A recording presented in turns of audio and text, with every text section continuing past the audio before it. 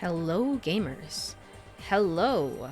There is a very casual 5% of dropped frames at the beginning of stream, so that always bodes well. Yippee. Hello, Black Blue. I hope you are doing well on this Sunday. Let me go over to game screen. Is the game here? Hello, Shibuya? Yay, there it is. Okay, cool. Alright, we are back with some more 428 Shibuya Scramble. Let me tab into the game. And I guess I'll just stay on this. I see you got the bonus. Yes, before anything, before we actually talk about the game, some things moved around. This is the important announcement. Some things moved around in my schedule, and it's looking like next weekend, actually, I'm going to be moving. So that's good for streams, I guess, in some ways, because I'm going to be, getting sort of the best internet and making sure that streams are stable from here on out. I don't know, like, how the internet is actually at the place, but hopefully it's all good and well. So, yay, yippee, that's good for streams. The bad news is that I am not going to be streaming at all this week, and likely not until next week, Friday, I want to say. So it'll be like 2 weeks of a break for me to pack up and move and get settled and stuff like that. I don't think I've ever talked about it as well, but this move is going to be moving. I'm essentially moving from the mountain time zone all the way to the eastern time zone. So it's a pretty big move. It's not one that I haven't done before, but it's a pretty big move, so it's gonna be a lot. What does that mean for stream times? I don't know. We'll see. We'll see when we get there. But that's kind of what's going on with me. You will be missed, but moving is good news. Yes, especially for the internet. Especially for the internet. So, yippee. That's the major announcement for streams. As for this game here, let me go over to the time chart, and I guess we can go into here. It doesn't really matter where we go. Alright, and then I'm going to press this button and go to bad ends. Here's where you see the bad ends, yippee! Alright, so I said that last time I would do at least half of the bad ends that were there. That I had not filled out, essentially. And I went through and I counted, and I had 45 bad ends to do. And out of those 45 bad ends, I did 44 of them. I did 44 of them, basically. I took notes on this, actually. Hold on, let me bring up my notes that I wanted to talk about. After 10 bad endings, I got the Suzune story, which gave me a little bit of a preview. We're gonna play that at the beginning of stream here in a little bit as well. But yes, after 10 bad endings, I got the white bookmark. I don't know what that means. I haven't even pressed R1, so I haven't looked at it. I don't even know what it's about, but it's there. Generally speaking, there are 3 types of bad ends in this game, and that's the first one is going to be the goofy ones, the super goofy ones. There's a lot of these in Tama's route, for example. It's like to varying effects. Some of them get like a smile out of me, a laugh, and stuff like that. But it's the goofy ones, the super goofy ones, which you're not meant to take super seriously. And then there's the normal ones where people who got the normal ending, like in retrospect, you would go back and you would understand, like, oh, this is this thing. Achi has one in the very beginning where he decides not to get involved with Hitomi, and he meets up with his father, and his father is like, hey, I have some great news to tell you, and da da da da da, as like some serious music starts playing. And because I've completed the normal end of the game, I already know what that's about. But at the time, it's just like, oh, okay, whatever. I guess he decided not to get involved. So that's kind of what that ending is. And then there's the third type of ending, which is it's the most common type of ending for all of these endings, which is the ones where it's like, and then they all died, the end. It's very much like, oh, there's an Osawa one where he like where Kano says like, "Hey, they're after you specifically," instead of saying the correct answer, which is Hitomi. And when he does that, you get a bad end here, as you can see, where he takes a bunch of pills and he essentially kind of ends himself. But it's like all of these could be interesting, but they're very, very quick and sudden, and it's just like, okay, well, you got a bad end, so don't do that. Go and do the real thing that you need to do. There's so many of them, and it took me like 2 to 3 hours and 3 different guides to get all of these endings, and I'm so glad that I did this off stream because it's just not that interesting to watch. I feel like it's whatever. It's fine, but it's very much like, okay, you made the wrong choice, now go back and do the correct choice and whatever. So I'm glad that I went and I did that off stream. I believe the last one here is going to be Kano ending number 35. As for why it's this one, I mean, I don't know. I just saved the Kano one for the very end. So we're going to get number 35, and I assume that's going to unlock, like, the true end of the game. So I saved it for last. That said, though, out of all of the endings that I got, I did mark down one in particular that I was like, you know what? I feel comfortable enough to replay this on stream. Like, I really like this ending. It was number 24, which is Osawa's ending. So let me go ahead and pull that up. There was one bad end in particular that I remember being really fun. I don't remember the specifics, but it involves a mascot suit. There's just no way I'm going to remember what it is. There's no way. I did this all in like a 3 hour sitting, one sitting. And I was like, you know what? All of these are kind of blurring together, to be honest. Maybe it's, which one it would be? Is it this one? It was like, don't break the suit or something bad will happen. I don't remember that. If that's the case, then that must be an ending that I got during my original playthrough of the game, because I don't think that came up during the bad ends that I had to collect. I don't think so. I don't think. It would probably be a Maria bad ends, and I don't think that came up over the ones that I did. So I don't know. We'll see. Yes, let me go ahead and get the conditions for Osawa bad end number 24. Okay, cool.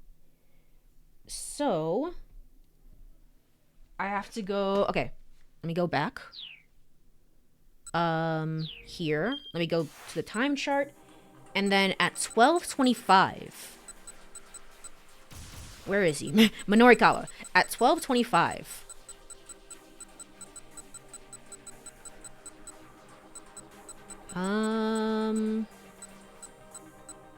Here it is. 12:25. We're gonna go here. So there's a beeping sound in the cafe, and originally I thought that this was going to tie into Kano's father-in-law. It doesn't. It does not. So, seriously, what the heck is that? I need to get to the bottom of this. The correct answer is to be like, well, never mind. I need to focus on finishing this article. So, we're going to go with A this time. I need to get to the bottom of this, or I'll never be able to concentrate. Just where the heck is that sound coming from? I guess we're gonna see the Minorikawa side of this. It's technically an Osawa bad end that I'm very interested in, but we'll see the Minorikawa perspective on this as well. He searched his surroundings for a moment and quickly discovered that the noise was coming from his own bag. He pulled out one of his most important tools of the trade, a bug detector. It was on and had picked up a signal. To a reporter, information was life. That made owning a bug detector a sensible precaution in his line of work. With the device in hand, Minorikawa casually scanned the area. Eventually, he zeroed in on the signal. He stood up. "Everyone, your attention, please," he announced. "Someone set up a listening device in here." Several cafe patrons turned their heads in disbelief. A woman wreathed in pungent perfume flashed him a disagreeable look. "Oh, come on, that's ridiculous," she huffed. There's something fishy going on. The only thing fishy right now is you, the woman declared disdainfully. Then why don't you get out of here and let everyone enjoy their meals? No, oh, that was her speaking. No, I smell a scoop. You what? You, what's your name? None of your business, that's what. Now hurry up and stop that awful noise. The other customers were starting to murmur loudly. There's a listening device in here, folks, Minorikawa said. How can that not bother you? Do you know where it could be? Excuse me, the woman called out. Could someone please do something about this man? The waitress hurried over. Sir, please, you're bothering our other customers. There's a listening device in here. That's what people should be bothered by right now. The waitress took a reflexive step backward at the words listening device. You're the one who's intruding on everyone, the woman shouted. Honestly, could you please stop that racket? Why would a reporter need a bug detector? Well, I guess it all worked out in the end. Somewhat. Even though this is a bad ending, but it does give you more information because at this point, I mean, it's super obvious that I is kind of suspicious, but if you weren't sure, this is like actual tangible proof that like, hey, she's up to something. So I find this bad end to be very interesting. It's not me making the racket. It's the bug tracker. Just who the hell do you think you are? Police! Somebody call the police! Ma'am, please calm down, the waitress said. There are other customers here and... I'll calm down once you get this disrespectful bore out of here. All I'm doing is sharing the truth. You can't kick me out for that. The waitress wavered, clearly intimidated by both of them. You've got a lot of nerve, the woman snapped at Minorikawa. Go play detective someplace else. I'm not a detective. I'm a reporter. Really now. By far my least favorite profession. Oh ho, and why is that? Did someone write a story about you, lady? Well, it's funny you say that, Minorikawa, because... Got skeletons in your closet? You shut your mouth. How dare you? Yeah, I smell a scoop here, all right, and the smell is coming from you. Oh, stop with your scoop nonsense already. It's no use trying to hide things from me. Oh, and there's the goofy music. There's the goofy music that indicates, like, you've got a bad end here. Congrats. You have no idea what you're talking about. Oh, yes, I do, lady. Go to hell. After you. Blah, blah, blah. Blah, blah, blah, blah, blah. Blah, blah, blah, blah, blah, blah, blah. Blah, blah, blah, blah, blah, blah, blah, blah, blah. As they shouted over each other, their words blurred together until there were barely words anymore. The onlookers could hear only indistinct, meaningless raving. And still, the yelling went on and on and on. Eventually, there came the sound of approaching sirens.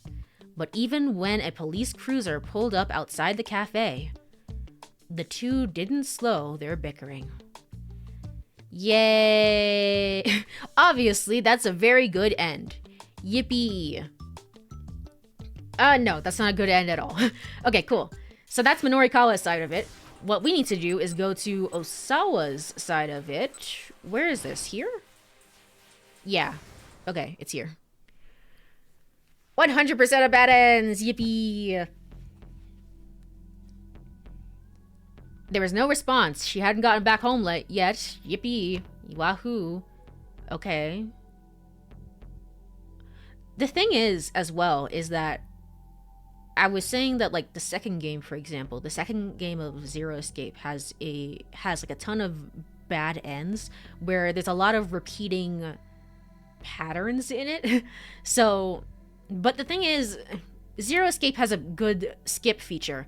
The thing that made this so grueling of a task, and why I'm so glad that I didn't stream it, is that there is no good skip system in this game. It's pretty bad. It's pretty atrocious. So, Mr. Osawa, he cried out. It's your wife. She's gone completely hysterical. She's what? All right, you needed Osawa. Well, I've already gotten this bad end. I've already done it. It's just I wanted to show this one on stream. I feel like out of all of these, this was the one that was like, you know what? Yeah, I will replay this. So, Please follow me. Kajiwara led Osawa to the cafe where I had gone. The instant he opened the door, Osawa's ears were assaulted by a reverberant whirlwind of verbal fury. What the hell are you doing? Hurry up and arrest this man! The grating, histrionic voice was none other than I's. Ma'am, please. The officer begged the officer she was verbally assaulting. I just need you to come with me for a while so I can ask you a few questions about the situation. The officer looked nearly on the verge of tears. A strange man, not to be outdone by eyes shouting, added his own voice to the chorus. Hurry up and find that listening device. She's got one on her, I'm sure of it. Oh, shut up. Please, shut up. He'd only just stepped in through the door, and already Osawa wanted to run away. I was about to say, I swore you did this bad end already. Not on stream, though. Not on stream. Definitely not. This was one that I got on my off time when collecting the 44 bad ends. And I was like, yeah, I really like this one, so I'll show it. The cafe was almost deserted. Probably the rest of the clientele had been driven off. What few customers remained were rooted to their seats, apparently afraid of getting caught up in the mayhem themselves. How dare you call yourself a police officer? I harped. This is dereliction of duty, is what it is. Ma'am, please. The officer was in tears now. To think that good taxpayer money pays your salary. Ma'am, please. Recording a conversation without consent is a pretty serious crime, the other man railed. Not cracking down on that. That's what's dereliction of duty. Sir, please. You know what? Fine. I'll find the bug myself. Sir, please! The policeman exclaimed again as the man advanced towards I, holding some kind of electronic device. I recoiled. Stop that at once! Don't you dare touch my belongings. Aha! So you do have something to hide.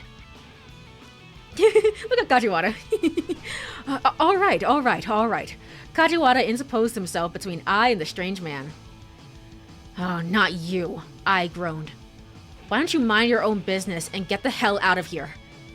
Yeah, the man agreed. Mind your own business. Oh, don't you mind me, Kajiwara replied. Ma'am, your husband is here. Look at him, he's just pressing against the wall like, oh god, no, please. This is one of the bad ends where, one of the rare Osawa bad endings where he actually leaves the house. And I find that it's very funny that in this room filled with people, this is kind of where he feels so out of his element. And you can really see that. Like, we talk about it a lot during the main story of the game, but this is where you can actually really see it. And I find it kind of cool. He gestured at Osawa. Osawa hadn't expected to be put on the spot. He stood frozen, speechless. Now what? I snarled. What do you want? Nothing in particular. I just... Osawa began to back away on reflex, but I closed in on him. That's how it always is with you, she shrieked. You never care one whit what I do you? And you know what? That's fine. But it wouldn't kill you to show a little concern when I'm under attack like this. You're her husband? The strange man demanded. Look, someone's planted a bug on your wife. Could she be caught up in something big? Tell me. Why are they coming at me now? Sir, please. The officer, too, turned to Osawa. We just want to hear your wife's side of the story. Now I'm afraid I'll have to ask all of you to accompany me back to the station. Osawa felt like he was standing in the eye of a hurricane that was whirling faster and faster. Are you even listening? Hey, you hearing us all right, man? Everybody, please! Osawa simply stood, paralyzed, and stared as a storm of fury raged on and on. But no matter how hard he wished for some escape, the storm showed no signs of passing him by.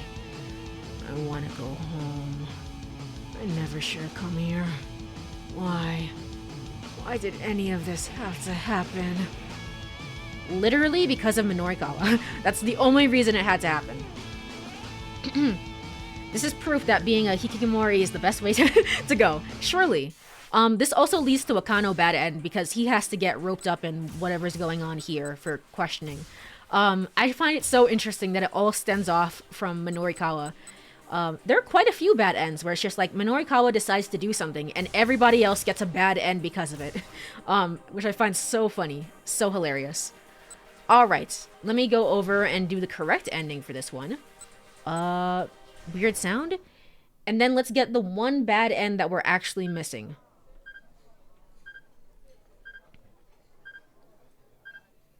Never mind, I need to focus on my article. Alright, cool. Everything is back in place. From there, I need to see my bad end list. Okay. And it's Kano ending number 35. Okay, let me get the guide up.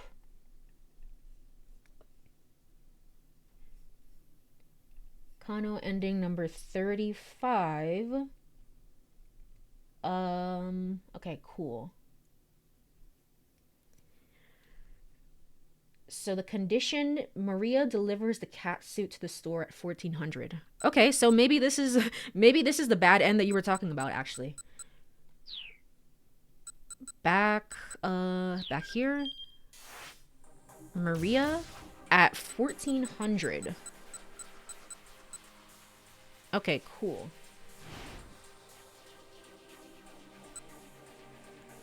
She needs to deliver it here. It's like, yeah, handle this for me. Okay. Do do do do do do do do do do do. He obviously wants to help me. May as well have him get rid of the costume too. Sure, if you don't mind, I say. Do do do do do do. Are we back to where we were? Alright, sure. Sure. There's no bad end, so I assume I'm just gonna get like a keep out or something. Anyway, Kano. Kano! Here you are. If it was, it would be hilarious that the one bad end I wanted to see is the one you happen to do on stream. It's like, that's how it all works out. I just chose one at random and I happen to know. 10 minutes later. Ao Kawaran. A man clad in black appeared in one of the monitors. The operator lined up his cursor. The comparison check confirmed that it was Ao Kawaran. Yes, Kano hissed, pumping his fist. It appeared that their quarry was simply walking around town, calm and composed. Kano radioed in Ao Kawaran's location to Kuze. Kuze ordered. Look at Jack Stanley in the background like, man. They saw Ao Kawaran stop in front of the cigarette vending machine. Was he waiting for someone? Sasayama reporting, I've got eyes on the mud. Kano's partner was evidently nearby. I'm making the arrest, he said. There was a note of courage in Sasayama's voice. He came into view on the monitor, walking casually. Oh. Okay. All right. Obviously, this is a completely true and real good end of the game. At some point, he ditched the anime nerd costume for a cat mascot suit. Oh. Why? Why? Oh no. Kano muttered. That getup's going to make Sasayama stand out like a sore thumb. Shoot, the mutt spotted me. Why are you wearing it? I'm going in pursuit. Sasayama slipped out of the camera's view. Whoa. What gives? Let go of me. You're Mr. Boss, right? Look, I'm sorry, but I really do need you to return that costume. The voices came in over the wireless. It sounded like Sasayama was caught up in an argument with someone. Sasayama! Kano shouted as he eyed the monitor. Kano, I need some help here. Requesting emergency backup. The line went dead before Sasayama could finish. Kano didn't have the faintest idea what was going on, but obviously his partner needed him. He rushed out on the precinct.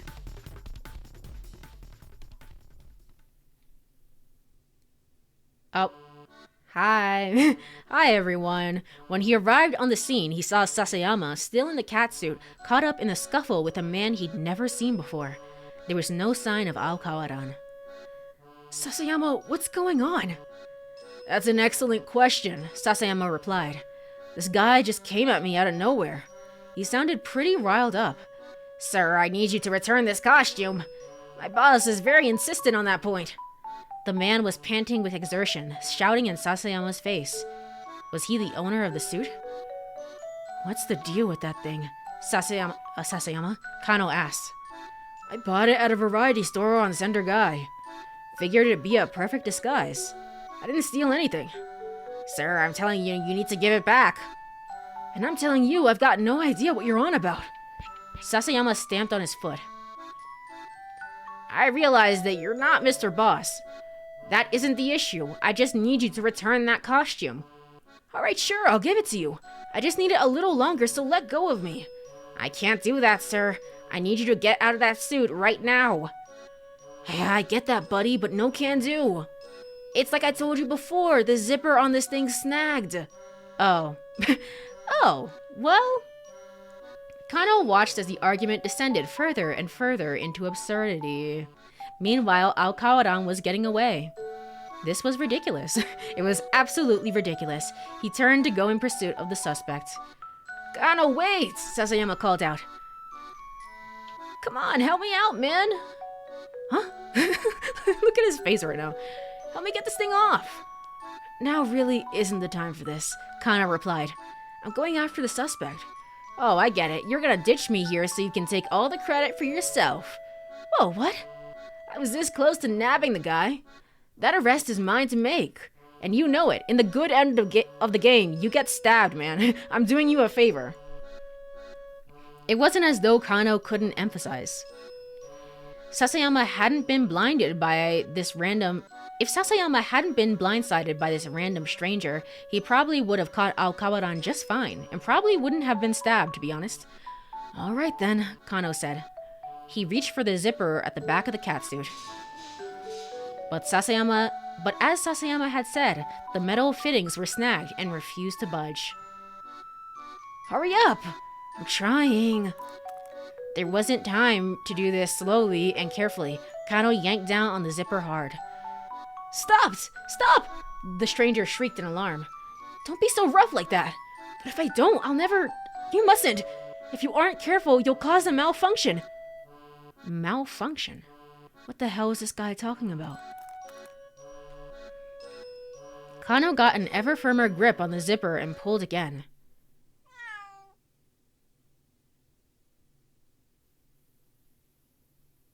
What? Oh god, I remember this happening in the main story. I remember this happening in the normal ending of the game. This is probably like so many flashbacks. Okay, well that explains that. This is what I mean. This falls into the category of people who got the normal ending will understand this, but otherwise, okay, I see. That pause. Hello, kitty. Hi. He paused in surprise as Sasayama mewed.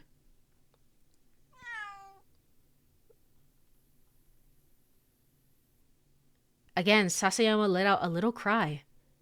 Except it didn't sound like Sasayama's voice at all. Guys, Sasayama said. There's something making a rumbling noise inside this thing? He sounded pretty alarmed. Uh-oh, said the other man. It has started. What do you mean it started? His face went pale. What are you talking about? Sasayama demanded. What started? The man hesitated, then seemed to come to a decision. Well, you see, this is no ordinary cat costume. Meaning what exactly? Our shop rented this unit out by mistake. Oh, I had no idea it was anything so horrifying. Not until the boss filled me in a little while ago. What's horrifying? You're not answering the question. The man's gaze grew hollow and distant. Cats, he said. For a moment, there was only silence. Are a bunch of cats about to jump out of the costume? Then Sasayama spoke up nervously. Well, yeah, it's a cat. I know that already. No, you're not listening. This is a cat. Like I said, I already know it's a cat. Anyone can see it just from looking at it. No, not a cat. Cats! What the fuck is it? This is a very extensive bad end. The vast majority of these bad ends were not like this.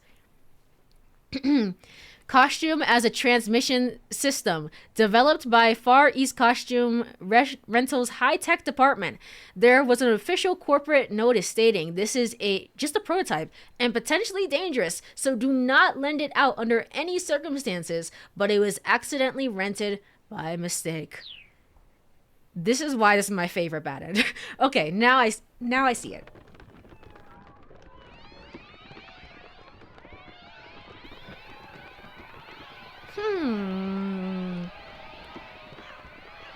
This seems like a good end to me. Oh my gosh, it sounds like I'm in hell right now. Let me get a sip of water here.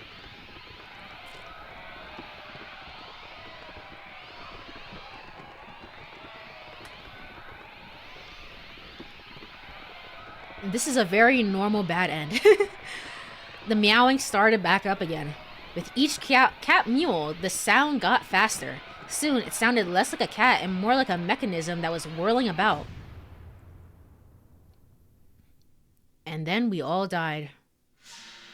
There was a sudden fierce, blinding flash. Actually, this is a pretty rare end in that it's kind of all three of the endings. Like all three of the classifications. It's a goofy ending, and people who got the normal ending would understand this. And then they all died. The end. So you know what? This is a pretty good bad end. Space itself began to warp in roughly 3-meter radius around Sasayama and his costume. Well, very normal bad ends here. Very normal. A moment later, Kano and the others had vanished.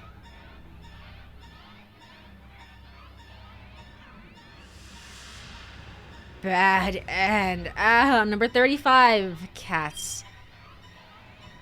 Well, that was a very normal bad end.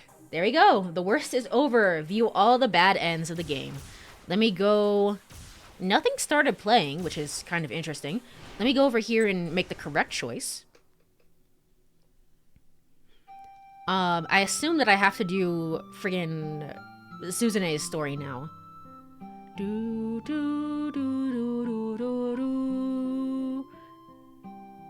Maybe I should deal with it myself. Alright, cool. We're all set.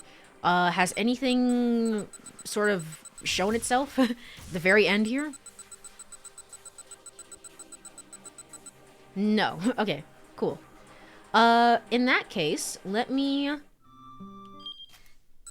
go back to the title screen, first of all.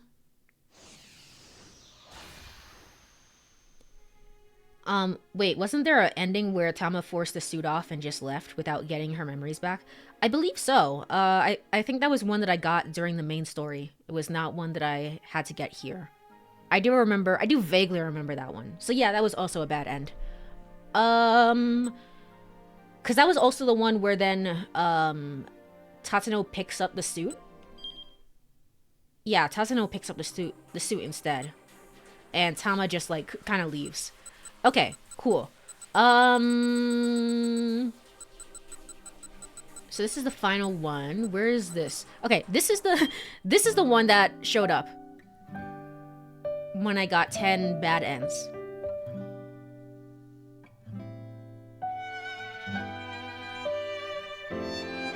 You'll find a match soon.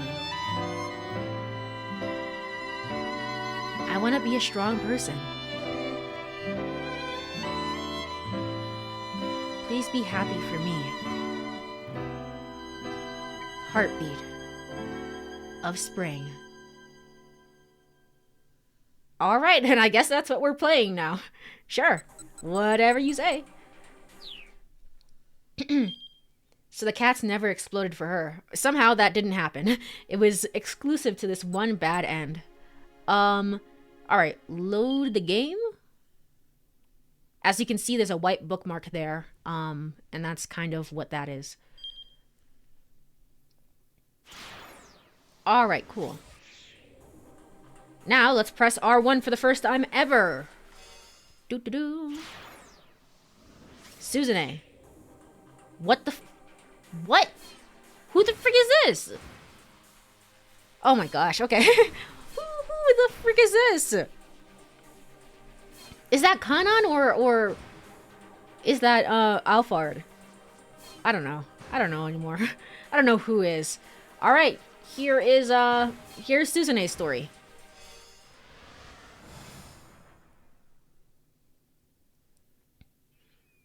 It was almost 1 o'clock.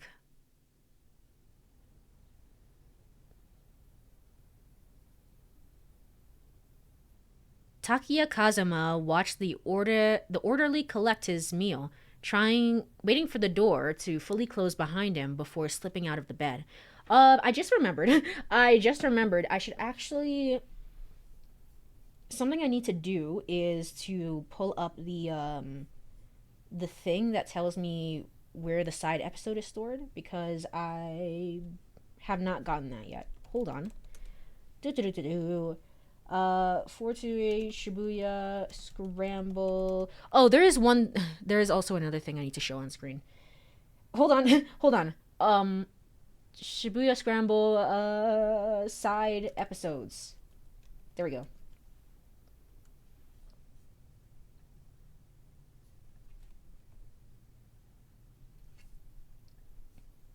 Not this one. What was the one that I used before?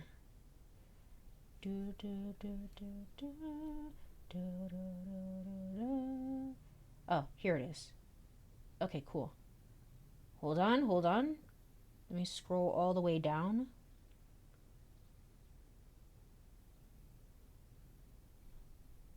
All right, this one. All right. And then finally, there is one last thing I wanted to show on the stream. I forgot. This was like a very my voice is dying. This is like a very early ending that you can get in the beginning of the story. But if you get like Achi's second bad end of the game, where it's another scenario where he walks away from Hitomi and does not get involved. If you do that, he'll be like, oh wow, it's another crazy day in Shibuya. And then the game will clarify this. Which a neighborhood, Yotsuya, a neighborhood in Shinjuku Ward in the southeastern part of Tokyo, located approximately 4 kilometers northeast of Shibuya Station. While the numbers 428 in Japanese can be pronounced the same syllables for Shibuya, they can also be pronounced as like the syllables for Yotsuya. In addition, April 28th is both Shibuya Day and Yotsuya Day, along with Seniors Day. So there it is. Unless the game has another explanation for this, this is what 428 means. I'm tired. I'm tired. But I screenshotted it and I made sure. This is the stream where we're gonna find out why it's 428. This is it.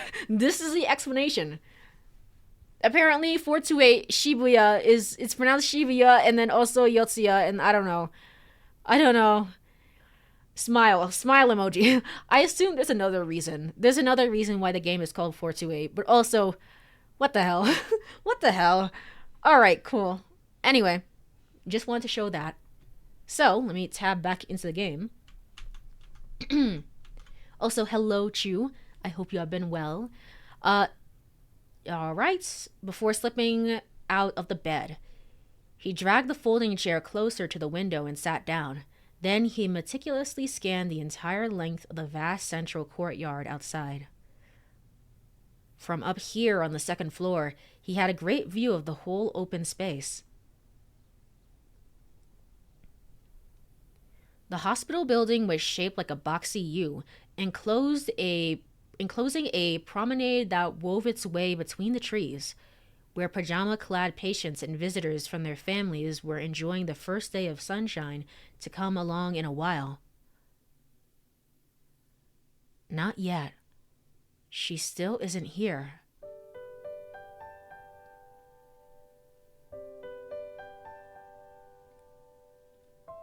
I seem to be doing okay today.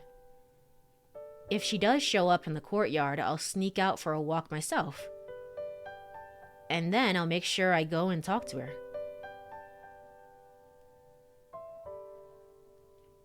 Hey, what's your name? No, I can't just up and ask her like that. Maybe I should tell her my name first. I'm Takuya. Who are you? Or is it silly to tell her what my name is when she hasn't even asked? Hi, hi. Feeling old from all the chores. Real and true. Real and true. Laundry soaking as we speak. That's good. That's good. I still have to do laundry after this, but it's alright. It's alright. We persist through the laundry. So, what's wrong with you? No, she's been here at least as long as I have. Whatever it is, it can't be anything small. So, yeah, no way I can open with that. That comes later. Much later. I just did 2 loads today. 2 loads. Everyone's doing laundry today. Sunday is laundry day. Well, the beginning of the week. Beginning, end of the week. Either two are like laundry days. Yay, laundry. Nice weather we're having. Nah, what am I, 90 years old? I need to say something hip. You come out here all the time, huh? No, that's terrible. I might as well say I've been watching you. She'll think I'm a stalker.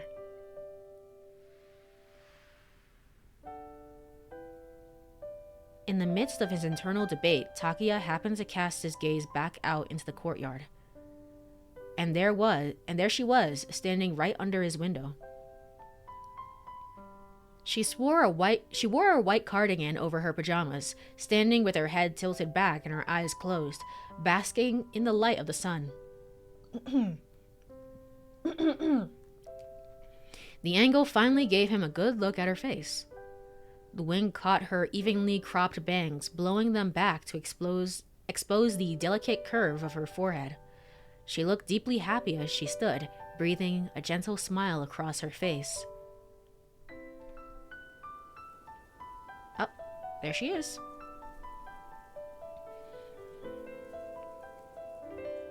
So this is Achi's little sister.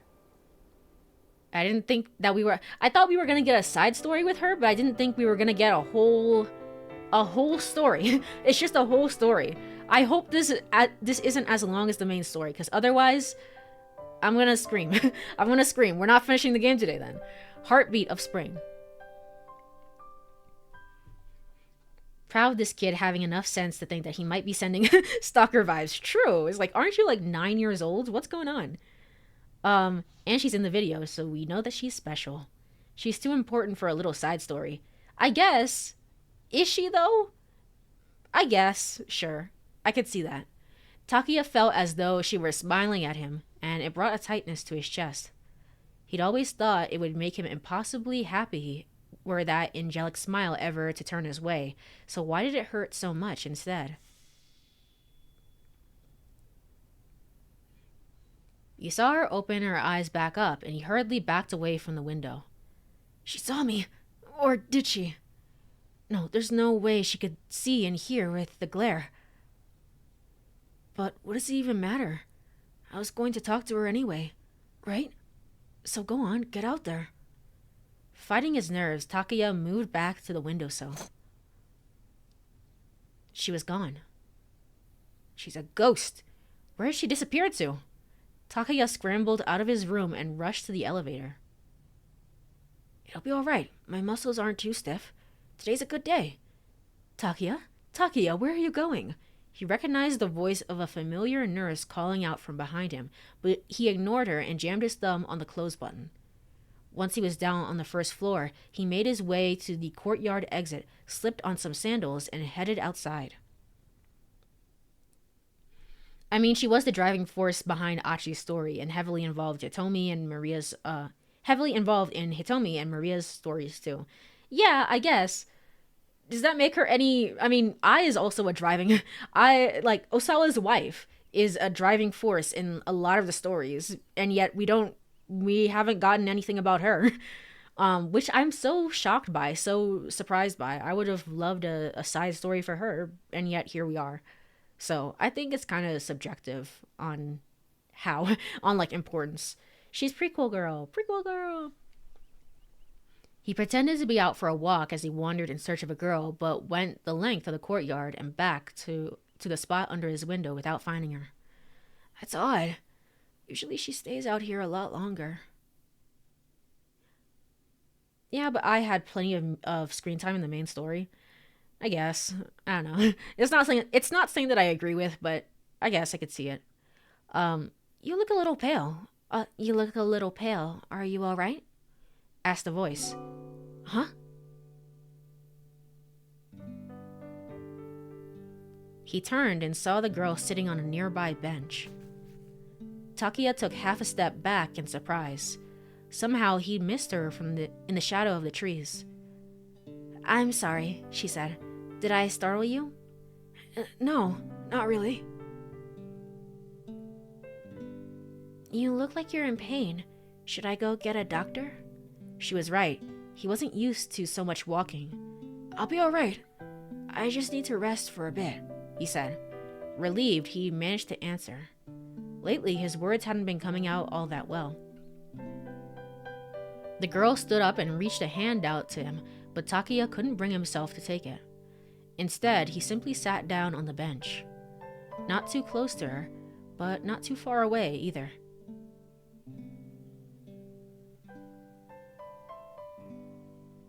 His heart suddenly began pounding, but he couldn't tell if it was because of his exhaustion or because he was so close to her. So, you're the boy from that room up there, right? She pointed to his window on the second floor, and Takia had to stifle a gasp. A little earlier, we made eye contact, didn't we? Did we? Takia mumbled, averting his gaze. I was just spacing out. I didn't notice. I've seen you up there from time to time. You look lonely. Are you not able to leave your room much? She didn't notice that I'm always looking at her. Good. Yeah, I get tired real easy. I see. I'm not able to get very much exercise myself, but they told me that when I'm feeling well enough for it, I should get up and walk around a bit so my leg muscles don't get weak. You have a problem with your legs? No, with my heart. And they say the legs are like a second heart. They play an important part in blood circulation. Oh, that's true, I guess, yeah. So if my leg muscles get too weak, it's bad for my health. You know how when a racehorse breaks a leg, it winds up dying? I guess it's sort of like that. Her tone was cheerful enough, as if she talked about this all the time, but the thought filled Takia with sadness. That's interesting. Yeah, it's an interesting way of looking at it. So, he began. Okay, here, there's a code. I need to do... You lie. You lie to me. What's the code? So, yes? Oh, do I have to progress one? Do you mind if I ask you your name? Okay. You lie! What is his lies? Hold on. Am I in the game? Am I 100% in the game? It's right there!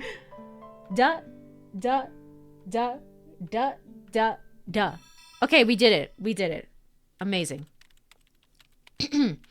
This is the final side episode.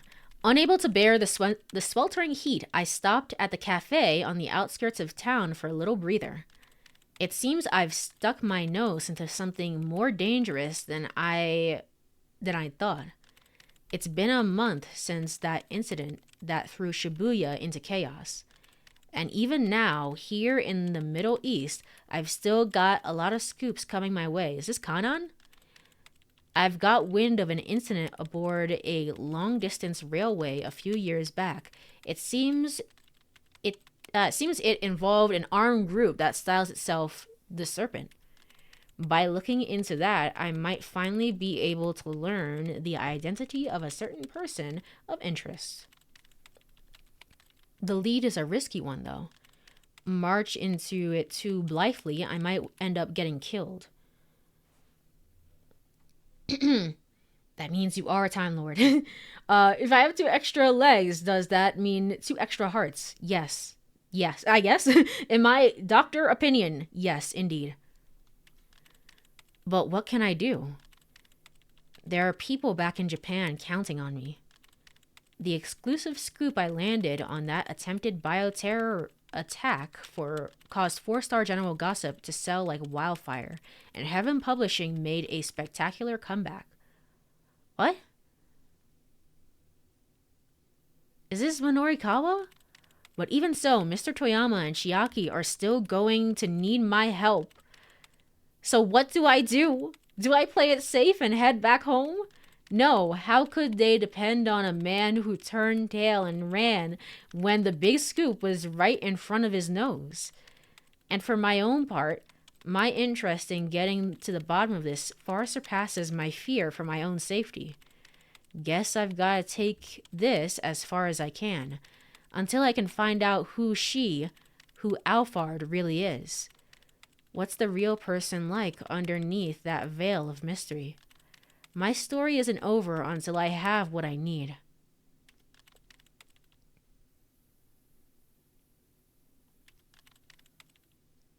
I hear typing. It's Minorikawa. Special episode added to bonus content. Unlock all the side episodes? Ooh. Okay. Okay, whatever you say. So, do you mind if I ask you your name? Yay! I too desire a big scoop of ice cream. Oh, that would be great. That would be great. Winter has finally stopped here. It's in the 70s some days, so that's good. But that sounds very, very nice. So that's a little follow-up with Minorikawa. I actually kind of like that, because, like I said, Minorikawa is an interesting one where it's like he ties into a lot of the main story, but he's not very... Like, compared to everybody else, where you can see their direct involvement, Minorikawa is more like, yeah, I'm around. I'm doing stuff. So I actually kind of enjoyed that. The idea that, like, he'd be able, if anyone, he'd be able to find Alphard. Possibly, maybe. I assume that's him. Because he was talking about Mr. Toyama and Chiaki. So. As he fumbled the words out, the girl broke into a beaming smile. That wonderful smile, the one that, until now, he had only seen from afar so many, many times. Suzune Endo. The Suzune is written with the characters for bell and sound, so like the chiming of bells. Your mom had a similar name to yours as well. I forget what her name is, but I had picked up on that when I was playing through the story.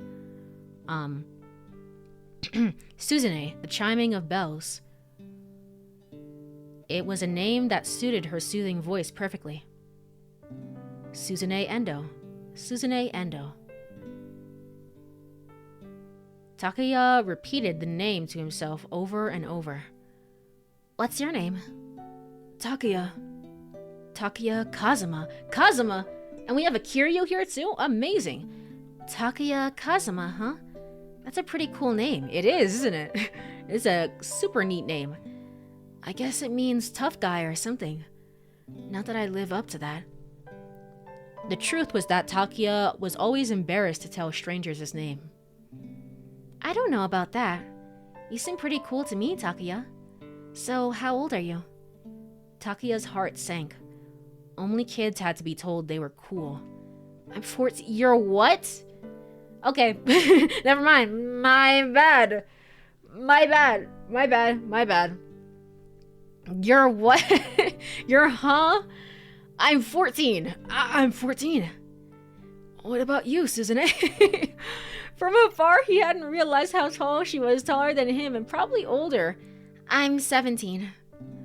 He thought the difference would be less. 3 whole years apart?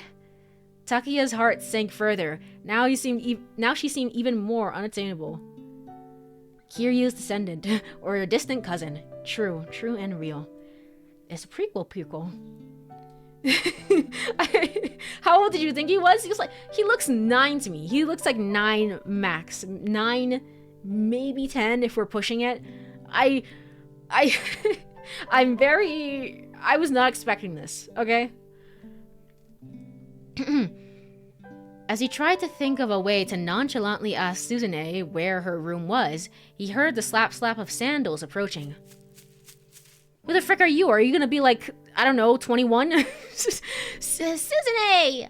A boy came running up. He was young, maybe in first grade or so. Yeah, sure, whatever. Hi, Ken. Long time no see. This is This your brother? Oh, this your brother? Takia asked. 14 is a ripe old age to be interested in girls. Yeah, I suppose so, but I don't know. I just thought he looks 9 to me, but sure, whatever. 14. Thank you for the clip. Thank you for the clip. Uh, this your brother? No, he's in the room next to mine. Who's this? Oh, wait. I'm getting the voices mixed up. Sorry. Who's this? The boy clung possessively to Suzune's knee as he peered at Takia. This is Takia Kazama. He's a patient like us. Huh. Hey, I got some candy. Want to eat it? The boy tugged on Suzune's hand. Oh, yeah? All right then, Takia. I'll see you later. Yeah, later. Later? Later when? Am I actually going to get to see her again? As Takia watched the young boy drag Suzune back inside, he felt a bitter surge of resentment. He thought that finally getting the chance to talk to her would make him feel a lot better. But instead, he felt worse than he had back when all he could do was stare at her through the window. The sunlight garden suddenly struck him as cold and desolate, so he trudged back inside, his muscles faintly shuddering with each step.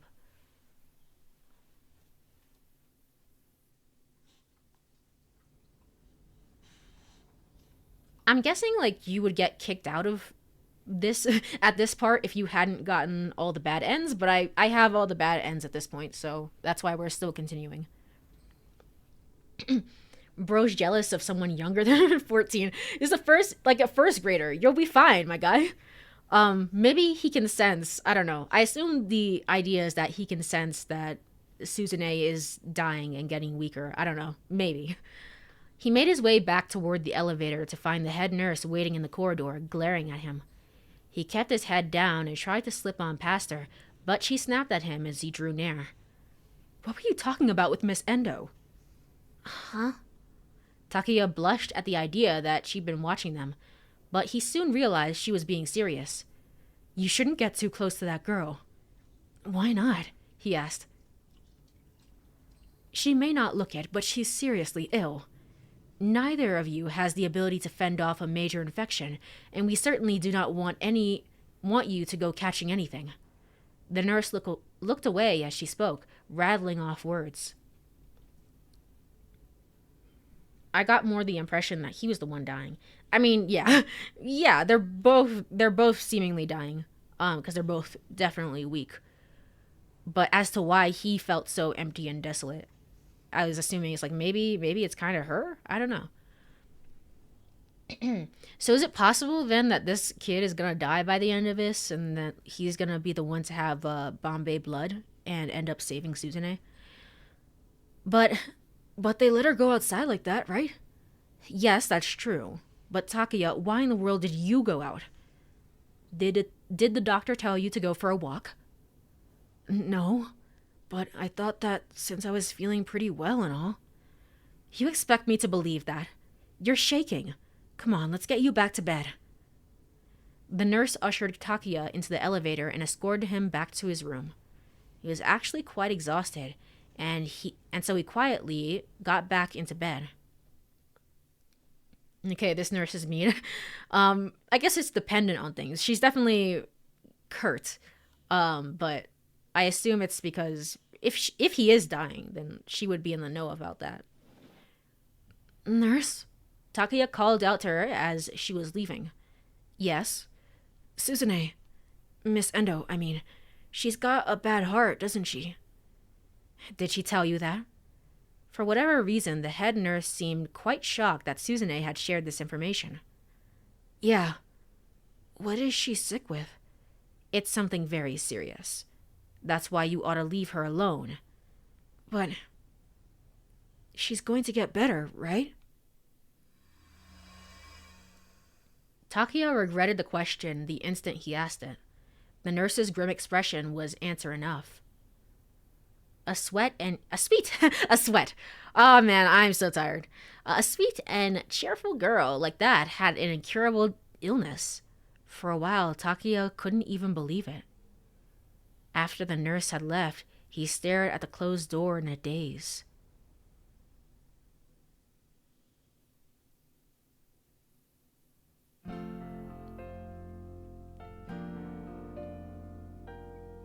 Does this get its own flowchart? No, cannot open the time chart during this scenario. Okay, good. I just wanted to know. From that day on, Takuya kept his vigilant watch on the courtyard, sneaking out of his room whenever he caught sight of Suzune. Bit by bit, the two of them began talking more. Sometimes she'd come out 2 days in a row, and sometimes he wouldn't even see her for nearly a week at a time. Other times, he could wander around the hospital corridors in search of her room, only to be intercepted and sent back to his own room by the head nurse. Aw. Suzune was quite popular. Most especially the old men, the old women, and young children at the hospital all seemed devoted to her, their faces lighting up whenever she was around. She was kind enough to listen to all their grumbling or trifling conversations. Takuya was equal parts impressed and baffled by her ability to relate to them. I could never put up with that sort of thing. More than anything, though, her popularity was frustrating. He would have had more time alone with her if all these people weren't always around. He felt like he was the last in a long line of supplicants waiting for her to grace him with a few moments of her time. But after she learned about Takuya's condition, or perhaps out of some strange form of camaraderie, Suzune seemed to develop more of an interest in him. Oh, so he has a heart condition as well.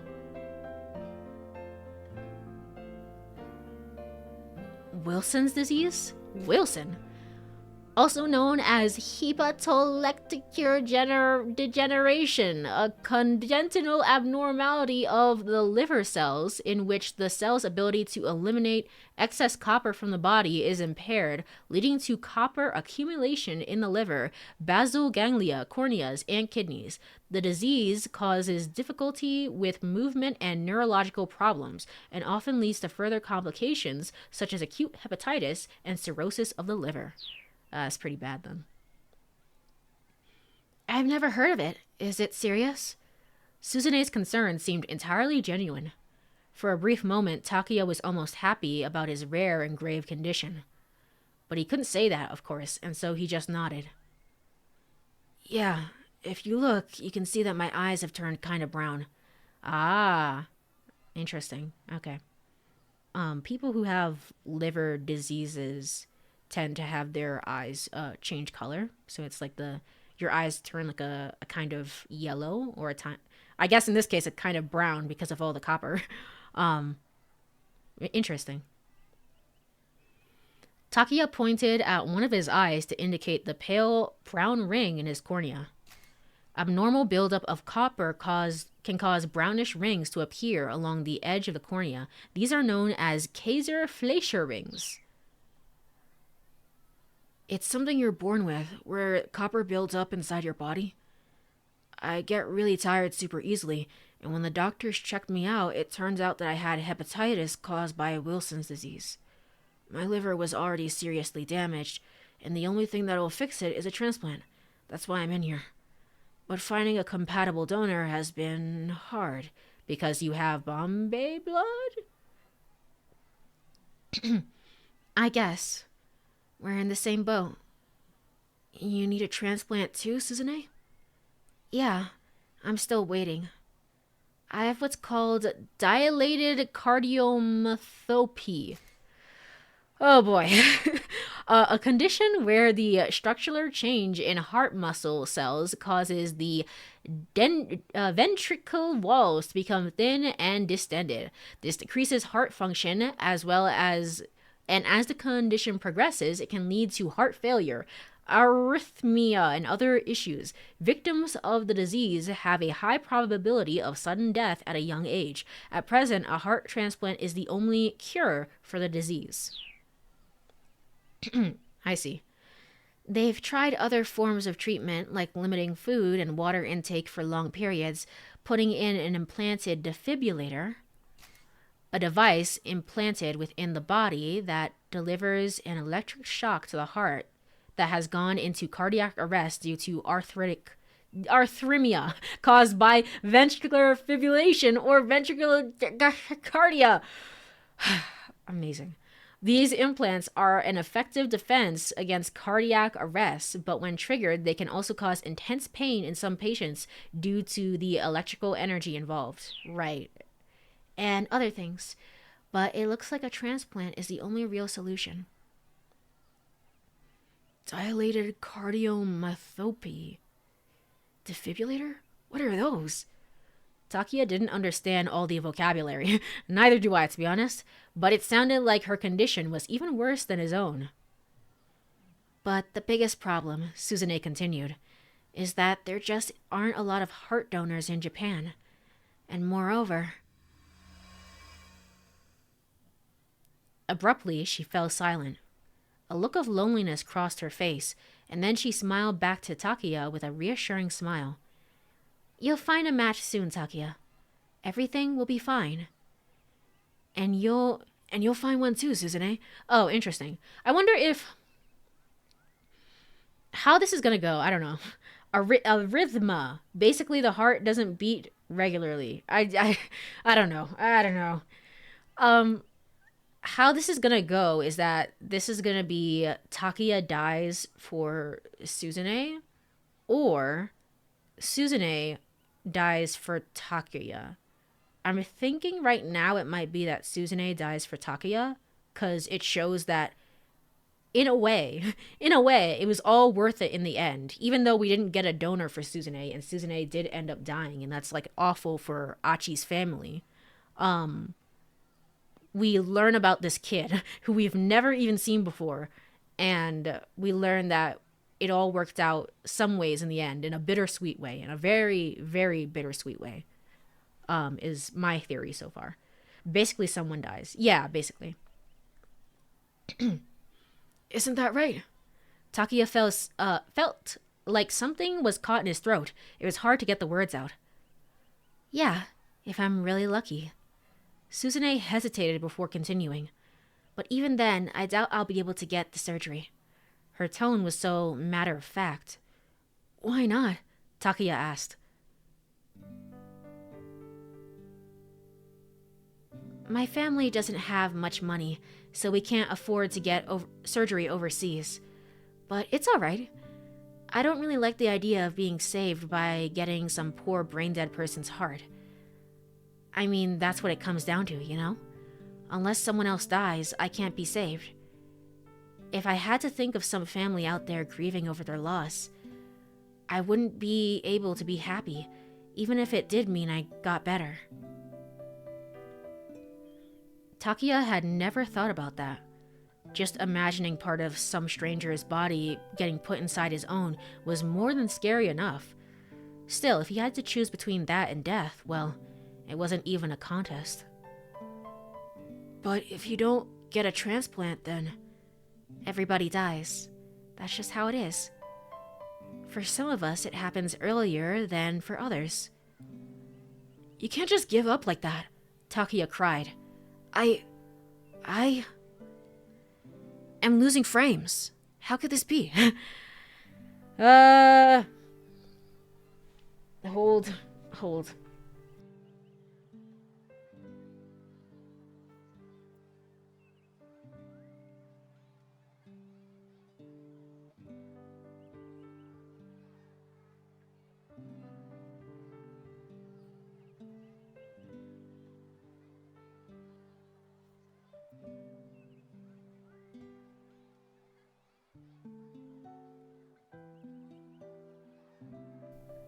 Is it back? I think it's back. I don't know. Sometimes I really think that this game in particular is kind of cursed with the internet issues. It's not like it doesn't happen with Never 7 or any of the other games that I play, but sometimes I think especially that this game is cursed. I don't know. We have to see. It's back for me. All right, good. Yeah, I'm good. All right, continuing then. I won't survive unless I get someone's liver. Xfinity? At the very least, I will be moving soon, so... Yeah, my voice is dying. I will be moving soon, so that's the good thing. But if I'm lucky, If I'm lucky enough to actually get one, I'll be happy about it. The doctor told me that people only give their organs on death because they want to. They want to save lives. It kind of reminds me of angel beats, to be honest. Hold on, let me get a sip of water here.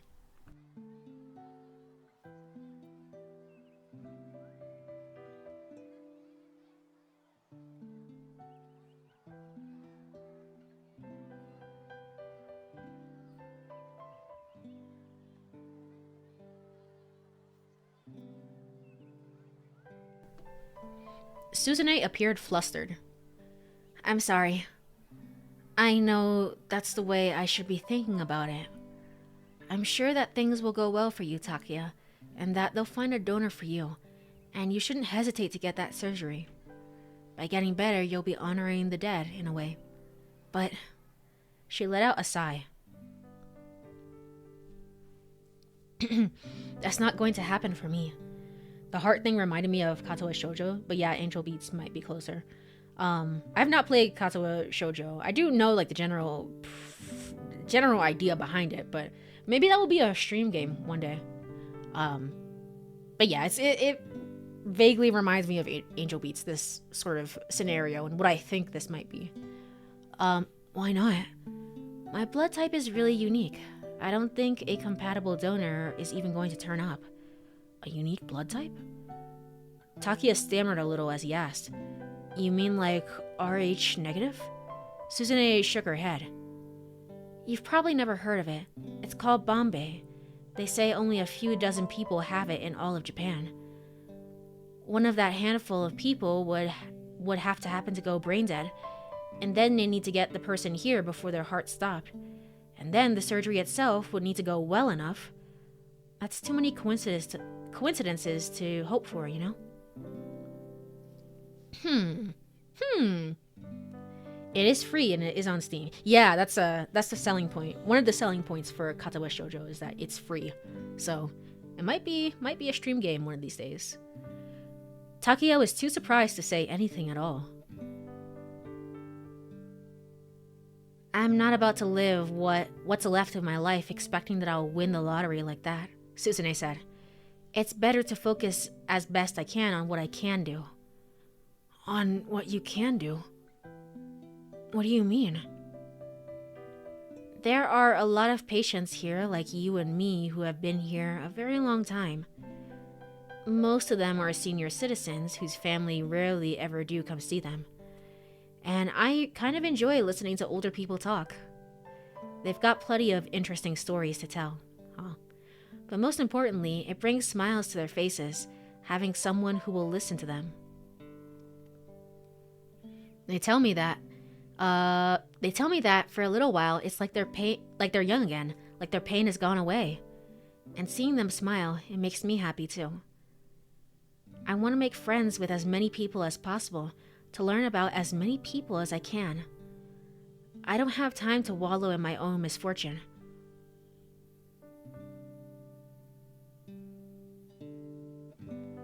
Well, I like Suzune. I like Suzune. Takuya had assumed that, unlike himself, Suzune was as cheerful as she seemed to be because she had hope that she'd get better. He had been suffering through his own illness and had thought day in and day out about how unlucky he was to have been born with it. Though he hated to admit it, he had long since discarded any hope that they'd find a donor and give him a successful transplant. Until he met Suzune, he'd live every day cursing his fate. Their circumstances were so similar. Why were they so different? Suzune was like an angel. Takuya felt like a miserable excuse for a human being. I have to spend a lot of time resting in bed, Suzune said. So I read a lot. Novels, essays. Sometimes I try reading more difficult books on philosophy. I don't always understand a lot of it, but sometimes it just clicks, you know? And I read high school textbooks sometimes. And I read high school textbooks sometimes too. Well, except for math. I've given up on that. True and real, so based. Takuya didn't like reading. When he was in his room, he just watched TV.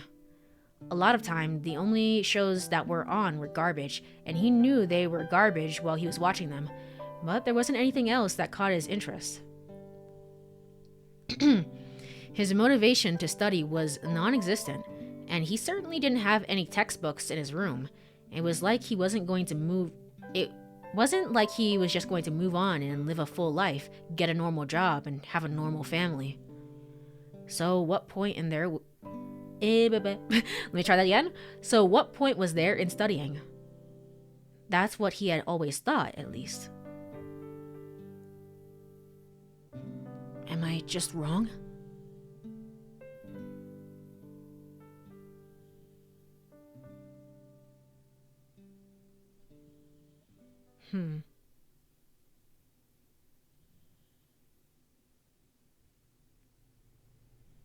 Save. Alright, here we are. Halfway through her dinner, Suzune found that she lost her appetite. Her mood was bleak. Why did I get so high and mighty with Takuya like that?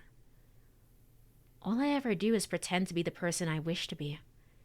In reality, all I do is worry about just when this heart of mine is going to stop.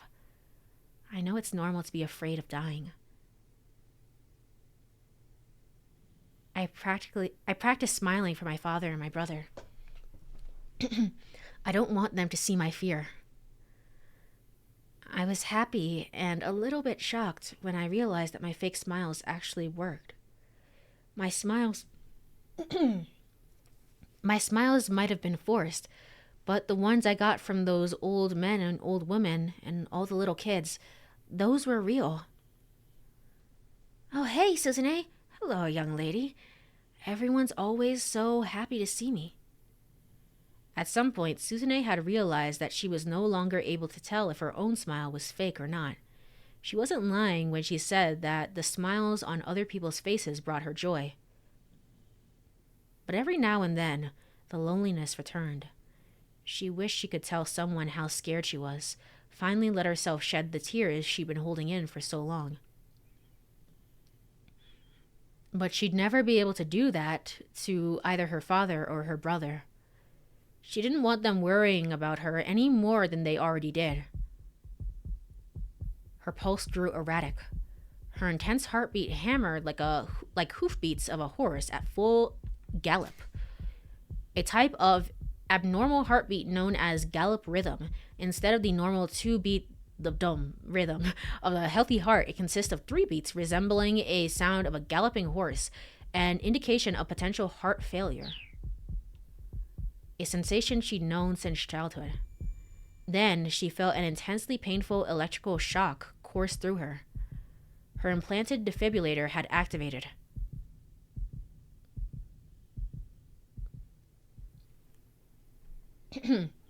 After suffering through the pain for about 10 seconds, she felt her heartbeat stabilize. I'm all right. My heart is still pumping. But despite her relief, it was impossible not to think about how her time, that's a typo there, how her time was drawing ever closer. If you're in pain, just say so. It's okay to admit it. Oh, that's the nurse. That was me talking. Bah. It's me, nurse. With a start, Suzune looked up and saw a nurse in her doorway. She hadn't even noticed the door opening. Was it time to have her temperature taken again? She hurriedly put on a mask of a smile. Oh no, I'm okay. It's all calmed down now.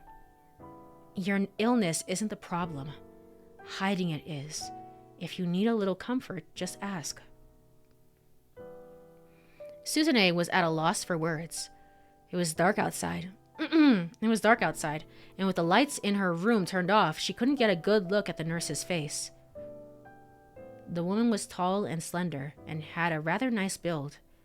Was there a nurse like that on staff in this ward? She couldn't remember.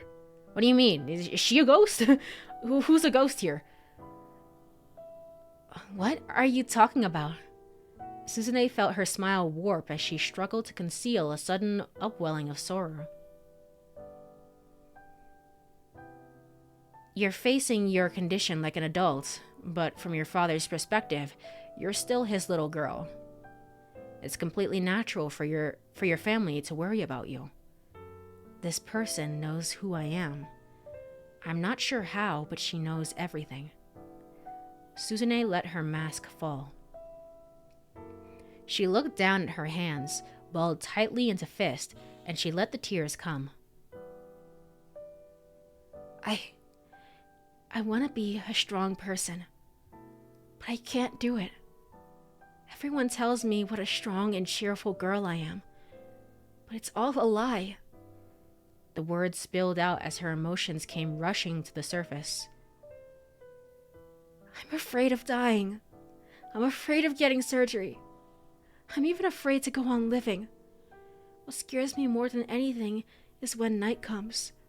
I'm afraid every time I go to sleep that I might not wake up again. I thought that if I kept pretending I wasn't scared, that I'd eventually fool myself. But that didn't happen. I'm the only one I can't fool. I think you're plenty strong. Huh? Everyone's afraid of death. That's why they try their hardest to look away from it. Why they try to forget during the day-to-day it's coming. But you face it every day. Face it head on. You're a stronger girl than you think. Everyone else probably underestimates your strength. I don't want to be strong all the time. Yeah. It is a very well-written story. The nurse's voice was smooth and soft. Her words flowed over Suzune, washing away her darker emotions. That's why you shouldn't push yourself so hard. If you keep trying to face all your fears by yourself, then one day you might break. It's okay to let it out every now and then. Vent your frustrations. You're fighting so hard every day. There's nothing wrong with asking for a little help. Aw. The nurse sat down on the bed and began to gently stroke Suzune's hair.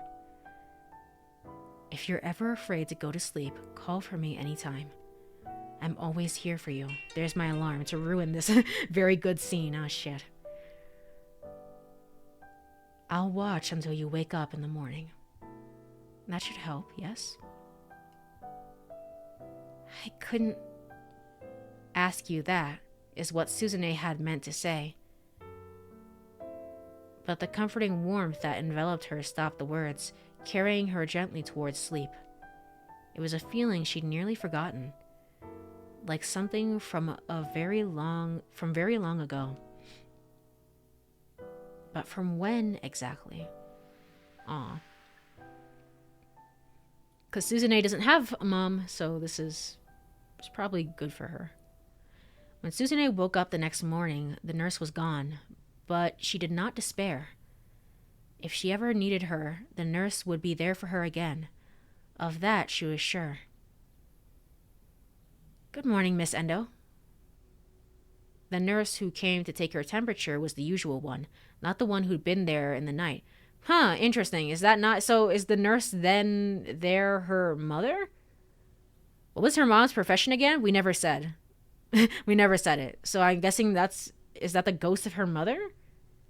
Huh. Possibly. But Takuya could see her as well, right? The nurse who came in to take her temperature was the usual one, not the one who'd been there in the night. Good morning. A natural smile came to Suzune's face. She felt deeply grateful that she'd gotten to live to see another day.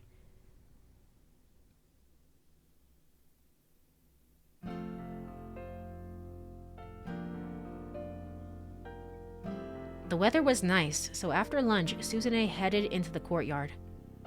More than anything else, she hoped to run into Takuya. She'd understood his outlook on the world the moment she learned of his condition. Plus, it was kind of cute seeing how hard he tried to hide the way he felt. Aw. The fondness she felt for him was like that for a younger brother. At some point, she'd realized that they had a special bond.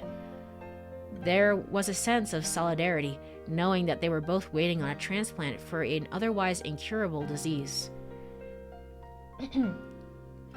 Maybe Ghost Mom thought that Takia was cool. So you know what? You get to see me. Whoa!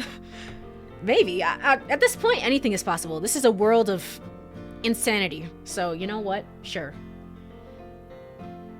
She wanted to say that the things she told him the day before, that was just her searching for an ideal, something to live up to. She wasn't philosophical. She wasn't enlightened. She just wanted to be honest about how hard it was every day. Surely he would understand. This is making me think that Takia is gonna be the one to die. Never mind. I don't know. I'm flip-flopping back and forth. I don't know who's gonna die first. But Suzune didn't see Takia in the courtyard that afternoon. She made small talk with several other patients like she usually did and headed back to her room. Takia didn't turn up the next day either, nor the day after that. Ah. She would look up at his window from the courtyard, but she never saw him. Where was he? Had his condition taken a turn for the worse? Was he no longer well enough to go outside? Suzune had never been to the second floor where his room was, but she knew the first floor well enough that she could guess the layout to avoid getting lost. With that in mind, she decided to pay Takia a visit.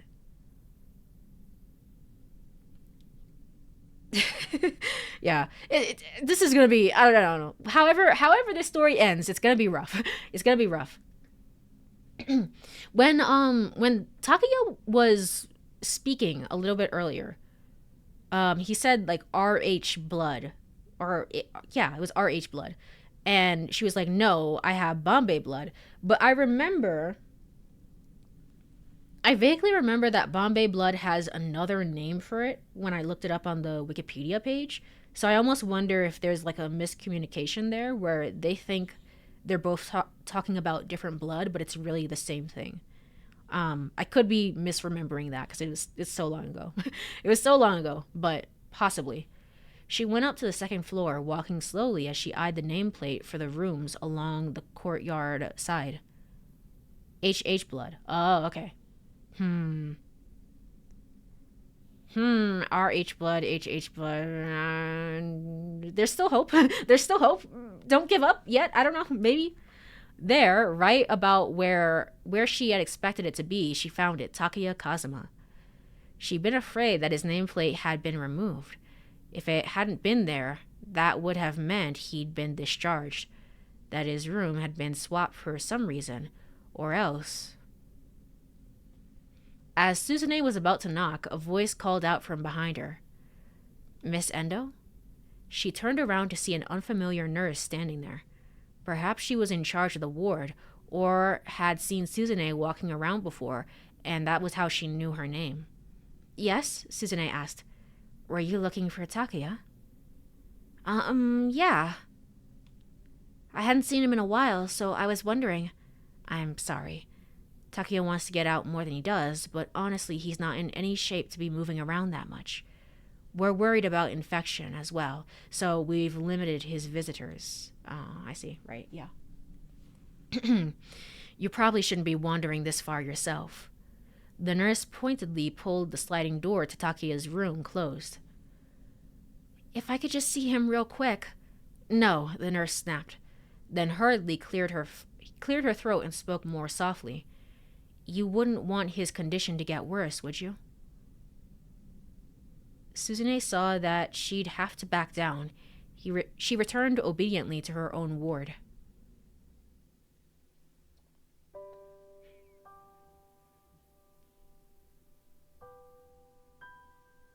But she had a hard time accepting the fact that she couldn't visit Takia. Does that nurse have some kind of grudge against me? So it's not the same nurse? It's actually a different nurse. Okay. Not only does she know my name and know about my condition, she must also know that I've been talking with Takia in the courtyard. Or it's the same dream nurse. If it was the same dream nurse, I feel like she would have commented on that. So it's a different nurse. Okay. Let me take a sip of water here as well.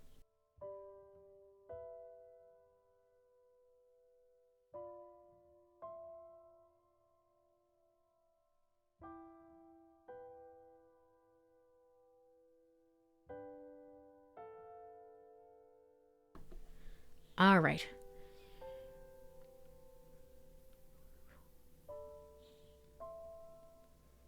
Does she think I'm the reason his condition has gotten worse? Suzune knew that his health wasn't as good as he might have claimed, and she felt a little guilty that she hadn't been as considerate as she perhaps should have.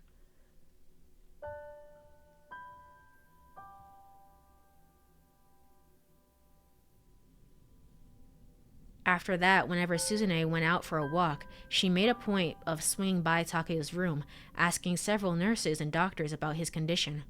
They would always say that he was doing fine, but staunchly refused to let her see him. Is he maybe already... Suzune couldn't help but imagine the worst.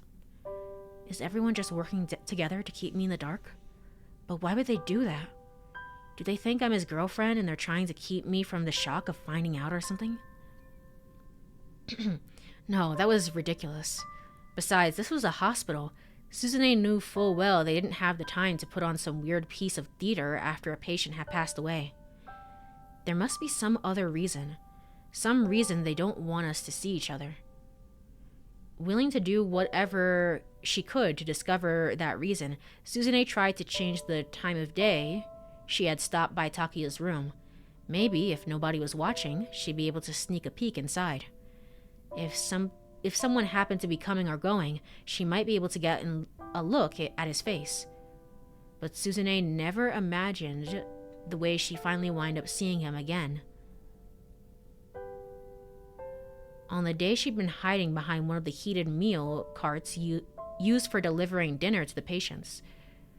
She'd followed the orderlies as they brought out the cart toward Take's room. They'd open his door in order to bring him his tray inside. But before she reached his room, the door swung forcefully open, and a bed was swiftly pushed from inside. Doctors and nurses, their faces pale, ushered it along, pushing the meal cart out of the way as they raced down the corridor. Takeya lay on the bed, his eyes closed, his face severely jaundiced. He didn't appear to be conscious. Takeya! Suzune cried out without thinking. One of the nurses glanced back at her briefly before disappearing from sight with the others as they brought the bed into the elevator. Takeya! As Suzune stood there dumbstruck, her eyes strayed to the open door to his room. With shaky footsteps, she went inside.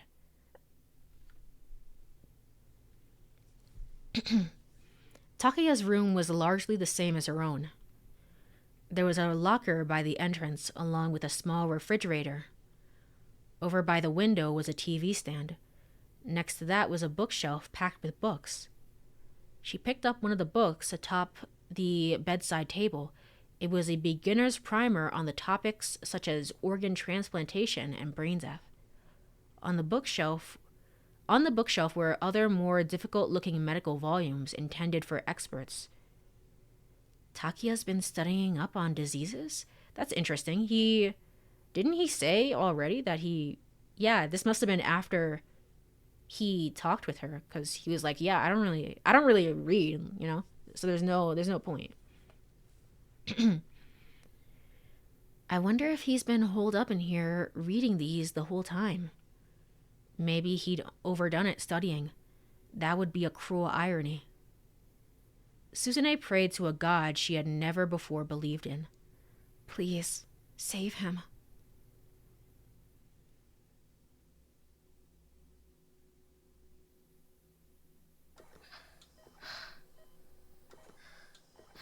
Oh my gosh, video and audio and breathing. Takeya blearily opened his eyes. This wasn't his room.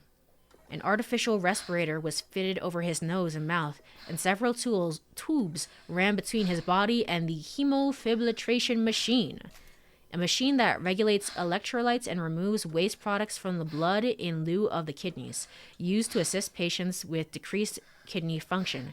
Purifying the blood too quickly can, however, result in a collapse of the body's electrolyte balance, leading to headaches or muscle spasms. Vinyl curtains enclosed the area around his bed. He was in an ICU. Intensive care unit, a clinical facility that allows for focused around the clock treatment and monitoring for patients with severe and life threatening illnesses or injuries. Also used for patients whose conditions might potentially become critical, or for patients requiring an extreme degree of care following surgery. Several people bustled frantically about. The last thing Takuya remembered was being in his room. Was that minutes ago? Or had it been days? Excuse me. Could someone... Takuya paused. His own voice didn't sound like his own. Doctor, he's regained consciousness, a nurse announced. At that, the face of his attending physician, Dr. Saiki, hey, you showed up in the main story for a little bit, suddenly came into view. He was wearing an operating mask. Takuya, the doctor said. Takuya, please hang in there. Takuya. It sounded like his father and mother were there on the other side of the curtain. If the staff had called them here, did that mean he was on the brink? What day is it? What was that? The respirator was making Takuya's voice hard to understand. He struggled to form words. Today, what day is it? Oh, is it gonna be April? That's true. We've been playing through the whole game and we have not gotten a date.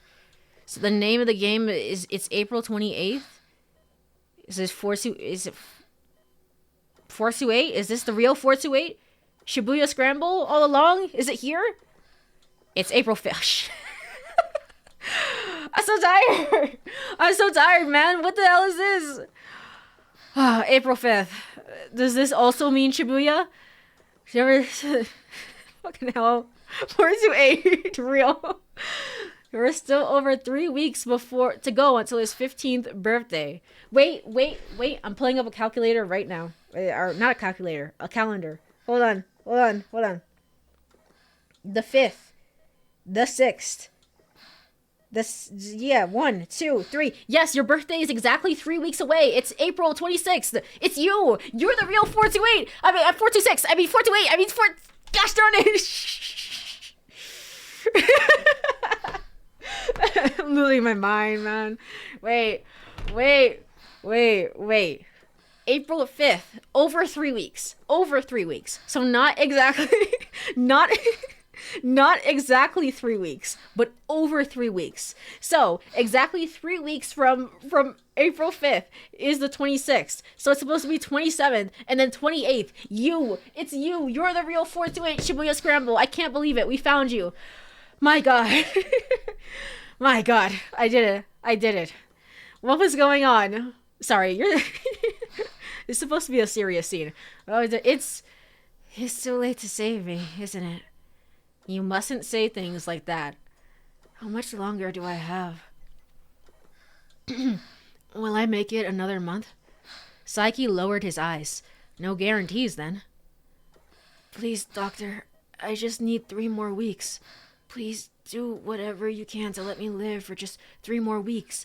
Up until, I don't know, let's say April 28th. Would that be crazy? I can't die yet. Dr. Saiki nodded, a thoughtful look on his face. Thank you for the clips. Is there something you can do? Please.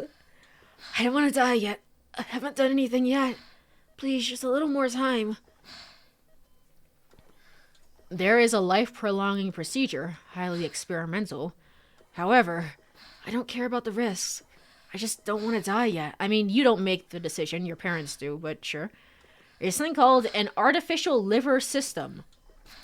Although a liver dialysis machine can be thought of as a sort of artificial liver, an actual liver carries out much more complicated metabolic reactions that dialysis cannot completely replace. For this reason, biohybrid liver replacements combining mechanical functions with active live liver cells from pigs are currently under research, with clinical tests being conducted in the United States. The hope is that these bio-artificial devices will someday be able to keep those with failed livers alive until necessary transplants are available. Clinical trials are only just concluded in Japan. It's a device that uses cells harvested from pigs. If things go well, it would be just it would just rather just be 3 weeks. It might be possible to keep you alive until a donor turns up. The mention of pig cells was startling, but right now there's no time to be squeamish. Please, doctor. If there's even a slightest chance, it's worth it. Who's gonna die first then? I'm really shocked. Is it Suzune? Is it you? After Takuya was rushed to the ICU, Suzune went to check up on him every day without regard for her own well-being. Day after day she visited, only to be told that he was still in an unconscious state. 3 weeks went by without a change. It's almost April 28th. Then one morning, while passing by the kitchenette on her way to the ICU, Suzune overheard some nurses talking. Did you hear? Takuya's regained consciousness. For better or for worse, poor kid. He keeps saying that he doesn't want to die yet, that he wants to live. He's only, 14? They're both gonna survive calling it. They might, honestly. I don't know what's gonna happen. The young nurse's voice was tearful. Suzune felt a new kind of pain in her chest. He's running out of time for a transplant. And with that rare blood type. The rare blood type? Rare blood type? Suzune stopped in her tracks, then rushed back to the kitchenette. Excuse me, what do you mean by rare blood type? The moment she saw Suzune, the nurse clammed up and tried to slip away. So that's why they've been keeping each other away, essentially. Because, if you both know that you have a rare blood type, and, it would be really convenient if one of you died for the other, that'd be pretty bad. Please, hold on. That rare blood type. Is it Bombay? Suzune shouted. The nurses exchanged an awkward look with one another, and though neither of them said anything, Suzune knew that she was right. Takuya has Bombay blood, too. This was a hospital with high-end facilities that drew patients with incurable diseases from all over the country, so maybe it wasn't such a remarkable coincidence. Transfusions for rare blood types such as Bombay were difficult to come by at a regional hospital. There were some advantages to having another such patient on hand nearby, but there were downsides too. Now the inexplicable behavior of the doctors and nurses made sense. Oh no, are they gonna? It's I don't think they're gonna die, directly, directly, try and end themselves over this. But I think it's gonna, if your will to live is, I would be happier if the other person was kept alive. I think that's gonna end up biting somebody. Takuya, they tried to keep Suzune and Takuya from each discovering that the other had Bombay blood. That was unsettling enough to know that someone else with a blood type only possessed by a few dozen others in all of Japan were hospitalized right alongside you. But when both of you were waiting for compatible donors in the hope of receiving a transplant, that was enough to upset anyone's composure. How must Takuya have felt when she told him that she had Bombay blood as well? If I die, she could live. Something like that must have crossed his mind. The fact that he'd started studying up about transplants again must mean he'd been thinking of something. What in the world was he thinking? If our positions were reversed, what would I have done? Suzune knew what she had to do. She headed for the ICU. One of them is gonna be the donor. Yeah, that's what it's looking like. She got there just as Dr. Saiki, who was her own attending physician as well, emerged from inside. Miss Endo. The doctor stopped, surprised. Suzune drew herself upright and looked him right in the eye.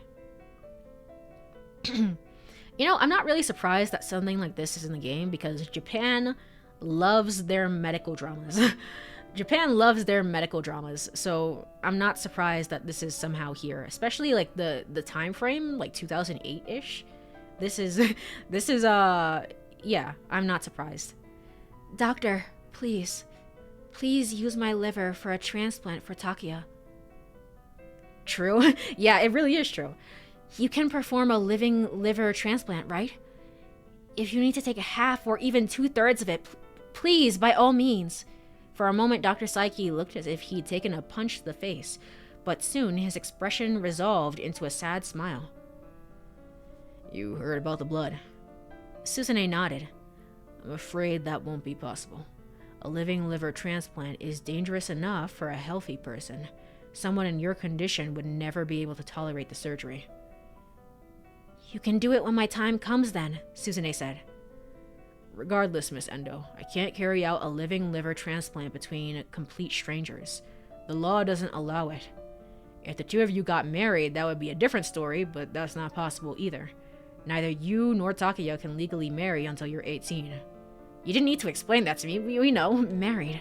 Suzune had never thought about such a thing, but if marrying Takuya would make the surgery possible, she'd do whatever it took.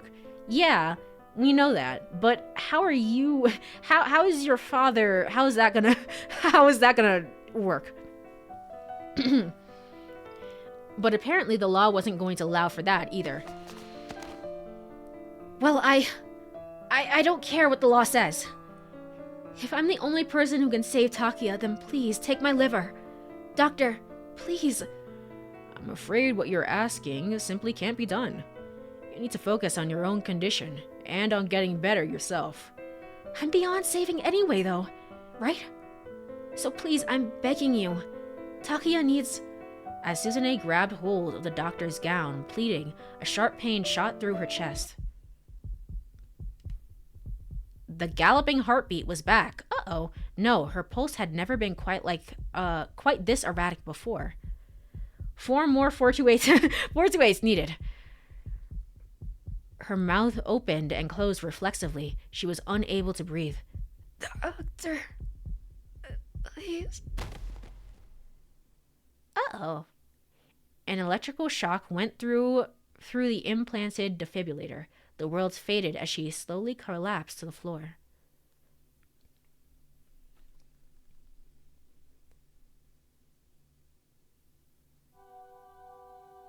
What is this music? Suzune had a long, long dream. Her father was in that dream. And though Suzune couldn't clearly remember her face, her late mother was there too, trying desperately to save her. And then there was Takuya. Takuya was smiling.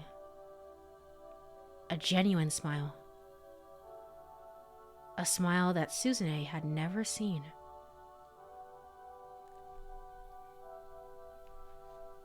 Takuya's mouth was moving, but no sound came out.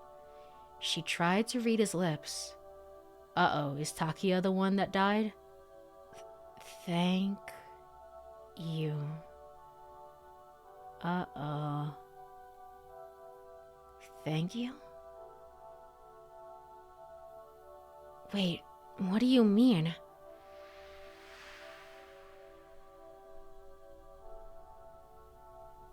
It's Takuya's ghost. Yeah. Yeah. Doctor, she wakes up and immediately is like, Doctor, I need you to tell me the date. Is it 428? He's like, what are you talking about? What? Is it 428? Suzune cried out as she woke. She was staring up at the familiar ceiling.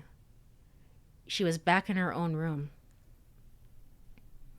She spotted her older brother Achi sleeping in a folding chair nearby. What jump? What jump? Who? Homst?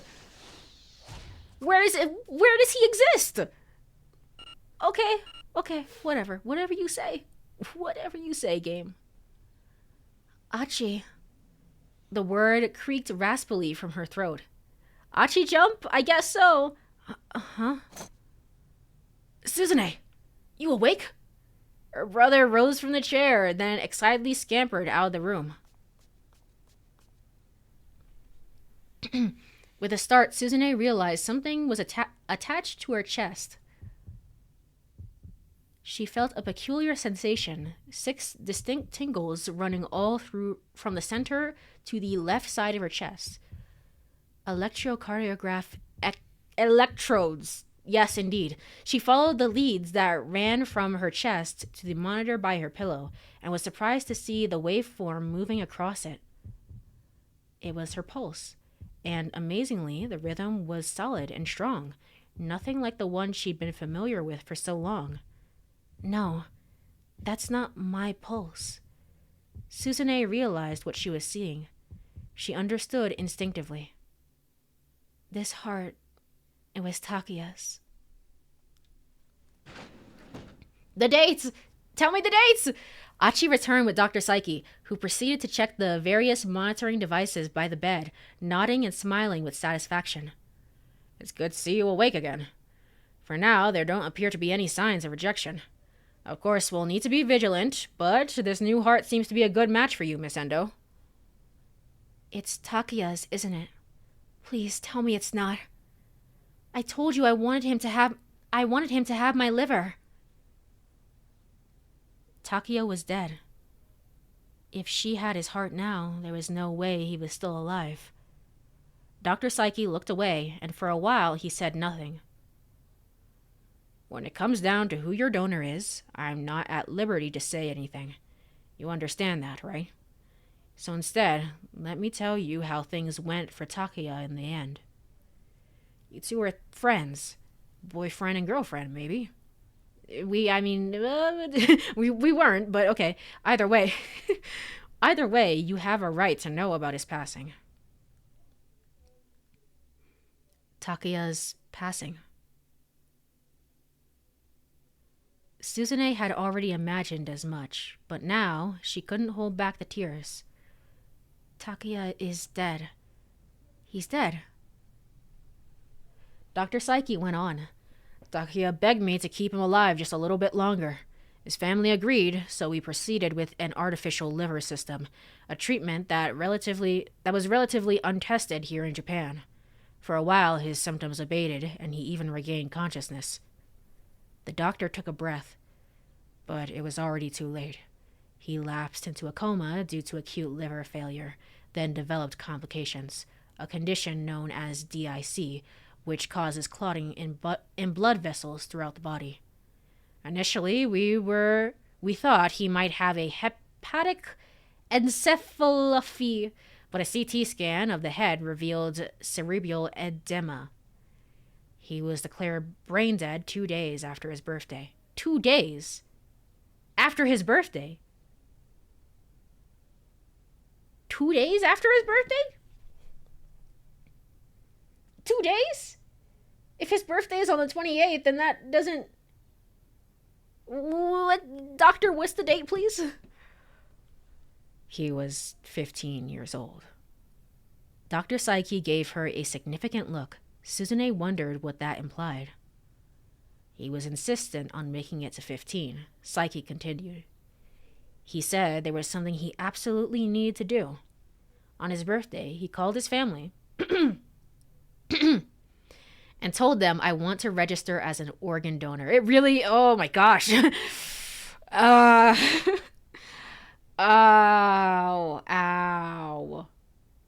It really is angel beats. Oh gosh. Oh gosh. Okay. All right. Huh? Here in Japan, individuals under 15 of age aren't allowed to give consent for organ donations. If Takiya had died before he turned 15, then his heart, all of his organs rather, could not be provided to a patient in need. And there was something he wished for very much. Takiya had been reading up and studying, and he learned that he needed to survive until he turned 15.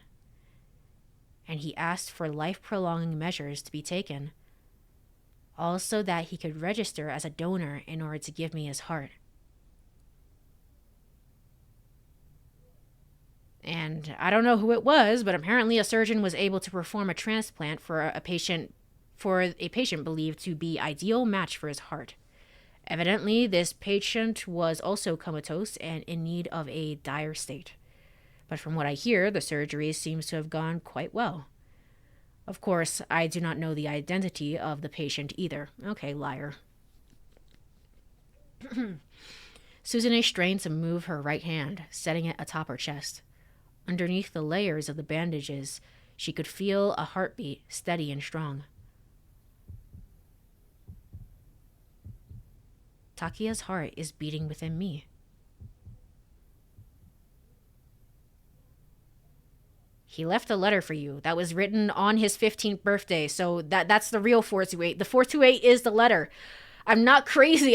I'm not crazy. We're gonna get to the end of this. He left a letter for you. I haven't looked at what's inside, so I'm not sure what it says. Dr. Saiki set a white envelope down on the bedside table, then left the room. I rather like this doctor, risking legal action to let her know what happened. Yeah, yeah, definitely. It's like it was required. It was required. In some ways, it was required. Where it's like, you tell her this, and like, yeah, it might have been illegal a little bit, but she ought to know.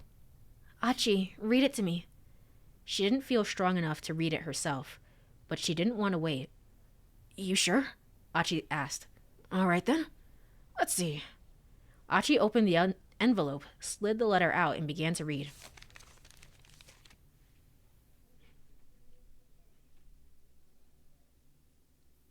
Suzune, if you're reading this letter, that means everything has gone well. Congratulations. And also, thank you.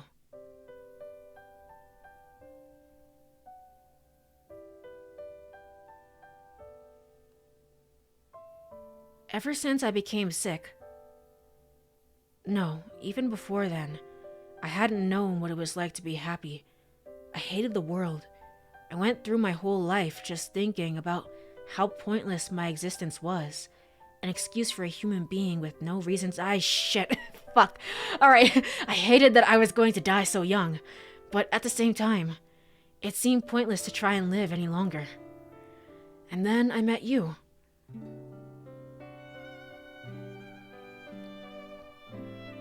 I fell in love. With you. I love you, Suzune. With all of my heart.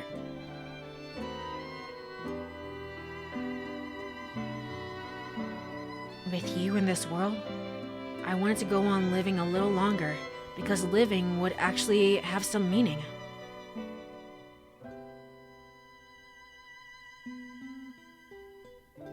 When I found out that we had the same blood, I was shocked. It had to be fate, right? Neither of us was going to be able to survive on our own, but if one of us sacrificed ourselves for the other, and the other could go on living, I wouldn't be able to bear any world without you in it, Suzune. The answer was clear.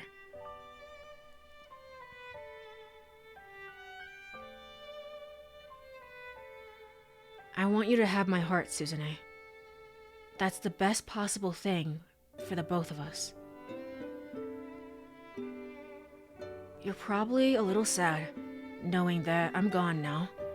I'll be happy if that's the case. But will you please be happy for me, now that my heart is inside you? That would make me even happier. Happier than anything. Thank you so much for taking my heart.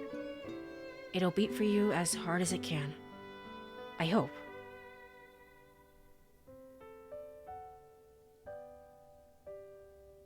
I wish we could have talked more. If it had only been possible, I would have liked to have gone somewhere with you, but it's okay. This way, I get to be with you forever. I won't be lonely anymore.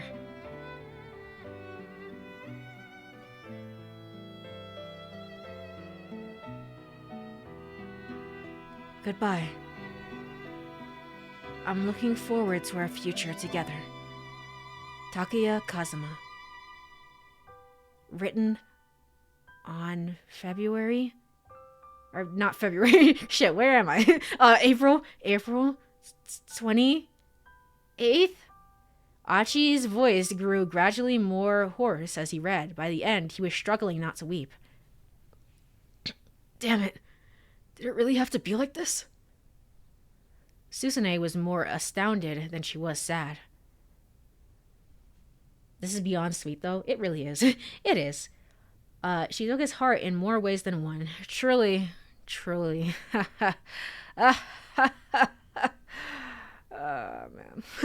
Of course, she was upset that Takuya had died. And she was glad that she was going to live. But above all else, she was amazed by the fact that Takuya had cared for her as much as he had. That he'd fought so hard to prolong his own life just to save hers. That moved her more deeply than anything she'd ever known.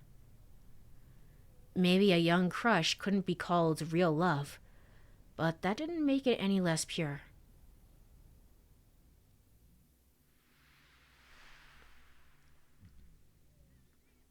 Thank you. Aw. Goodbye, and I'm looking forward to our future together.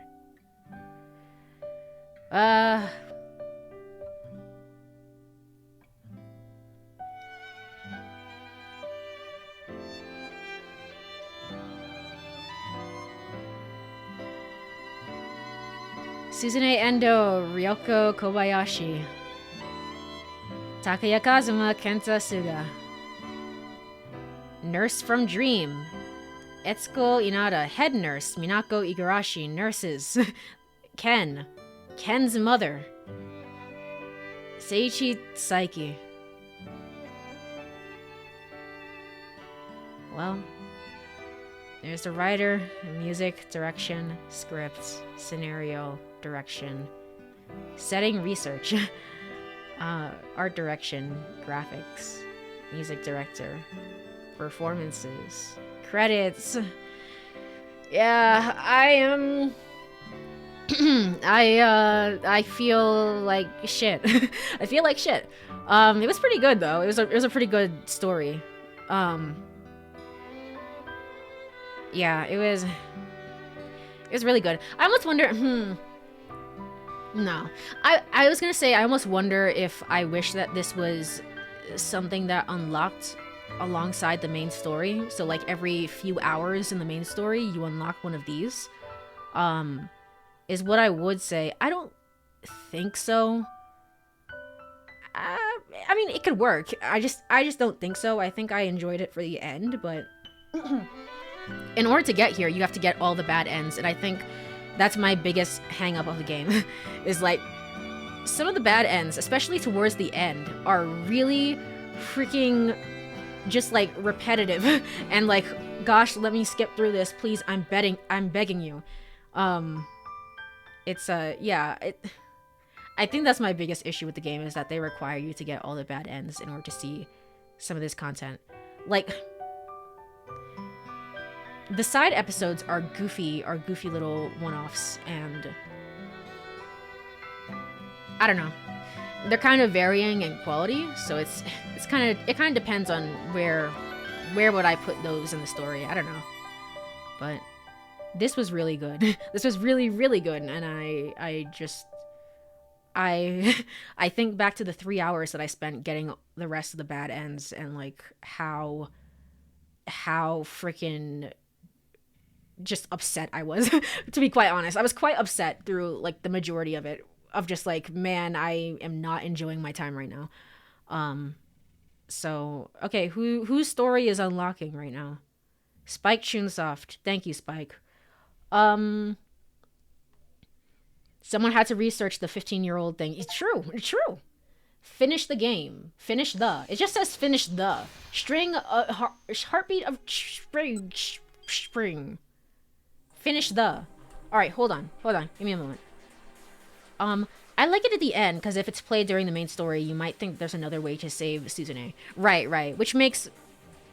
it makes Achi's dad's like sacrifice kind of in vain if you have that hope already, because you know what's happening.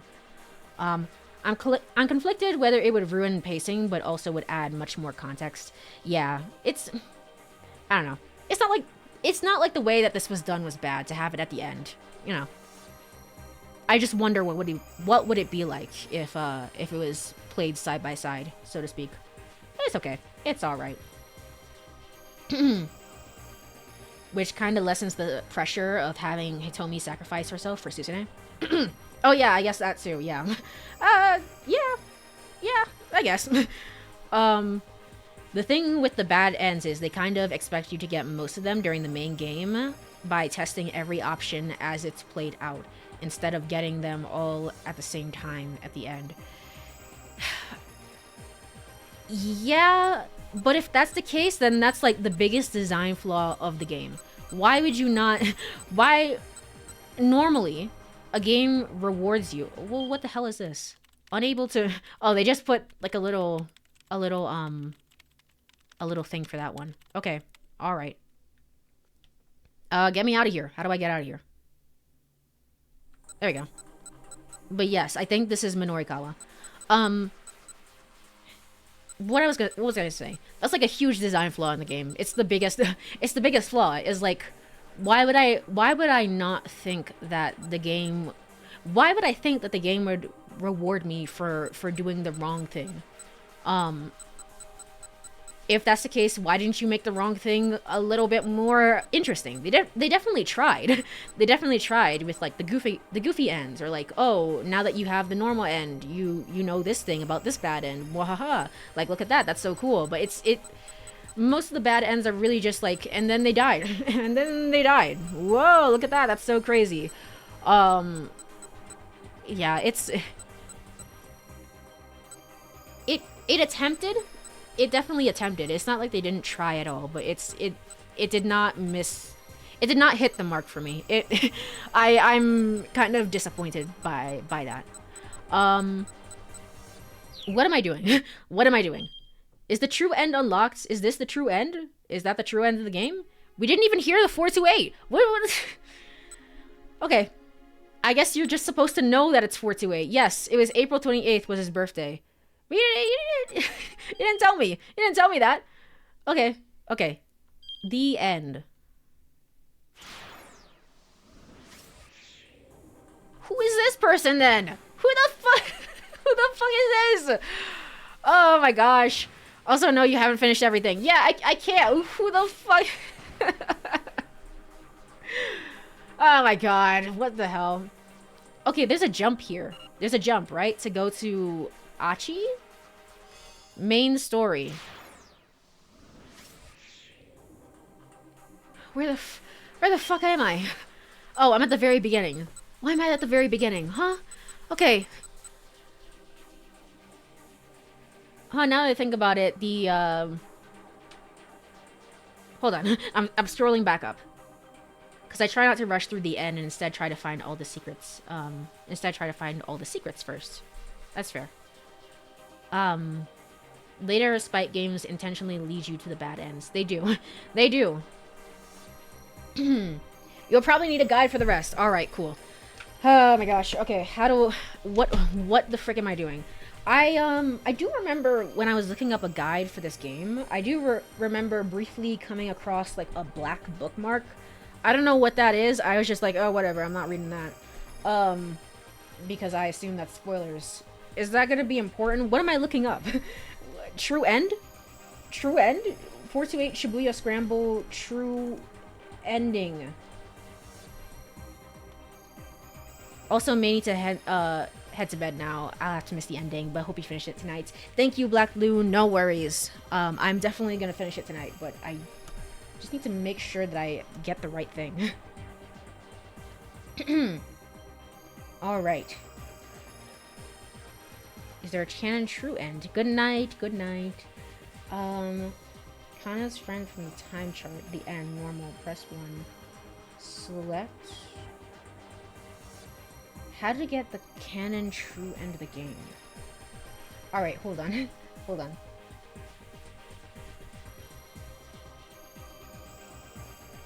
Alright, I'm going to BRB, honestly. I'm gonna BRB, and I'm gonna look for whatever it is that I'm looking for. Wait, no, that was the ending screen. Wait, not ending. We're not ending. Let's try that again. All right, cool. BRB. I will be right back. Let me just look for what it is that I'm trying to look for. So give me 1 second.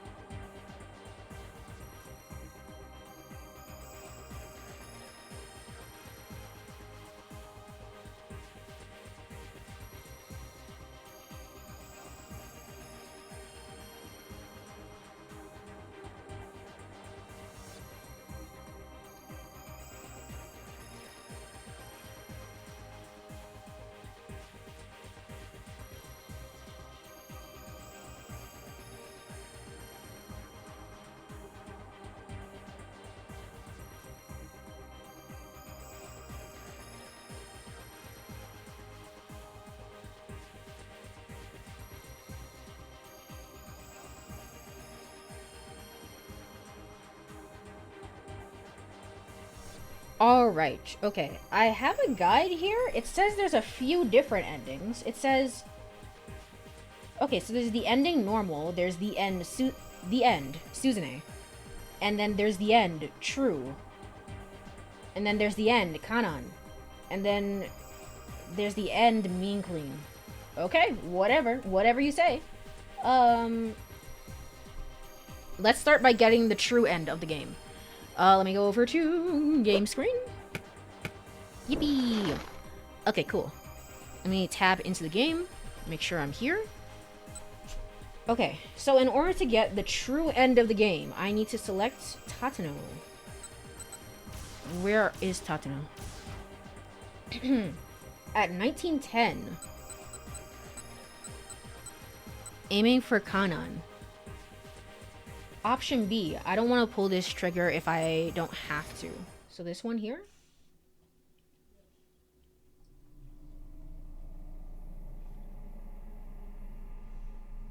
Okay, so choose this one. Is it filled out? It's not filled out. Oh, shoot. Oh, shoot. Okay, cool. Is Jack unlocked right now? At 20, choose option C. If I do get my revenge, what would Frank think? That's what I chose. Yes? Yes? Let me just make sure. That is what I chose, right?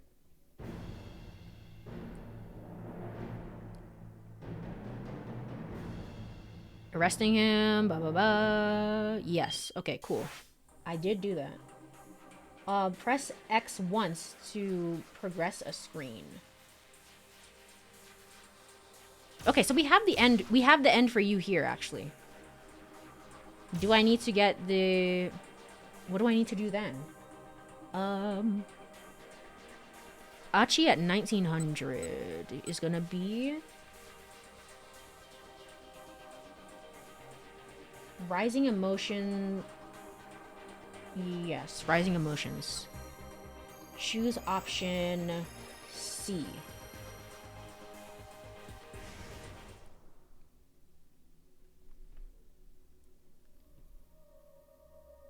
Protecting Hitomi comes first. I can't let anything happen to her. I just have to set aside my hatred right now. I just need to focus on catching this guy. Really? This one over protecting Hitomi? Okay, whatever you say. Press X once to progress a screen. Okay. Alright, cool. That's set.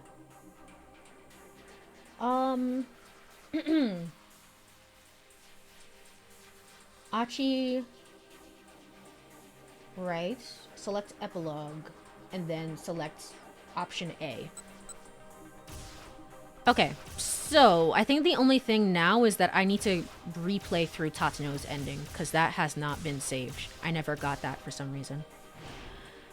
Oh boy, okay. Alright, I hope the game has a good skip feature. Tateno said. And then I couldn't skip. Alright. Wait, can I skip now? I don't want to pull this trigger if I don't have to. It's not that you don't want to pull that trigger. It's that you can't pull that trigger. That you're still traumatized from the time you let your friend's wife die. How? Okay. Goodness. Thank goodness. Okay. Cool. Where's the farthest I can go right now?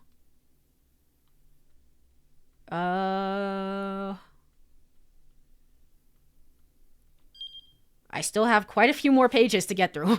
Hold on. Bit by bit, Tatano lowered his gun.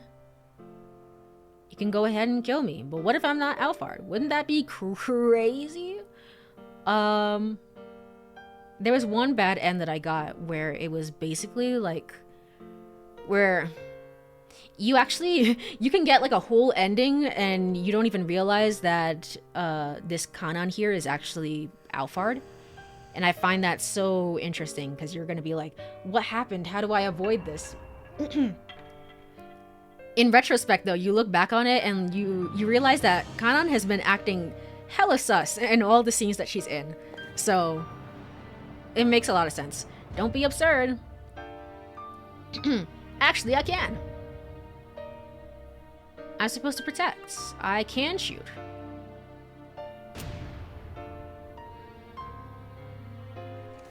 Oopsie, accidental Alphard reveal. Basically, yeah. Gan's eyes went cold. Immediately, she lifted her gun once again. Almost immediately, Tatano could sense the skill difference.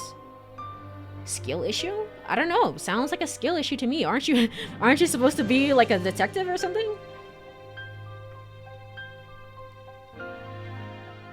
It'd be interesting playing it again with that knowledge. Yeah, definitely. But it's so long. This game was supposed to be friggin' 30 hours, and I think I have like 70 hours on file. Granted, I've left the game on for a little bit, so it's not entirely correct, but it's a lot. It's a lot. End. All right, cool. I guess that's what other people's playthroughs are for. True. And then what? So this is supposed to, I assume this is going to change. It changed nothing. It changed absolutely nothing. Wow. What did it change, though? I selected Tatano at 1910. I chose option B. I did. Oh, okay. Wait, no. Hold on. I'm here. Where is it? Confrontation. Select option A. I can't shoot her. I'm not like Kanan. Oh, okay. So we're gonna get a choice here, is what you're saying. A choice that was not here before. That isn't Kanan! Wait! I'm Tama! I'm Tama, and I'm here to explain! Alright. It didn't change. She stood a mannequin. Marched unsteadily. She ignored him. Hey, don't get any closer. Really? How did they expect you to get through? They really want you to dig through this game. Because it's like, this would be impossible without a guide. Which is fine. Like, that's fine if you're like, hey, we really want you to look through everything this game has to offer. I'm just really hung up about the bad ends, though. I don't think I should have to look through the bad ends unless it turns out that this is Zero Escape and I have morphogenetic field fury and I can see everything that happened in every single timeline. I don't understand why I had to see the bad ends.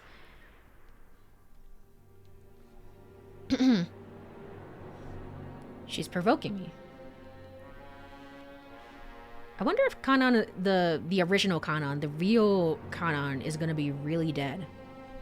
Imagine playing this in 2008. I saw a guide here about the endings, and they were like, hey, this is translated from a Chinese wiki. And I'm like, what the? Wait, I had to translate this from another language to another language so that people could understand how to play the game. And I'm like, what the hell? I find that hilarious. That tells you how niche this game is.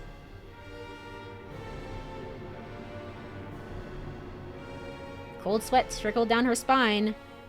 go ahead and blow yourself up if that's what you want, but you're gonna die for nothing. Can I skip through it? I didn't want to skip through it per se, because I didn't want to... I don't want to, accidentally miss the trigger for whatever it is.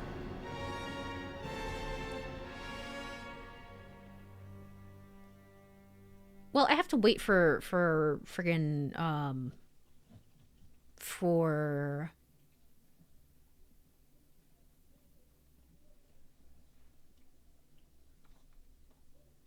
Reread. Can I start here? Is what you're saying? I have to wait for her to get the gun. This is for Kanan. What are you thinking? She ignored her father, taking aim. Don't do it. Kanan's dead, and you're gonna pay. Don't do it. Put the gun down, please.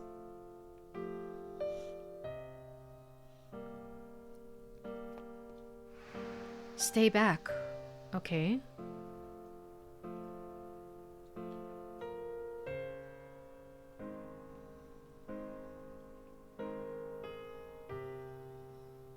Maria tightened her grip on the gun and decided not to do it, right? The game gave me choices, right? Osawa doesn't have to die. The normal ending is kind of like, meh, whatever. It's like, I don't see Osawa dying. That was the crux of it all. They had to find common ground. Oh. This is for Kanan. Ow. Okay, well... Am I crazy, or is that not really a choice? Option A, I can't shoot her. I'm not like Kanan.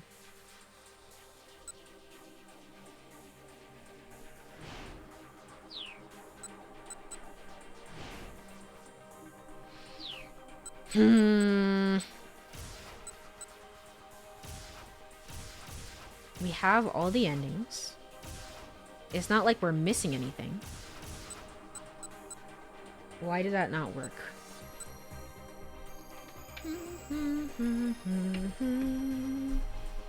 Alright, hold on. Hold on.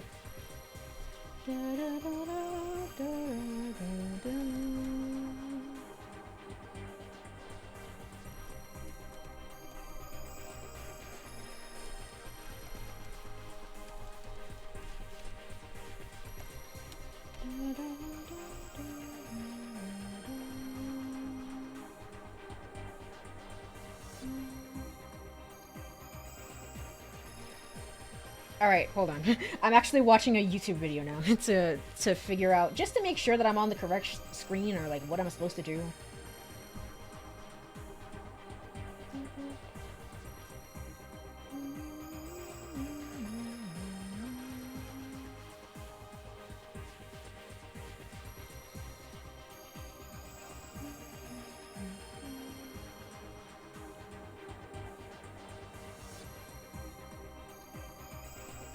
There was one in Kano's route.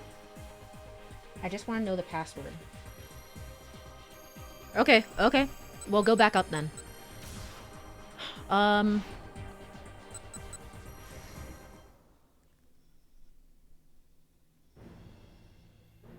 scowled down at him. Even if I die, my friends will avenge me. Okay, that's not the correct choice for Kano. I just want to know the password. Alright. Did that change it? It actually did. If that's the case, I have to skip through all of this. Hold on. Can I skip through all of this? I have to wait for a save, I think. Hold on.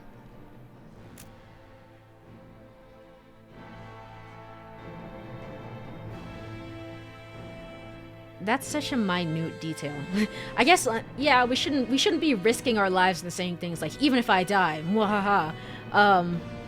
But it's also like, what the hell? That's such a minute detail that everyone has to say these correct answers. I think that Jax and Tatano's make sense, but to me, the Kano and Achi ones are just more like, yeah, well, I hope you figured it out. I hope you know. Okay. Let's go all the way down to where we need to go.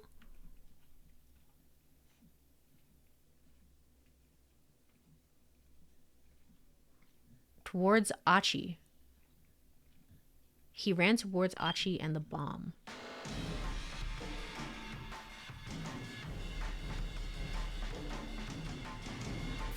To be continued. Alright, cool. There's also a jump in Suzune's story to Achi, and I was like, why is that there? We haven't even followed up on that, so we don't even know. Okay, now it's changed. It has definitely changed. Okay, cool. Confrontation. That isn't Kanon. Let's do this again. Let's do this again. Hold on. Where am I going? We can go here. This is for Kanon. Maria, no, please don't do this. If you do, I'm gonna die. It's gonna be a normal end. It's gonna suck. Alright, what will that accomplish? Tatano, stay back. The silence roared. I don't care.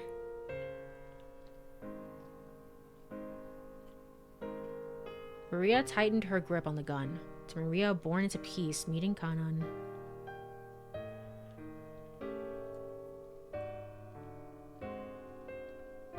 Man, I can't skip through this again. Sorry, this is the third time we have to go through this. Yeah, it's if this game ever got like remade or got a sequel, this would have to be the thing that would be fixed. It's just like skipping is awful. Skipping is awful in this game, and it just sucks. All right, here it is. I'll pull the trigger. Okay, no, I can't shoot her. I'm not like Kanon. There we go. Maria's anger dissipated like smoke in a sudden wind. The tension seeped from her body, and she carefully lowered the gun. What's the matter? Alphard smirked. Why won't you shoot? Her eyes blazed with contempt for Maria's naivete.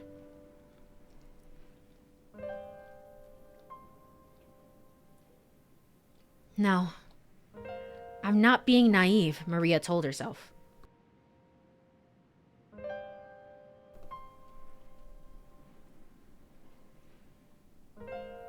Do unto others as they have done to you. An eye for an eye, a tooth for a tooth.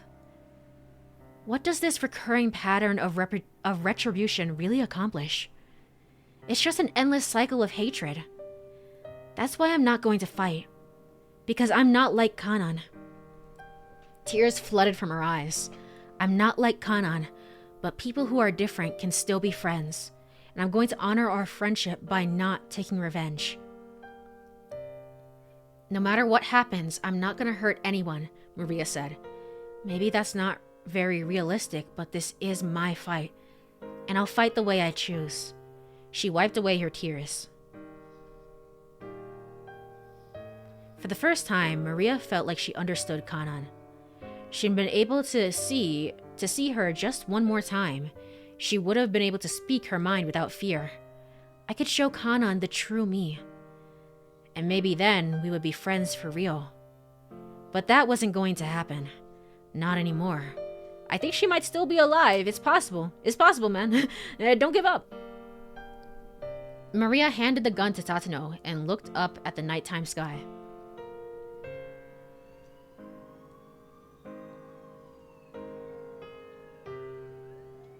If Gordon the Superior still gets Kanon or Alphard here, that's gonna be super awkward. In the distance, she could faintly hear the sound of police sirens. Not one star could be seen in the sky over Shibuya. Aw.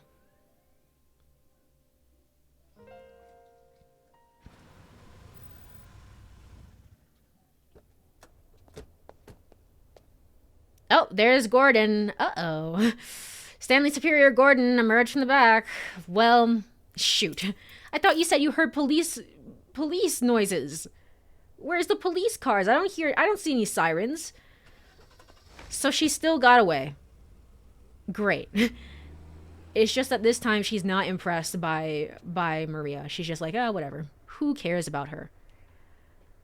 My boss, you will, huh? Decided not to press. They saved Maria's life.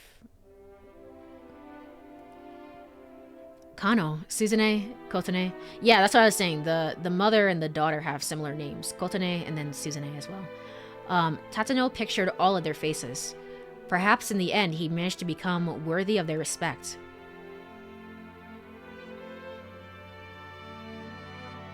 It's all over. Stanley spoke under his breath, his gaze locked on the car, taking Alphard away. The black cloud that hung over his heart had yet to lift, but he knew that today was the day he could finally put revenge aside.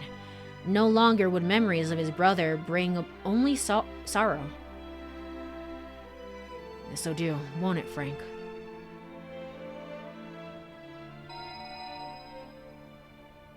Abruptly, Maria's cell phone rang in Stanley's pocket. That's right. I meant to give this back to you. He handed the phone... Oh, blah, blah, blah, blah. Wrong person talking. That's right, I meant to give this back to you. He handed the phone to Maria. I wonder who's calling. Maria picked up. Is it Kanan? She could hardly believe it when she heard the voice on the line.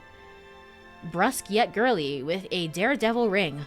A voice that had been burned into her mind since the day she met its owner. No, it can't be. She had been sure she'd never hear that voice again. In an instant, Maria's face was damp with tears of joy. Thank goodness. Oh, thank goodness. Hanan. Aw. Oh, there it is. That's the 428. Oh my gosh, we did it. We did it, everyone. That's the 428. Okay. Wait, so the 428...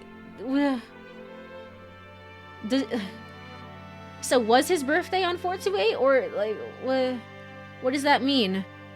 Let's go! Does the 428 refer to the phone call? Or does it mean, hey, it's because all of these events happened on the day 428? I don't actually know. You know what? It's okay. It's fine. We did it. Yippee. Maria couldn't hold back her sobs. The tears kept coming and coming. She had never wept with joy like this in her life.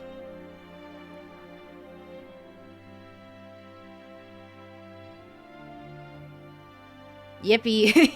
Yippee. O2. And now the bomb has stopped. I believe this should all be the same. He can no longer, yes, but he still watched in fear, in absolute fear and terror, because if this didn't work, it was a long shot, but if this did not work, all of Shibuya would be blown up, and that'd be very, very bad. The timer had actually stopped. We did it! Yeah! We did it! Woohoo! It's interesting, you don't actually see Maria and Hitomi ever meet each other. There's only one end where they actually do meet each other, and in that ending, they both die. So it doesn't even matter. It was like one of the bad ends that I got off stream. But if you're interested in seeing the bad ends, you can also look up a YouTube video. I'm sure there's plenty of YouTube videos that go over, like, hey, this is this and that is that. Yeah. So... But they don't actually ever meet each other in the same story. Will they meet each other? Is what I'm thinking. I don't actually know. Hey now, young lady, no crying. Aw. At last, a smile returned to Hitomi's face. It really is the best. Your smile, it's the best. Look at Katayama just lurking in the background. He looks so suspicious. He looked so suspicious. Why is he there? Why is he the way that he is? But Achi had already been swallowed up by the enthusiastic throng. Heave-ho! Aw. There in the middle of the scramble, Achi, yeah. It took more than a few coincidences. Coincidences? Nah, that wasn't right. You don't understand how many bad ends I had to get in order to see this true end of the game. Actually, it might not be, It might not be that you have to see a bad end to get this true end of the game. I guess not. But you need to see all the bad ends definitely to see, friggin' those, not those side episodes per se, but the, what is it? The one with Suzune and the one with presumably Kanon in that other screen. You definitely have to get all the bad ends to see that. I don't actually know if you have to get all the bad ends to see this true end. I would hope not. I would hope not. I would hope the game would be kind enough to not do that. If it's that you have to see all the bad ends to see Suzune's story and whatever other story there is in that other timeline, then you know what? You know what? I'll accept it. I'll accept it. Begrudgingly, because I don't think it's worth it, but I will accept it. Rumi, hello? There was no response. Did they have a bad connection? Hello? Rumi, are you there? Can you hear me? Look, the case is closed now. If you're still somewhere close to Shibuya, I'd love to see you if I can. You want to see me? What? You want to see me, huh? Don't you have a mountain of paperwork you should be doing first? The gruff voice was Shizuo's. You see, Father, I told you not to call me that. Shizuo barked so loudly over the phone that Kano's ear rang. Right, no, of course. And yes, I'll do my job. I just wanted to check and make sure that Rumi was all right. Looks like I misjudged you. Maybe you are the kind of guy who will blow off work to go meet with a girl. Dad, hey! Kano heard Rumi's voice cry out with exasperation. Come on, let me have my phone. I know that work is important, sir, Kano said hurriedly. But Rumi is even more important to me. He felt his panic rising. After all that happened, he didn't want Shizuo to end up with a bad impression. Oh, be quiet. If you want to see Rumi, you can do it after you finish your work. Well, but I'm not sure when that's going to be. I waited on you today a lot longer than I wanted. So at this point, I don't care how long it takes. We can wait all night if we have to. Shizuo let out a peculiar sigh. And then you and I can talk again about you marrying my daughter. Huh? Before Kano could be sure he'd heard that right, Shizuo hung up. Huh? What? He stared at the phone, his mind reeling. And then he was hit with a veritable joy of explosion. Yeah! Look at it! Yeah! Now that's the real true end. Alright, now things are resolved. Kano leapt into the air and shouted with delight, his voice echoing through the Shibuya streets.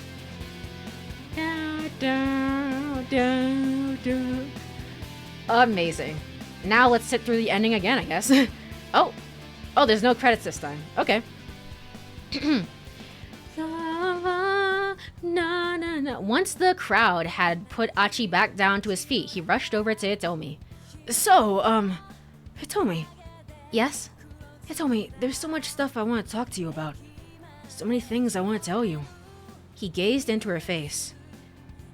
But, Suzune... He didn't know how to continue. Don't worry, Suzune will be fine. She'll be alright. Hitomi smiled warmly. She understood. Go on, Achi. Go see your sister. There's nobody here in trouble that you need to rescue now. Thank you. I better get going then. To see Suzune. Achi broke away from his circle of friends and headed out of the Shibuya Scramble. Strangely enough, his leg didn't hurt too much now. Okay, well that solved itself then. Despite all that happened, he felt invigorated, as if he'd just been waking to a brand new day. Achi! Hitomi called out after him. I will see you again, won't I? Achi nodded vigorously. Of course! Just come to Shibuya. You'll find me. Aw, that's nice. He'd been born and raised in Shibuya, but after today, he loved the place more than ever.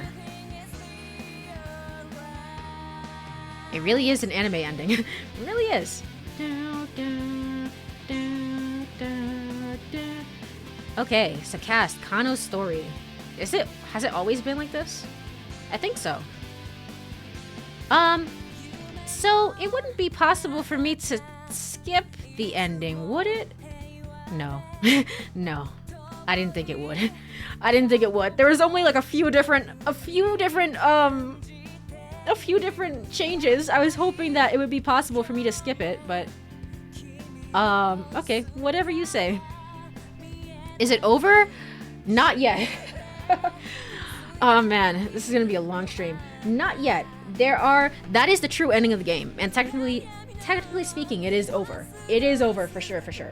However, there are 2 extra endings here that I don't know what these are. So I'm gonna look through them. I'm gonna read through them, whatever they are. True End Kanon. Oh, I guess, yeah, because I was saying that was Kanon there on the screen. So that's probably her. And then finally we have the Mean Clean ending. I don't know what the frick that's about. You have to do a bunch of stuff to get this one. So, do I want to do this in order, or do I want to end off with the Mean Clean? I'm not entirely sure. Let's do this in order, just to make sure. Just to make sure. Let's get the Kanon ending next. We are gonna 100% the game. I spent over 4 months on this game, and we are going to entirely complete it. I am certain of this. I also don't know if you were here, Chu, for like earlier in the stream, but I did talk about that things have been kind of moved around, and so 4 months, 428. Maybe that's the real 428 all along. But yes, things have kind of essentially been moved around, and so I'm gonna be moving this week, actually. So in that case, no more internet issues. Hopefully, maybe, possibly. That also means that this week and part of next week I won't be streaming at all. But hopefully it's all for good internet, and everything will be all right, just like the game says. So this week, yes, it's a last minute move, but it will work. So in some ways I really want to 100% this game because I want to be, I don't know, it feels nicer and cleaner when it's like, hey, you've done this game, this long, arduous task. You've done it, and now you're ready to move to your new place. So that's what I'm hoping for at the very least. Good luck with the move. Thank you. I appreciate it. So I don't know if this song is actually copyrighted. Blah, blah, blah. I was talking over it. I was talking over it last time. It didn't get flagged. I don't know if I still need to talk over it or if it's fine. I would be on the safe side and still continue to say words. Blah, blah, blah, blah, blah, blah, blah. Because you never know. Imagine finishing it 98%. Ah, man. I feel like I have to see everything this game has to offer now at this point. I would be angry otherwise.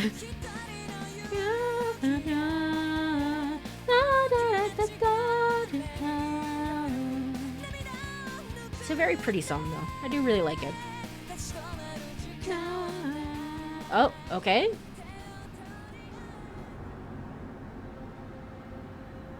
Okay, well, Gordon and Alphard sat on the backseat of the car and sped along the highway. Here, I imagine this is gonna be a little bit different.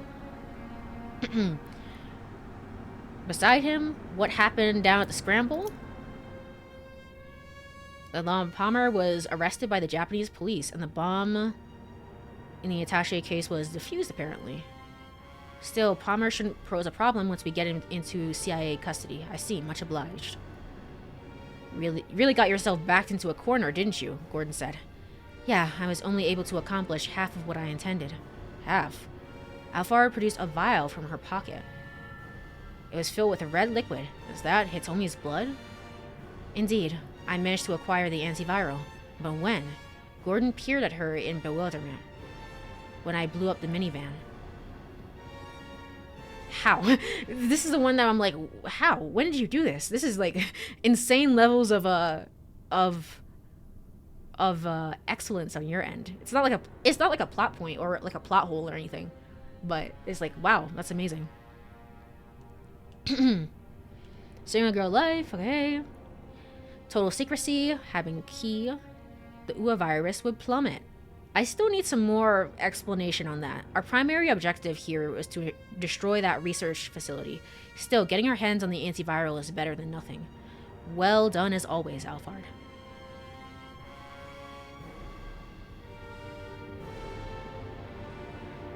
Oh? Oh, something new, it seems. Shouldn't the bomb still be in the place? So shouldn't she still be able to blow up the facility? Oh, there she is. There she is. Something Alphard magic. That's like 90% of this game.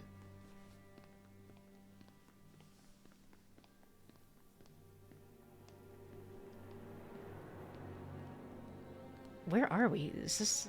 I guess this is a, an airport? Ooh, that's Kanon. That was Kanon. Oh, she's here. She's here. She's like, you're gonna die.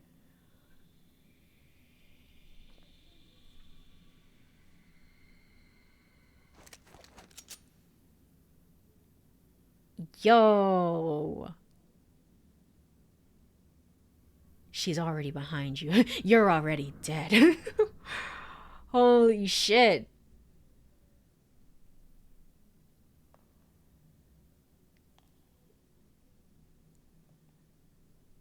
It's so anime. It really is.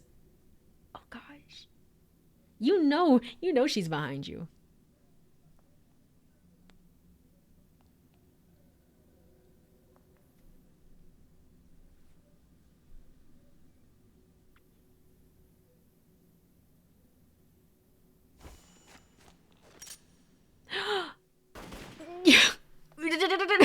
Okay, I guess we're gonna learn about that during the Kanon end. Oh, that was good. I like that. I liked that. I like how the other people who are walking with Alphard did not stop and be like, hey, what's wrong? Oh, there it is. The black bookmark. Yeah. Is this Kanon? Kanon story unlocked? Or no?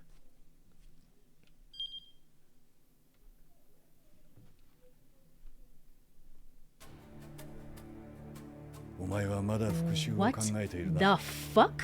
パスコードが変えられている。解放戦線を裏切ったのか。目的となる貨物車両を3両に。警報は解除したんじゃないの？ What in the fresh? 潜入経路に問題はない。みんな黙らせていいんだよ。 Doesn't this look like Fate Stay Night or whatever? Like the same character designer? 渋谷の文字はお前とは相性 It's Type Moon. Yeah, it looks like Type Moon. What the fuck?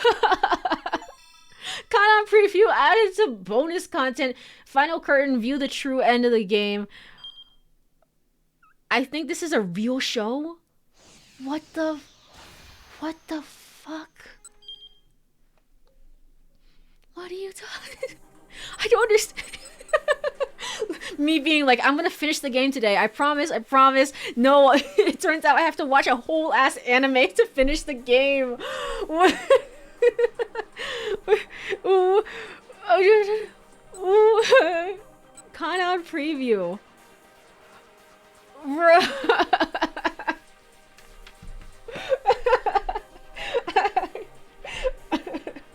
I'm not even angry about it. It's just kind of hilarious. It's kind of funny. Hold on. I'm gonna look it up. 428 Shibuya Scramble Kanon. Animated series. 1 season. 1 season, how many episodes? It's a sequel anime.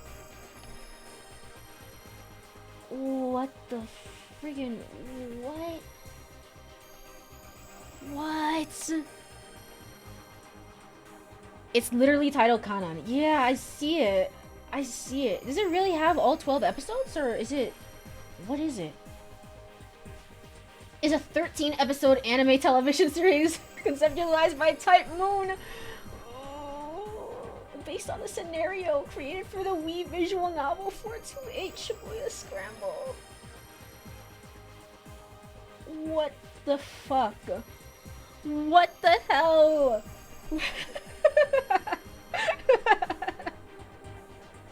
Okay, a friend talked about it and I didn't know where it came from. No way. Alright, well, you know what? Maria is in it. I don't even know what to do about this. I don't know.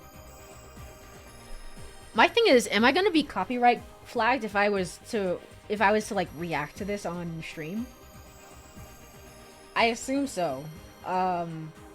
You know what? I'm gonna try and find this if it's available. I'm gonna try and find this and watch this during my own time, and I'm gonna post my reactions to it on Blue Sky. So if you ever want to know what's going on there, I will follow up on this. I'm gonna 100% the game.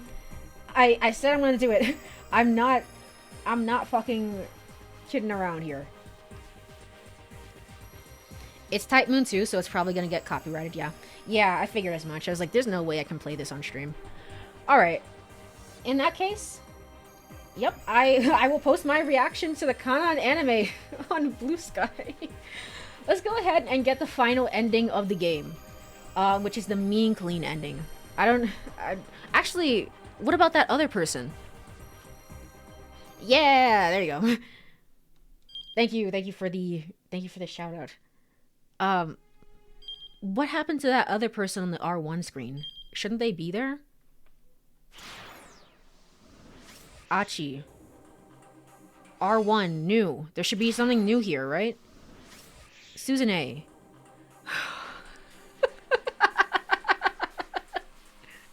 What the fuck?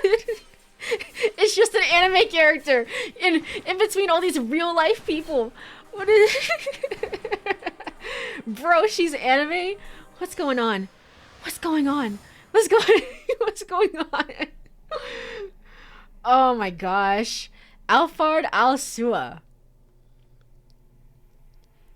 The solitary serpent.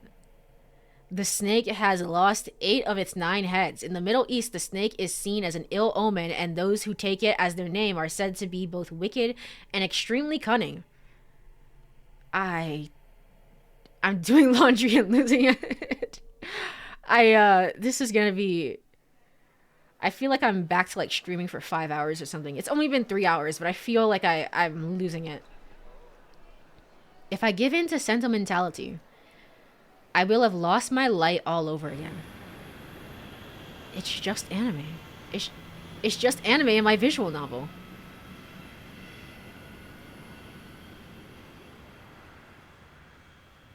The blue sun rose into the sky.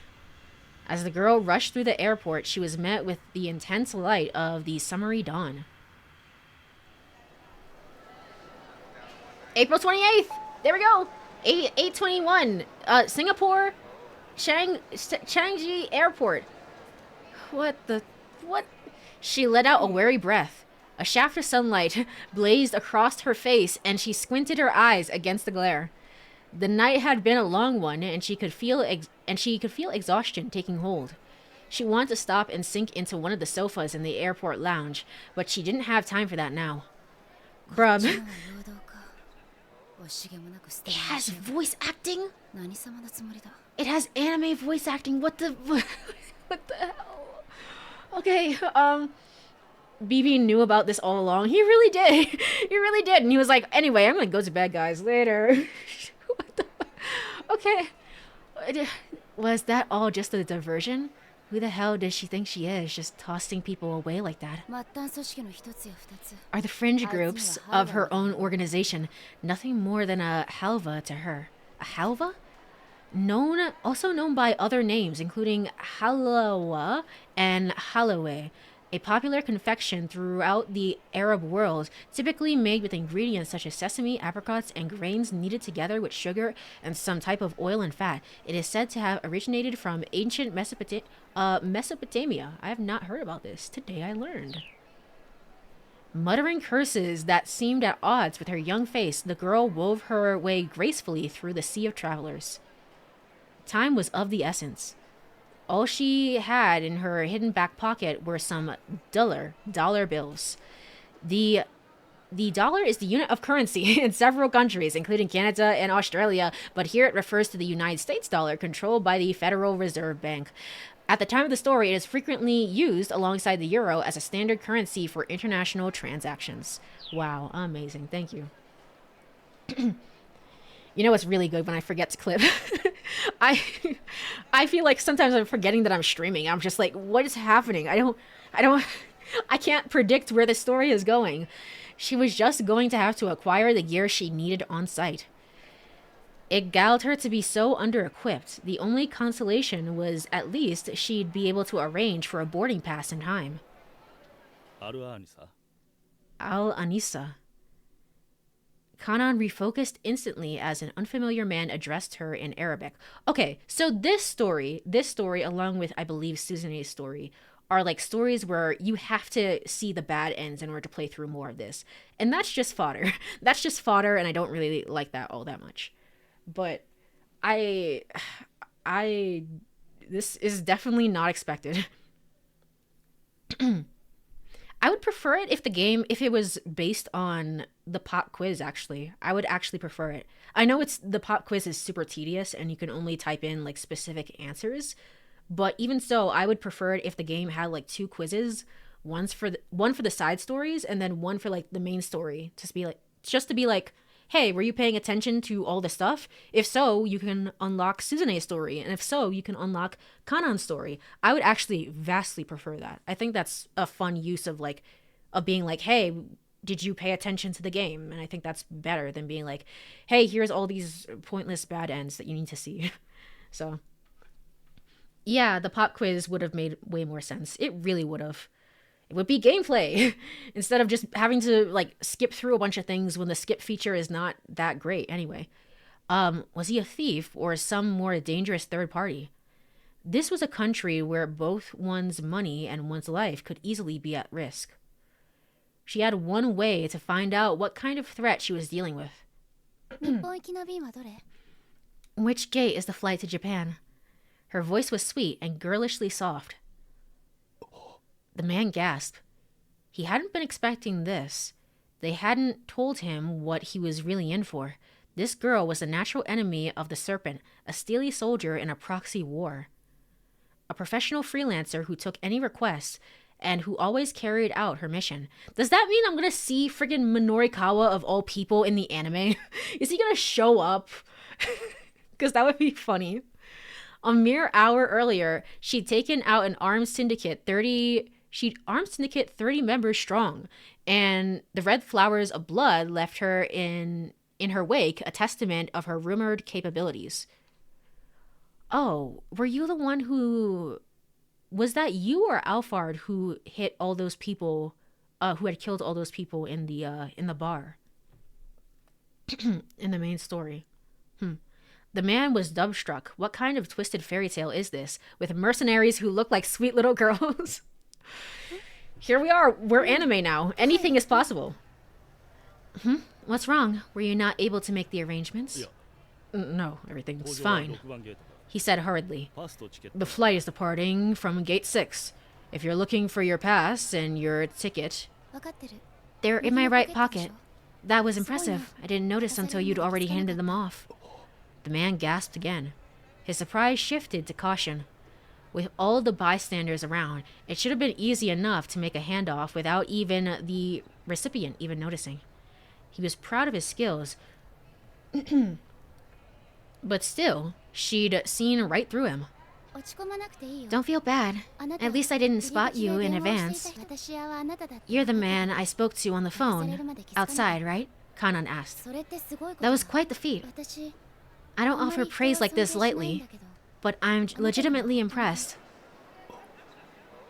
She'd known since the moment I arrived, he thought. And she hadn't figured out from his appearance. She just intuited it somehow. She had also immediately sensed that he was ashamed, even though he kept his face a perfect blank. Nicely done. I see why they call you the natural enemy of the serpent. That seems a little premature, seeing how I haven't killed it yet. First the girl had acted deliberately blasé. Now she was being downright cynical. She's a little unstable and totally adorable. He had to remind himself that this was her. How many soldiers must she have killed? How many battlefields had she survived? Hers was the life of a professional assassin. The fact that she had retained apparent normalcy in the midst of such disorder was more than a little unsettling. The man was astonished that this was the famed rival of the serpent. One did not strike at the snake without exceptional and cunning skill. Hers was the perfect camouflage, a mercenary in the guise of a child. So long as we're on the same page. Did you look into that story I asked you about? Yes, I was able to confirm it. The director of Okoshi Pharmaceutical, Hosawa, his daughter, has indeed been kidnapped. We should consider an increase in cell activity in our end to be a mere diversion. In order to avoid being compromised, the anti-government organizations that carry out illegal activities, as well as terrorist groups, frequently organize themselves into smaller subgroups known as cells. Typically, only the leader of each cell knows how to contact the upper echelons. Thus, rank-and-file members who are exposed and arrested are incapable of leaking information about the larger organization to outsiders. The name cell is taken from the biological structure. Kanan gritted her teeth. Her latest mission, concluded just an hour ago, had been to meet with this armed group, the Serpent. That was fine. Everything had gone splendidly without a hitch. The job had been even easier than she'd imagined. There was no cause to get bent out of shape. But the info she'd gotten her hands on had done quite a number on her mood. The Serpent herself is on the move. Japan, Shibuya, Okoshi Pharmaceutical, possible CIA involvement, presumed large-scale urban terrorism at work. That message had lifted the veil from her eyes. At long last, Alphard herself was out in the open, the head of the snake exposed. What a perfect opportunity to cut it off. But of all places to set the stage, Japan? CIA involvement could pose a problem. She wouldn't be surprised if the Serpent had already coiled itself around the Americans. When it came to the Serpent, not even the US government could be trusted to keep itself free of influence. And the target was Okoshi Pharmaceutical. If that wasn't a sign, she didn't know what was. Was that just a coincidence? No. Was Al Cordier all-powerful? And yet, the girl frowned in disappointment.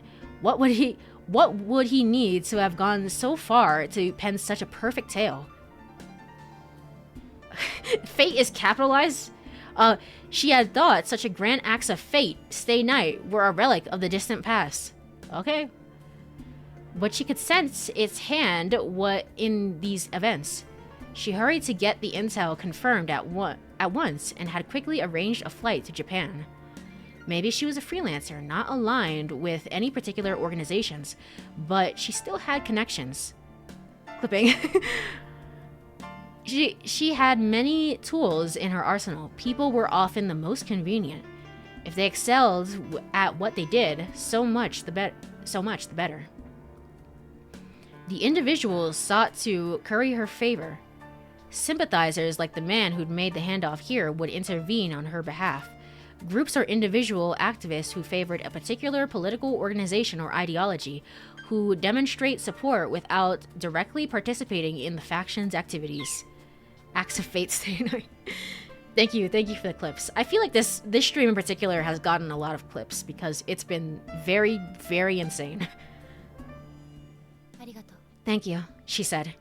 Is there anything else you need to tell me before I go? A wakil has been arranged to act as your representative on site. Apparently he's put together a way to get you to Shibuya. After you've landed, drop out of the hold. You'll be able to head directly from the runway, the man said. I pray this will be a fool's errand for your sake. I admit surprise is a mere holds such respect and fondness for you. I'm just butchering the pronunciation, I'm sorry. Sarah Kanan. He hopes that you will not fail, of course, but should you do, that you will at least go down fighting. The anime reveal would be a great clip. It really would. She sighed. Go down fighting. So it's okay to die as long as I take the target down with me. The man thought nothing but his honor, his pride. No recollection, no negotiation, no submission. 3 tenets mattered that mattered more than preventing bloodshed. Whatever designs these 2 organizations had on each other were of no concern to her. But even so, I don't need the warning. I have no intention of dying a 3rd time. What? No intention of dying a 3rd time? You've died before? For once, her client's wishes aligned perfectly with her own. Her flaxen hair, or are you just saying that you faked your death multiple times? Her flaxen hair trailed behind her as she went to board her plane. She didn't look back.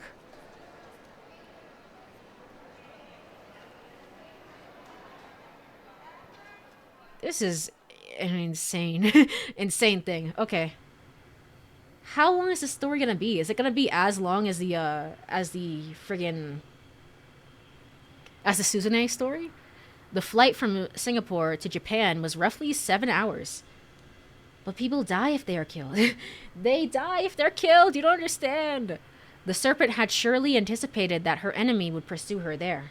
In all likelihood, there would be a minimal window between Kanan's arrival in Japan and the serpent's plan coming to fruition. She really does love singing to new lows. The serpent wouldn't be so clumsy as to let someone back home in the Middle East, especially a foe like Kanan, find out about this by accident. If she let the plan leak, it meant that it suited her purposes somehow. But we're still gonna go, because we still have to go. It would seem that she wanted to entice Kanan to risk hope before trampling her underfoot.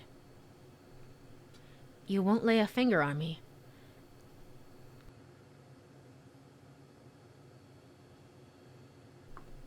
The voice sneered at her, a backstage murmur in her mind.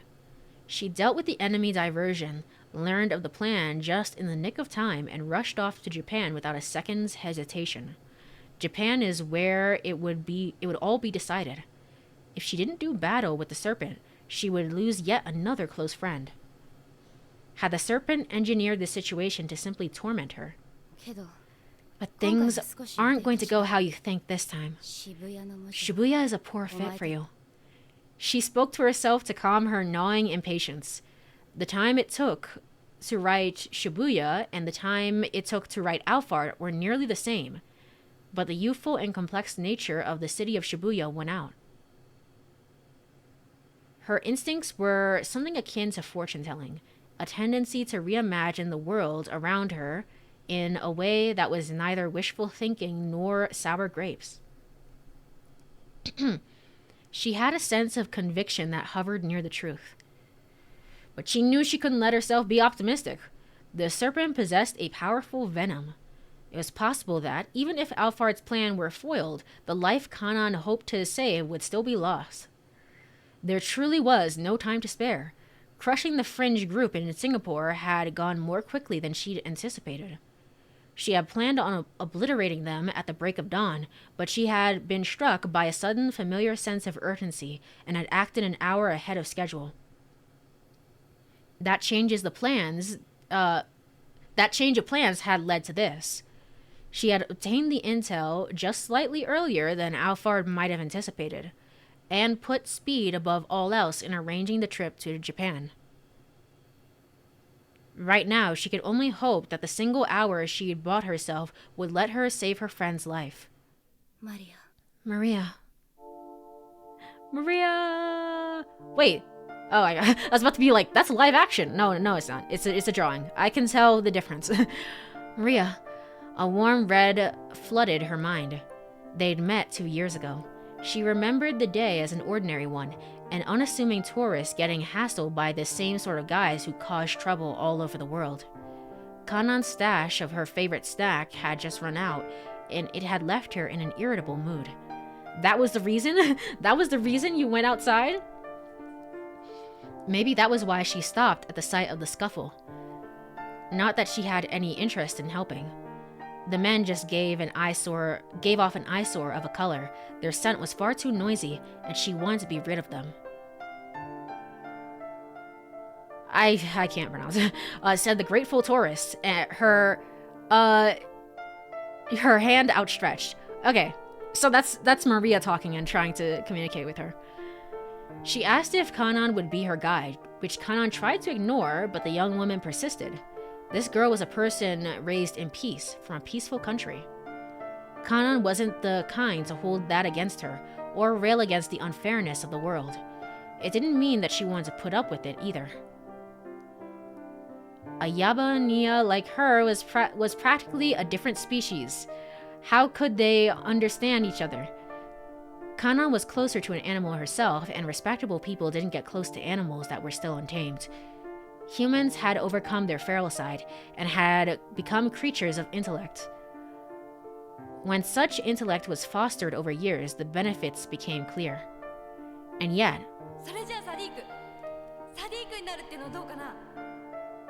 whose voice is that? Oh gosh, is that Maria? Maria's never had voice acting. Oh my god.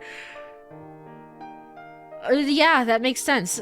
Maria's never had voice acting, so yeah, her voice is so different from the one that I gave her. Oh shit. This tourist approached her, oblivious. Kanan could recall the warm color from that moment. It still triggered her memories. It was a pleasant color, one that she had been touched by before. But is this her IRL voice or the anime voice? I have no clue. I don't know anymore. How many different iterations and different people have played Kanan and... oh gosh. This tourist, Maria, was not so remarkable as to draw the eye. Nothing about her seemed especially worthy of admiration. There was just something special about the wholesome smile she offered to the dangerous creature she should have never have approached. I know how to read. You're very spontaneous, aren't you? Kanan smiled. Oh, well, that was Kanan speaking. You're very spontaneous, aren't you? Kanan smiled. There was something powerful about people who couldn't get a read on their own situation. It was the first time she'd smiled earnestly in a long while, the first time since she lost her light a second time.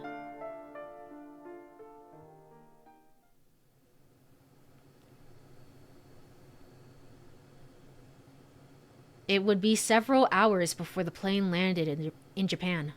She did her best to ease her inner tension, to let herself rest in preparation for combat. Her orders were simple.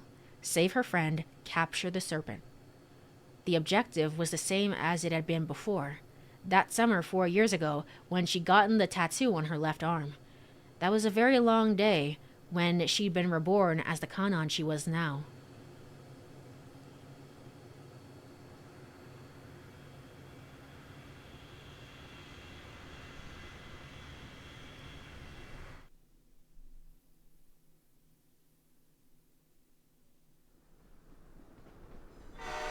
Yeah, okay. People moving.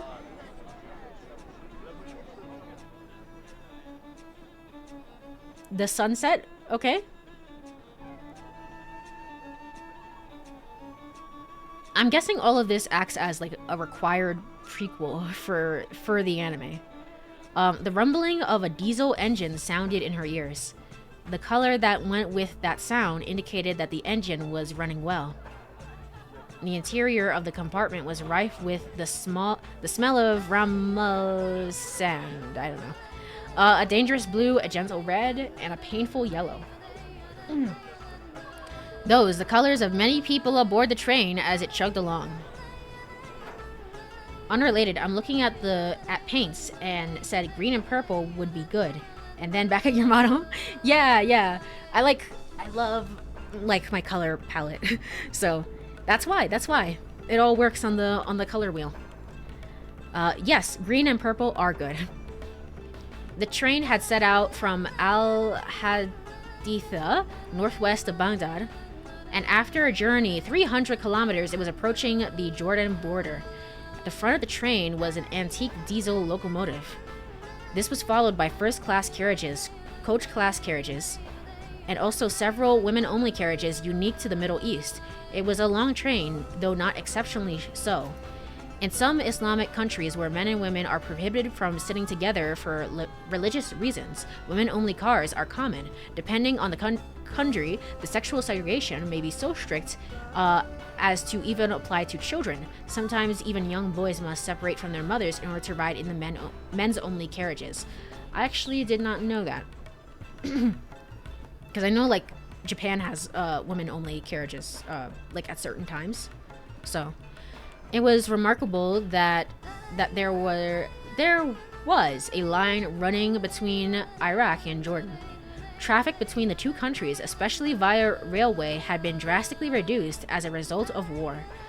Many of the lines had long since fallen into disuse.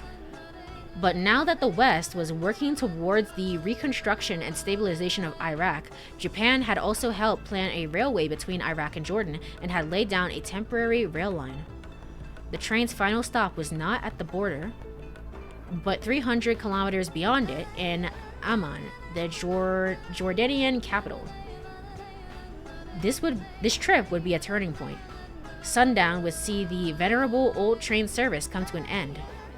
The compartments where Kanan rode was boisterous with noise and human energy. Wind and the sound of chugging wheels rushed in through the windows with no glass.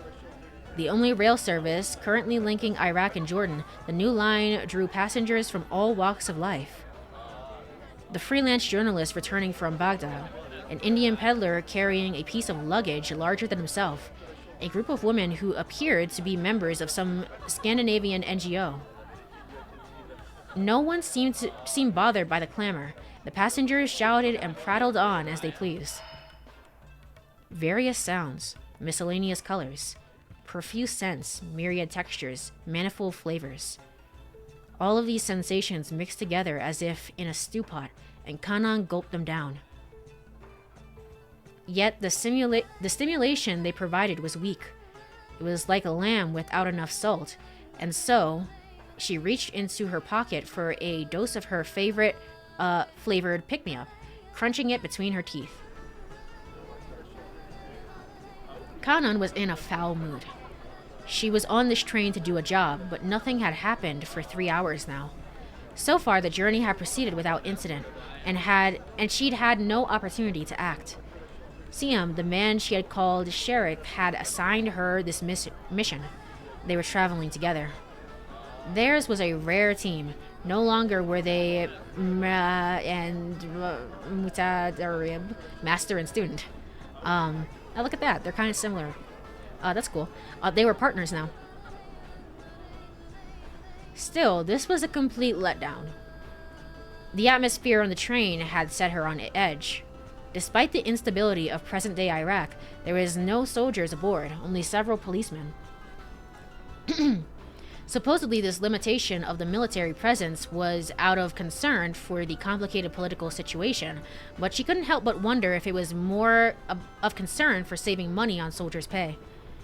The major powers touted peaceful while enforcing virtue when they could be bothered.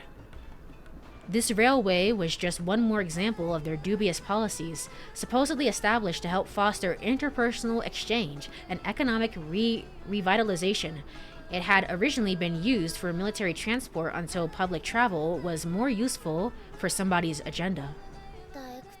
This is so boring.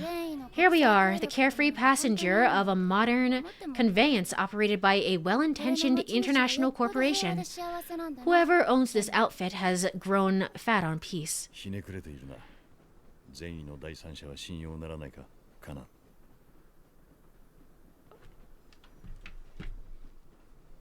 Is that Akio Otsuka? I thought I saw him. I think during the end of what was it? Suzune's story. I think I saw Akio Otsuka in the fucking in the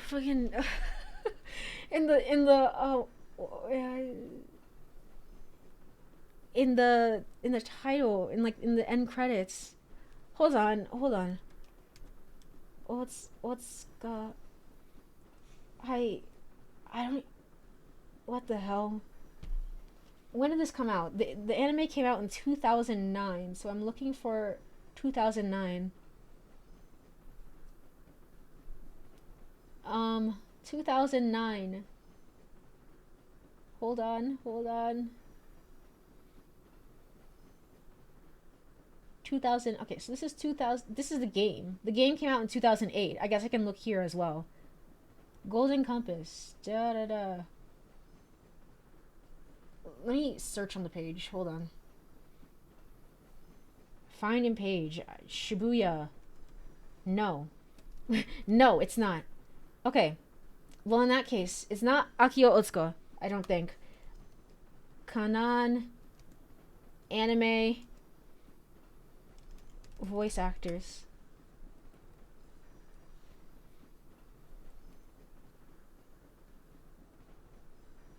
I don't even know your name, man.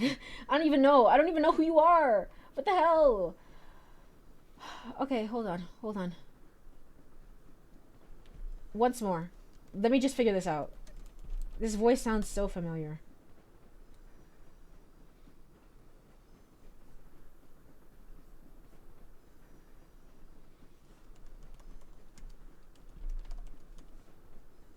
No?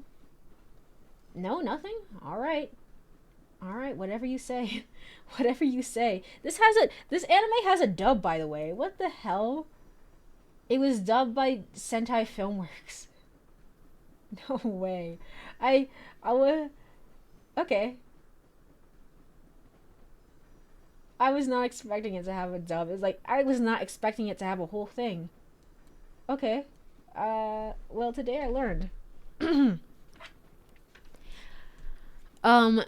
Do you really distrust the intentions of others so much? That guy sounds so familiar. The only one I trust is you. I just figured having you around would make our jobs a lot more fun. I'm not mad or anything. It is...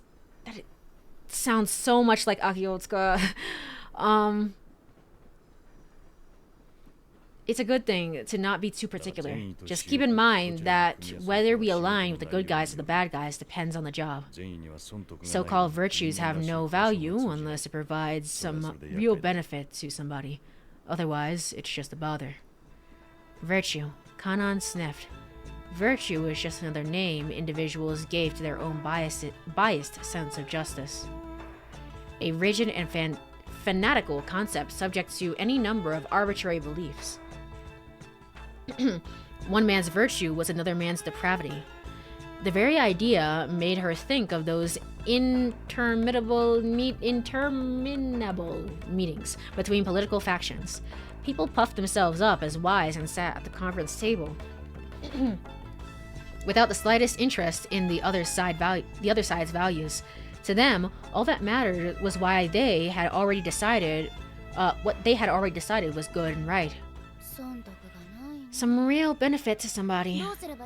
So they know how to profit and how to survive and still manage not to go for the money that's right under their noses. Can you really keep living life like that without eventually stumbling? You really need to look at things objectively. Okay, is this guy... This is the first time we're seeing his face. Is this guy in the thing? This looks like a character named Slam. It is Akio Otsuka. It is, it's him. Oh no, not Slam, sorry. I read the L. I read the I as an L. CM, yes, we said that was his name. CM. Okay, so it is Akio Otsuka. I can't believe I managed to hear that just immediately. Simple moral philosophy is like cheap booze. It's easy to get your hands on and easily makes you sick. You can't expect to get through someone who's dead drunk. Before you can convince them of your point, you need to beat the alcohol out of them. That's Yakuza theory. Like by up and putting a bullet between their eyes. Perhaps, if it's the brain that's drunk. The man named Siam curled up the corners of his mouth. Yeah, it is. Yeah, that was amazing. I I can't believe it's really him. Though he wasn't a fundamentalist Muslim, he still detested alcohol as a tool of the devil. But his use of booze as a metaphor now was inspired less by his inner demons than his unique sense of humor.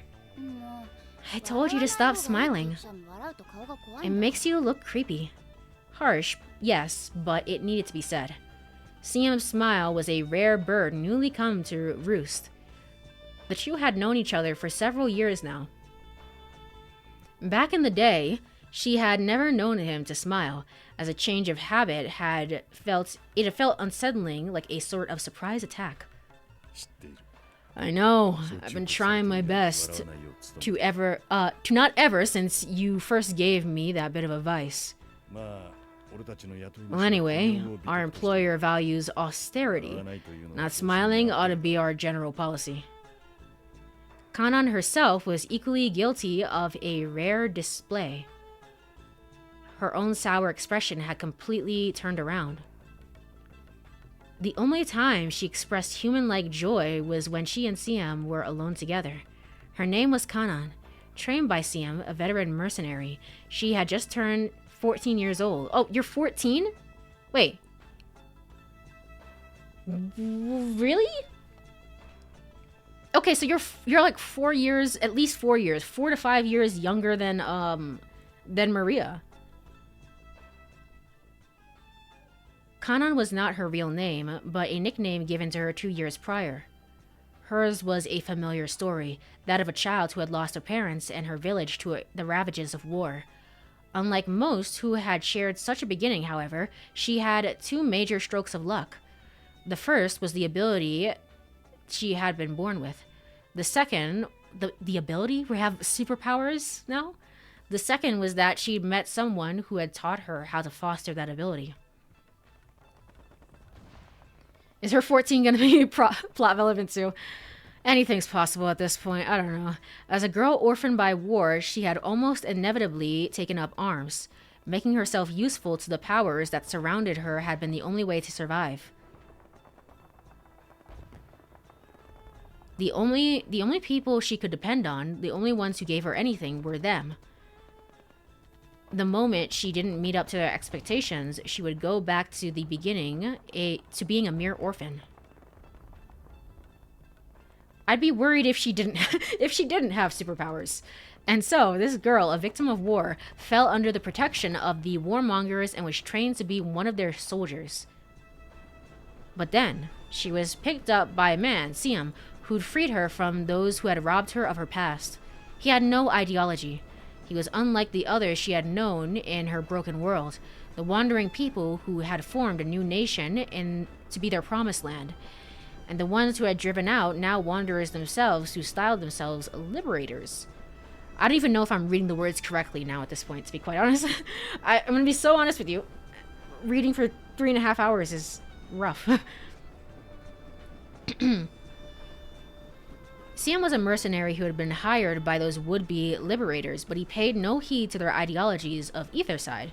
He was a soldier who lived to fight, knowing he was unlikely to see the conflict's end during his lifetime. Kanan didn't know how Siam had been working as a mercenary. By the time she'd wound up in his care, he was already a veteran worthy of her confidence. He told her that he'd been kicked out of the army, that he preferred solo missions where he could focus on the objective without worrying about fellow operatives. In that sense, he was something closer to an agent provocateur than an ordinary mercenary. Siam was well aware of his distinct style and position. He sometimes revealed a hint of shame at the fact that the assignments he was given were not officially missions, but instead referred to as jobs. Still, he was known as a valuable asset on the Liberation Front. They were a guerrilla organization facing off against superior Israeli forces. A lone mercenary who could carry out major operations by himself, he had to fit in well with the guerrilla's strategy. The fact that he was disposable if and when the time came was also quite appealing. And Kanan, once Siam took her in, had grown not as a soldier, but as a specialized covert operative. That was her good fortune. The orphan's talents weren't particularly well suited to acting the part of a unit. She was far better at being a solo diversionist acting against the enemy organization. Oh, okay. And so she had ceased to be a soldier and instead training to be a diversionist. She fulfilled her new role adeptly. Siam and Kanan, they worked together in concert as secret agents, infiltrating, gathering intel, conducting sabotage. She learned to operate without backup. Typically, one of the duo would sneak into the enemy territory alone, while the other acted in a logistics or liaison role. Here and now, however, their objective aboard this moving train, responding to an urgent request from their employer, the two were working together as a team. So if this train is the transport, the objective must be something big, right? Nah, what we're after is apparently small enough to be carried out on one person. We're not authorized to look at the contents. The first task is simply to confirm whether it's really on board or not. Well, in that case, the job's done. We've both been looking around, and I think it's pretty clear. This train's a bust. Kanan's side. There's nothing out of the ordinary about it, and it doesn't feel wrong either. Either way, they're moving our objective at some other time. They got word that we would be here, or there's no such plan in the first place. No, the intel is solid. I trust the person who provided it. They received the intelligence just 2 days prior. Even by their own fast-moving standards, this job was inordinately rushed. Members of American military deployed in Iraq had been contacted by a Mossad agent, the Israeli Institute for Intelligence and Special Operations. Mossad conducts foreign intelligence gathering and counter-terrorist operations, along with covert infiltration and the like. It is one of the arms of the Israeli intelligence community, along with entities such as the Shabak, Israel Security Agency, which handles domestic counterintelligence. Historically, the director of Mossad has acted as the governing chairperson of these agencies. Mossad is regarded as one of the premier intelligence agencies in the world. It's funny, I was saying before at the beginning of stream and also last stream, like, I wonder why 428 Shibuya Scramble doesn't have like a sequel or or like a remake or something like that. And it's like, well, it technically does have a sequel in the form of an anime. So indications suggest plan to deliver and hand over weapon. Board Iraq-Jordan Railway and gather intel. Recover payload if possible. Destroy if not. Weapon to be transferred. Enemy escort and loadout all unknown. No logistical support will be provided during operation. It was uncertain why the enemy had chosen to move the mystery weapon along such dangerous overland route, but the information came from a source that both Siam and the Liberation Front trusted absolutely. And the source had made it clear that the enemy forces were in a hurry to transfer this unknown new weapon. This was a tip that the Liberation Front could not overlook. They directed Siam to act immediately. The situation was somewhat delicate because the enemy had decided to use a train that crossed the border as their means of transport. The border. Given their tenuous political balance in the region, the Liberation Front couldn't risk open military action targeting an international train running from Iraq to Jordan. Political pressure from Israel and the US might have led the Jordanian government to give tacit consent to a weapons transfer. But if the freedom fighters intervened on a large scale, it would surely invite a military response. Worst case, things might spiral out of control and trigger yet another full-scale war in the Middle East. Thus, the job at hand required utmost secrecy. The enemy would disavow involvement in any clandestine transport, and those who moved against against them must similarly be able to deny any involvement. Stopping and destroying the secret payload was a job for covert agents. And so Siam and Kanan had hurriedly boarded the train, where they'd been spending their time staring out of the window. 4 hours had passed without any incident aboard. Now they were waiting at the halfway point in their journey, the Jordanian border.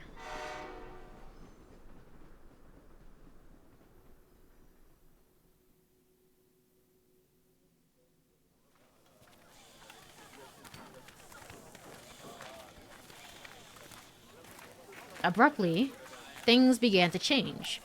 Without warning, the train, which had hitherto seemed like a promise of safe passage, grew thick with the dangerous scent of an escort convoy. 台車の変更？ They're making adjustments to the train? 何それ？ What's up with that, Siam? そんなの聞いてないし。 I didn't 聞い hear たこともない。 that announced. I've never heard of that happening mid-journey. レール幅の問題だ。 The problem is with the rails. The ones we've been running on are the standard gauge. Past this point, the tracks are all 1,524 millimeters broad gauge that were installed with the assistance from the Russians. Railway track with a 1,435 millimeter, 4 feet and 8.5 inches space between the rails. It is standard in the United Kingdom, where it originated, and due to internationalization, an estimated 60% or more of the world's railways use standard gauge. Well, today I learned. Broad gauge.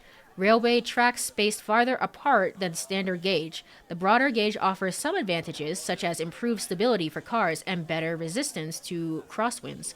Russia, India, and Finland are among countries that use broad gauge, along with some parts of Spain. In order to run on the new trails, each of the train cars needs to be lifted up in sequence, so their wheels can be replaced. Oh, okay. The wheel exchange made for an extended delay. Each car, in turn, had to be removed from its couplings. Then each car was loaded onto a lift and refitted for the broad gauge tracks. 手間がかかるね。走れない。 This is going to take a ここから while, 走れる Kanan 道に乗り換え grumbles. ればいいの。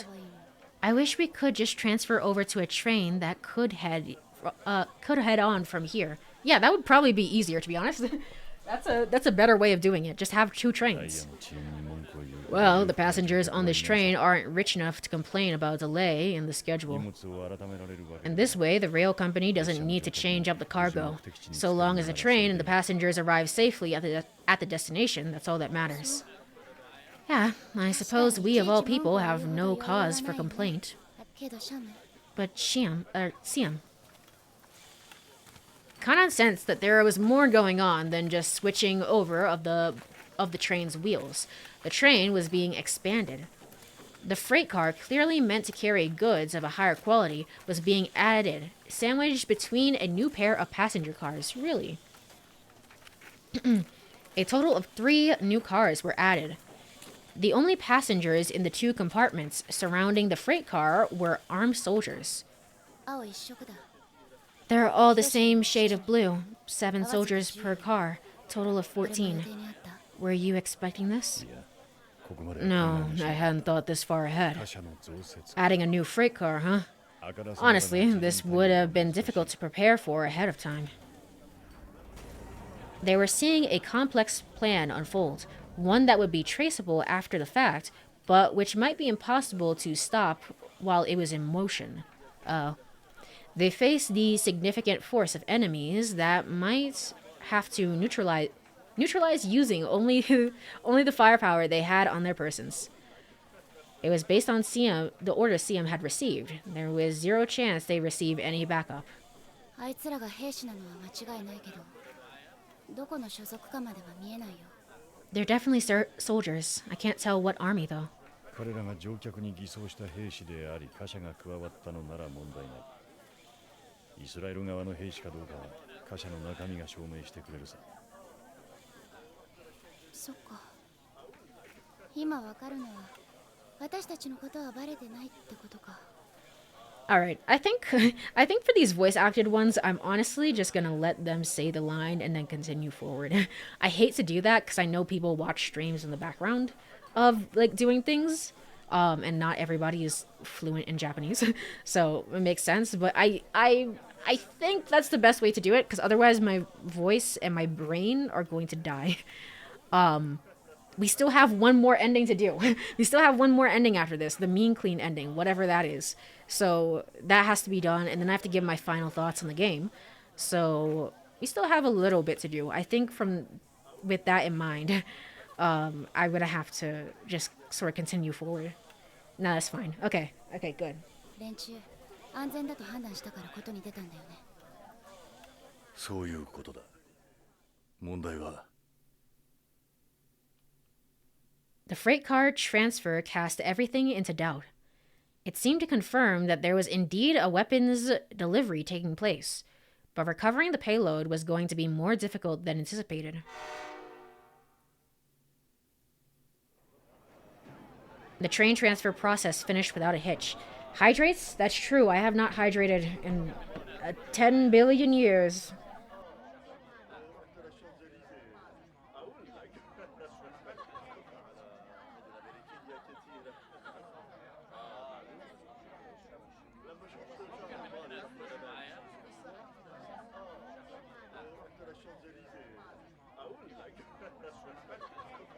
Okay, I have hydrated. The other passengers paid it little heed. Evidently, they were accustomed to this sort of delay. 強引な計画だね。おかげで応援を呼ぶことも装備の補充もできなかった。後先考えてない計画はやっぱり独特の善意から来るもの。まあ周りが見えてないあたり強硬派らしいと言えなくもない。 At last, the train left the border behind. There were no planned stops between the frontier and Amman. Kanan and Siam needed to complete the job before the train arrived in Amman, which meant within the next 4 hours. The odds were 2 against 14, a difference of power so great it seemed absurd to even consider a plan of attack. ザイームの配置ミスだよ、シャム。2人でやる仕事じゃない。あからさまに来るならいっそ爆破すればいい。停車中にセムテックスでも仕掛ければよかったんだ。 A plastic explosive developed in Slovakia. It is clay-like and easily formed into different shapes. A similar type of explosive, the Composition 4, C4, hey, there we go, main story callback, used by the U.S. Armed Forces is perhaps more famous. It is used by many military organizations due to its durability and ease of transport. 乱暴だが効率的だな。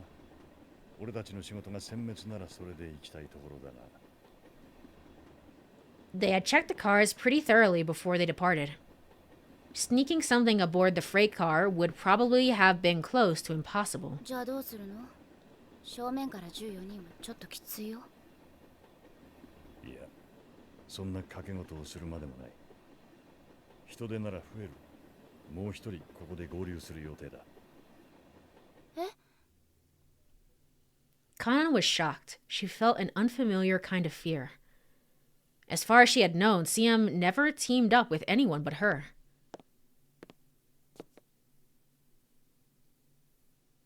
失礼。同席するよ。 Who the heck are you? 他の席は男ばかりでどうにも居づらいんでね。 As soon as the stranger spoke, Kanan saw Siam's color shift into a pale, pale blue, a bad sign. 失礼。同席するよ。 Her voice was low. The muscles in her arms were taut like corded rope. To Kanan's eyes, her visage was a complex meld of shifting colors. I assume this is her superpower that she was talking about. こいつ。 Is this? Oh, it went without saying. Was their sole reinforcement, the third teammate. 構わない。座ってくれ。どうも。なあ、場所を譲ってくれないか、お嬢さん。子供は保護者の横に座るものだ。 Whoa. Kanan sighed. シャム、お嬢さんは耳が遠い？それともアラビア語はわからない？カナン、俺の横に座れ。彼女は今回の情報提供者で、我々の雇い主の一人だ。 No, that's right. She's 14. It's like, whoa, whoa, whoa. I'm skilled at my job. You don't have to treat me like that. Kanan said nothing. But she did get up from her seat and sit next to Siam. She'd do as he asked, although she didn't trust this woman. She didn't like the way he'd said old friend. It brought up all her natural cynicism. ご挨拶だな。シャム、この子がお前のバックアップか？いや、今回俺はダーファフだ。こいつはシナーン向けだな。腕は水準以上だが、村っ気がありすぎる。目の前に相手がいないと目を覚まさないのでは、守りは任せられん。それはまだ訓練中というわけか。 The woman regarded Kanan with a cold gaze.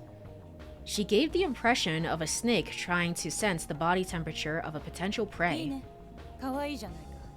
タイプだよ。で、その左手は人並みに動くのか？訓練途中のお嬢さんは体の管理もできない半人前？ Kanan glared longside at the woman. She wasn't offended by the remark itself. The fact was that her left arm was still in pain. What unsettled her was that this woman's power of perception, able to detect Kanan's injury through the heavy cloak she wore. 動くよ。少しすりむいただけ。そう。ならいいが、原因は？傷をつけたのは列車に乗る前か乗った後か。それでお前がまだ半人前の兵士か、ただの間抜けかわかるんだよ。 Kanan did not reply. だんまりか。おいシャム、どっちなんだ？ He didn't answer. Had she seen something in that silence? はあ、そういうこと？ This stranger could read Siam's silence better than anyone else, better than his own partner. The woman's stoic face grew just a shade brighter. Her smile was entirely sarcastic, but at least it was a display of human emotion. It was a smile as if to say, well done, as if Kanan's injury were some fated thing. 見たところ戦争孤児か。まったく。懲りないなお前も。仕込みは何年になるんだ？引き受けたのは2年前だ。2 years ago, 2003, the Middle East, an orphan of war. Does that make sense? 2005. Oh, so this takes place prior. Well, no. When did now I'm starting to think. When did Maria take that trip with Osawa? She might have been 14 years old as well then. So no, they're the same age. Okay. 2003, the Middle East, a war orphan. All that information taken together left no question about just what battlefields she'd seen. The Iraq War. She had lived through the long night of the war that, for the winning side, had been little more than a display of overwhelming resources and overwhelming technology. 安心したよ。半人前だが心構えはあるわけだ。では技術はこれから見させてもらおう。お前が連れてくる以上は一発には鍛えられているだろうしな。Now that she'd inferred Kanan's background, the woman's enmity seemed to abate. Their initial reluctance to trust each other had apparently been mutual. Kanan wasn't necessarily happy, but if this was the team Siam wanted, she would accept it. As the woman had observed, Kanan had been trained by Siam after all. And Siam's judgment was absolute. Kanan knew him as her instructor and mentor, the ideal soldier, utterly reliable.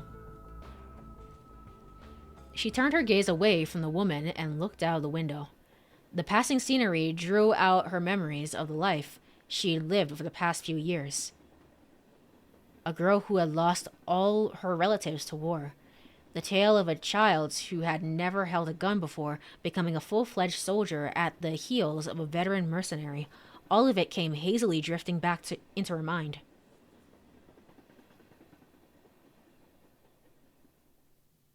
All the life I had before was taken away by the war. The echoing of gunfire in the distance, the sound of buildings ablaze. I couldn't help but think about how much smaller and simpler those sounds were than I'd imagined them to be from stories. No place had seemed safer to me than my house, and was all reduced to ruin by a single artillery shell. A few moments after the blast, a group of strange men came barging in. I could hear their heavy footsteps, their chorus of voices muttering. "They're dead. We're dead. We killed them. We killed them." Luckily for me, my father had been thinking quickly and had sent me into the basement. Unluckily, he and my brothers were still in the living room when the blast hit. Actually, we heard about one of her brothers. I do remember that from the main story. It wasn't just the furniture that was gone now without a trace. I sat in the basement thinking. From the men's conversation, I realized that they were looking for my father's corpse, my older brother's and my own. I can remember every word those soldiers said. Something had clicked in my mind as I listened. I committed to memories how many men there were, what their voices sounded like, what names they called one another, so that I would never ever forget. Focused on hearing their every word for the next hour, I felt neither fear nor boredom. I gathered that there was no trace of my father's body, but they had found my older brother's. Satisfied, the soldiers left. All of this happened when I was 12 years old. Trapped under the rubble, it was days before I was rescued. I lost my family and any place to belong. The adults who found me realized that I'd suffered emotional scarring, but they didn't have the time to bother with that. They're dead. We've killed them. Ah, yes. There are too many things one needs to do in life. In my case especially, I expect I'm going to be overworked. It was quite simple, the reason I took up arms. It was not atonement that I sought, but equal compensation for what I'd lost. Unjust usurpers. Deeds who cost was reckoned in blood. I have still not been paid what I am owed. The balance must be settled. I only ask as much as they took from me. That is why I carry on, never resting, with relentless precision of a machine.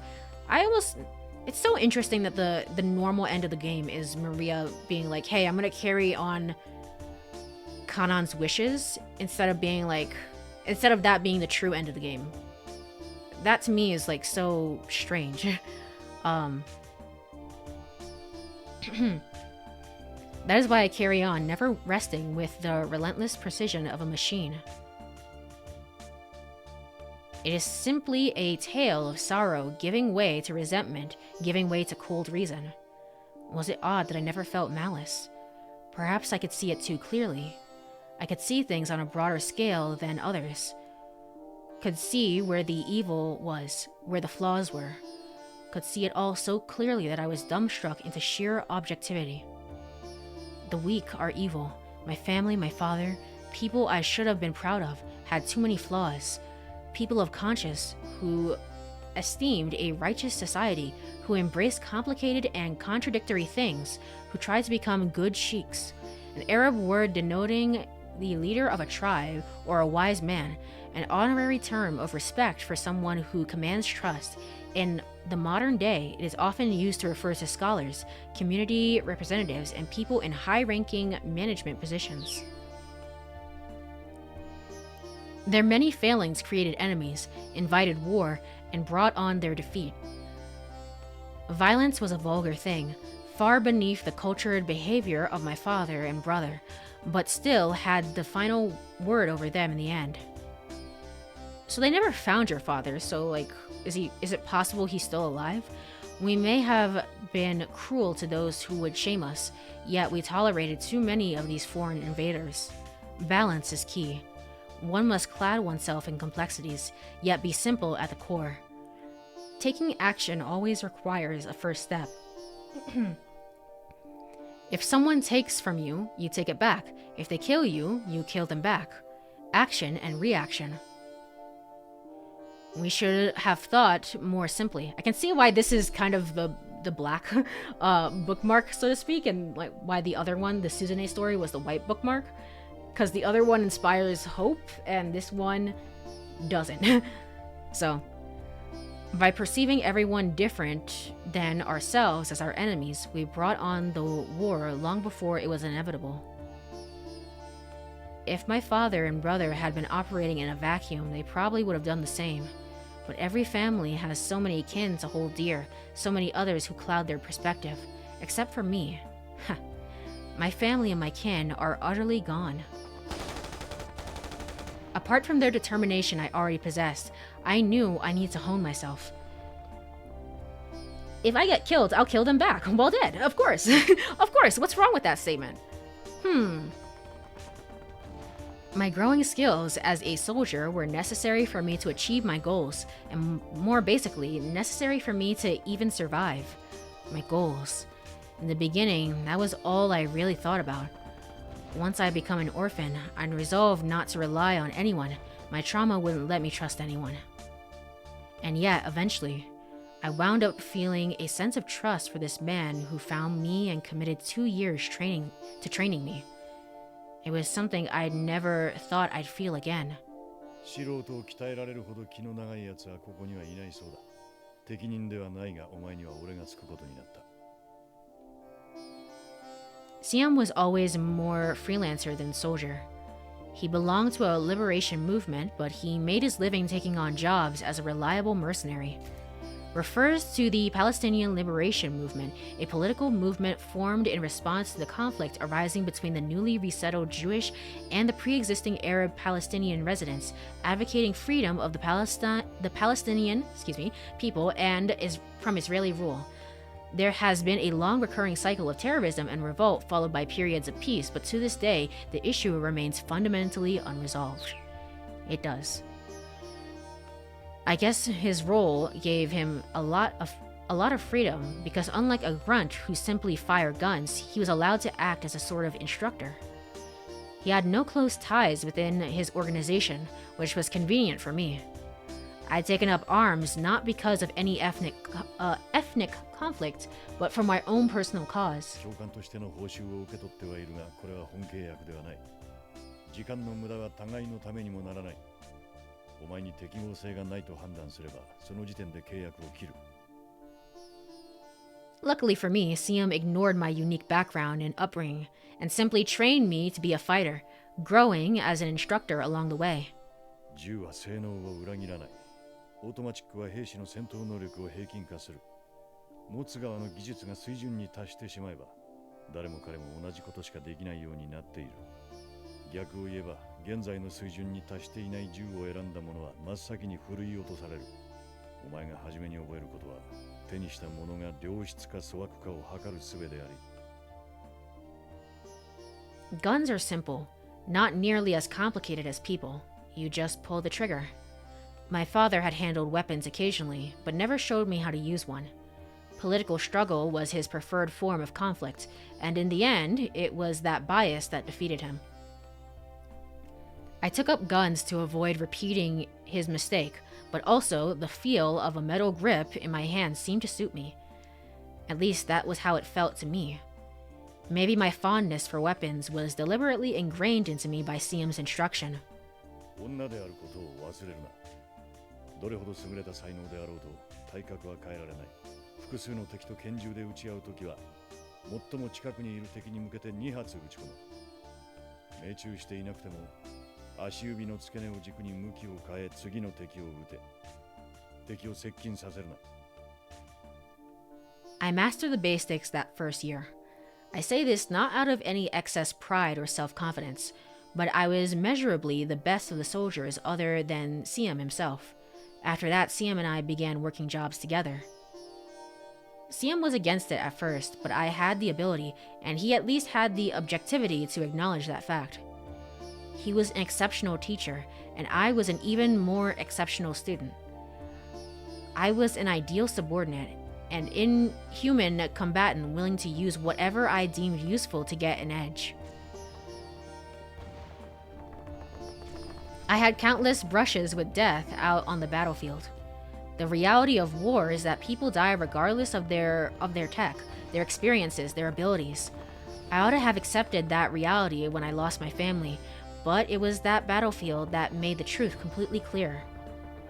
The society into which I had been born seeks to assign value not just in monetary terms, but for individual dignity and even ideologies. But only death is truly impartial. I was able to survive through it all, and largely thanks to Siam's aptitude. He wound up protecting me countless times when my inexperience put me in peril. His intervention was not out of any fondness for me, but rather as a cool calculation in interest of completing the mission. He knew I could be counted on. Never much to look at, he accrued even more scars in the course of rescuing his risk-prone student. Got there eventually. There we go. There's almost no place that he hadn't been shot, except somehow in the head. Maybe there was a trick to that. I wanted to ask him secretly, but there was no allowance for questions while he was my shield. I could only make such small talk once his time as my protector had come to an end. And even then, up until this very moment, there'd never been a good time to ask. I had just wound up believing that Siam would never die, that no matter how many times people opened fire on him, he simply wouldn't get hit where it really mattered. Is he gonna die by the end of this story? That was... Oh, wait. Did we bring up Siam in the main story? I thought that was the brother. Was Siam the name of the person? Because this seemingly takes place prior to all of the story. Well, I don't know. I don't know when the timeline is for this. That was all probably a delusion on my part, of course, but the fact was that he didn't just die. Of course, his heart had already died some time before. Bullets couldn't kill someone who is already dead. He deserved my trust. We were the same breed, he and I. Siam would always have my back, no question. I thought he was in the main, but I don't know anymore. Like, maybe his brother took the name after he dies. I don't know. I don't know where this is in the timeline anymore, and we had a flashback to Maria, like her meeting Maria, but I don't know if that's supposed to be after this or before this. Seemingly not. No, I think, okay, if that's the case, I think it was the brother we were talking about in the main story, and not Siam.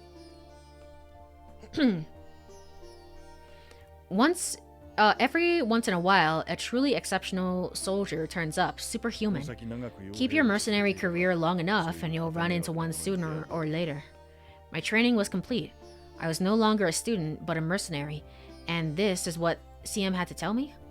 I responded with sarcasm. What is this, some Hollywood script? Siam had never really joked with me before. No.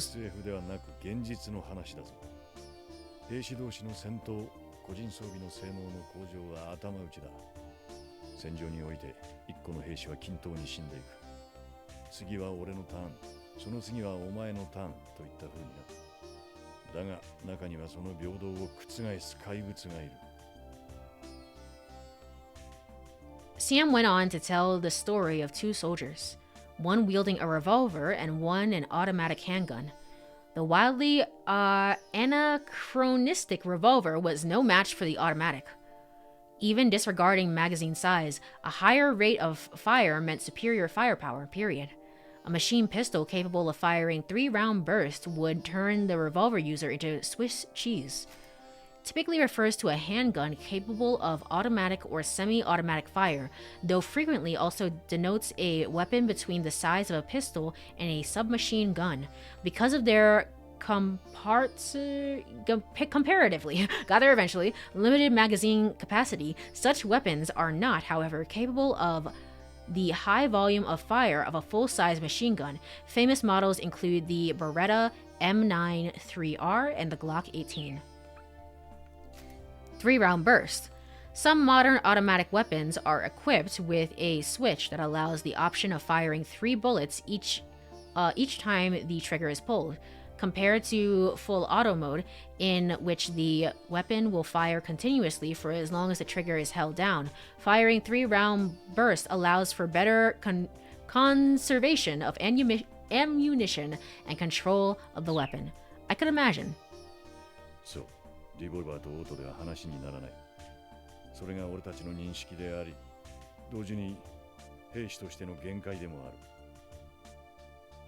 Siam went on, talking about how similar weapons could equalize the abilities of soldiers, and about those who had removed that collar from themselves and deviated from that equilibrium. For instance, the unparalleled gunfighter capable of rapid fire like that seen in a Hollywood Western, the type of character who'd actually existed. Experts who could fan the hammer, unloading 5 shots at a target in a span of a single second. Of course, simple rapid fire alone wasn't worth fearing. It had to be accompanied by the skill to put it on target.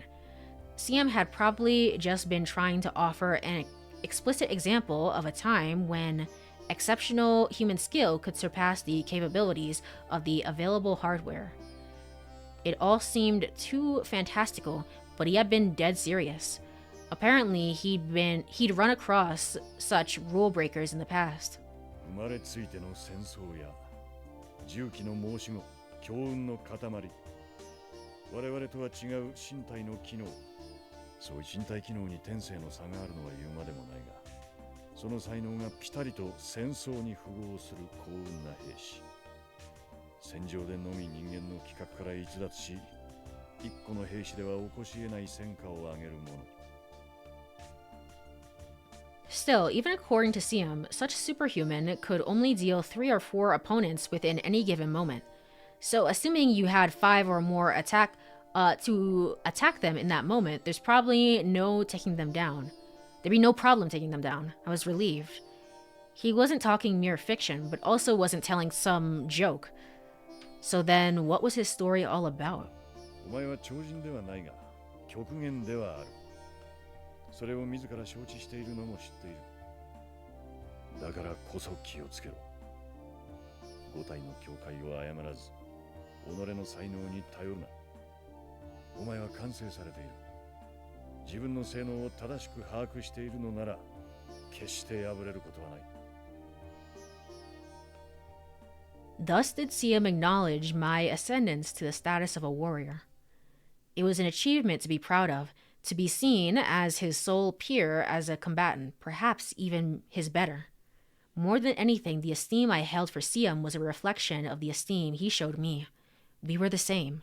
That's why, when the time came, I had scarred my left arm. I wanted a physical symbol of our connection.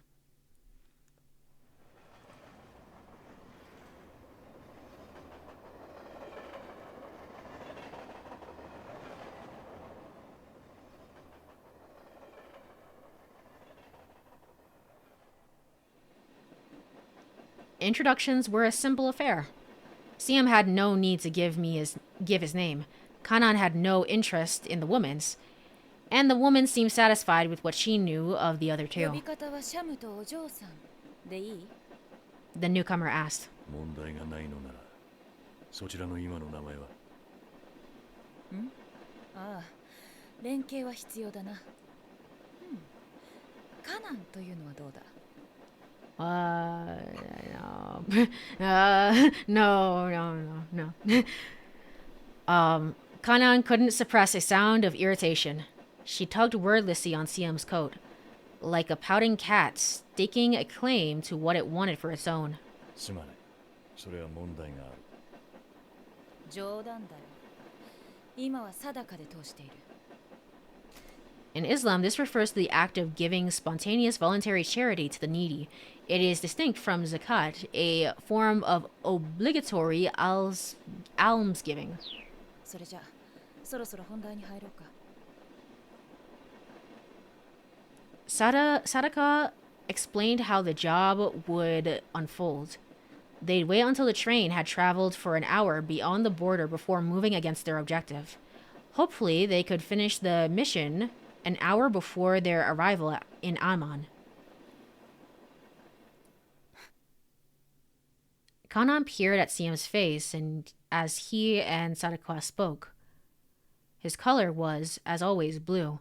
That shifted earlier to an unlucky color. Oh, it's like reading. It's kind of like Life is Strange True Colors, to be honest. It's kind of like that thing where you read the aura of people. I don't know. The cloudy whiteness of the unfamiliar stranger lasted for only a moment. 目的となる貨物車両は3両目。その前後である第2と第4車両にはそれぞれ7人ずつ護衛が配置されている。うち第4車両の2人は定期的に後部車両の見回りをするようだ。そら、噂をすれば。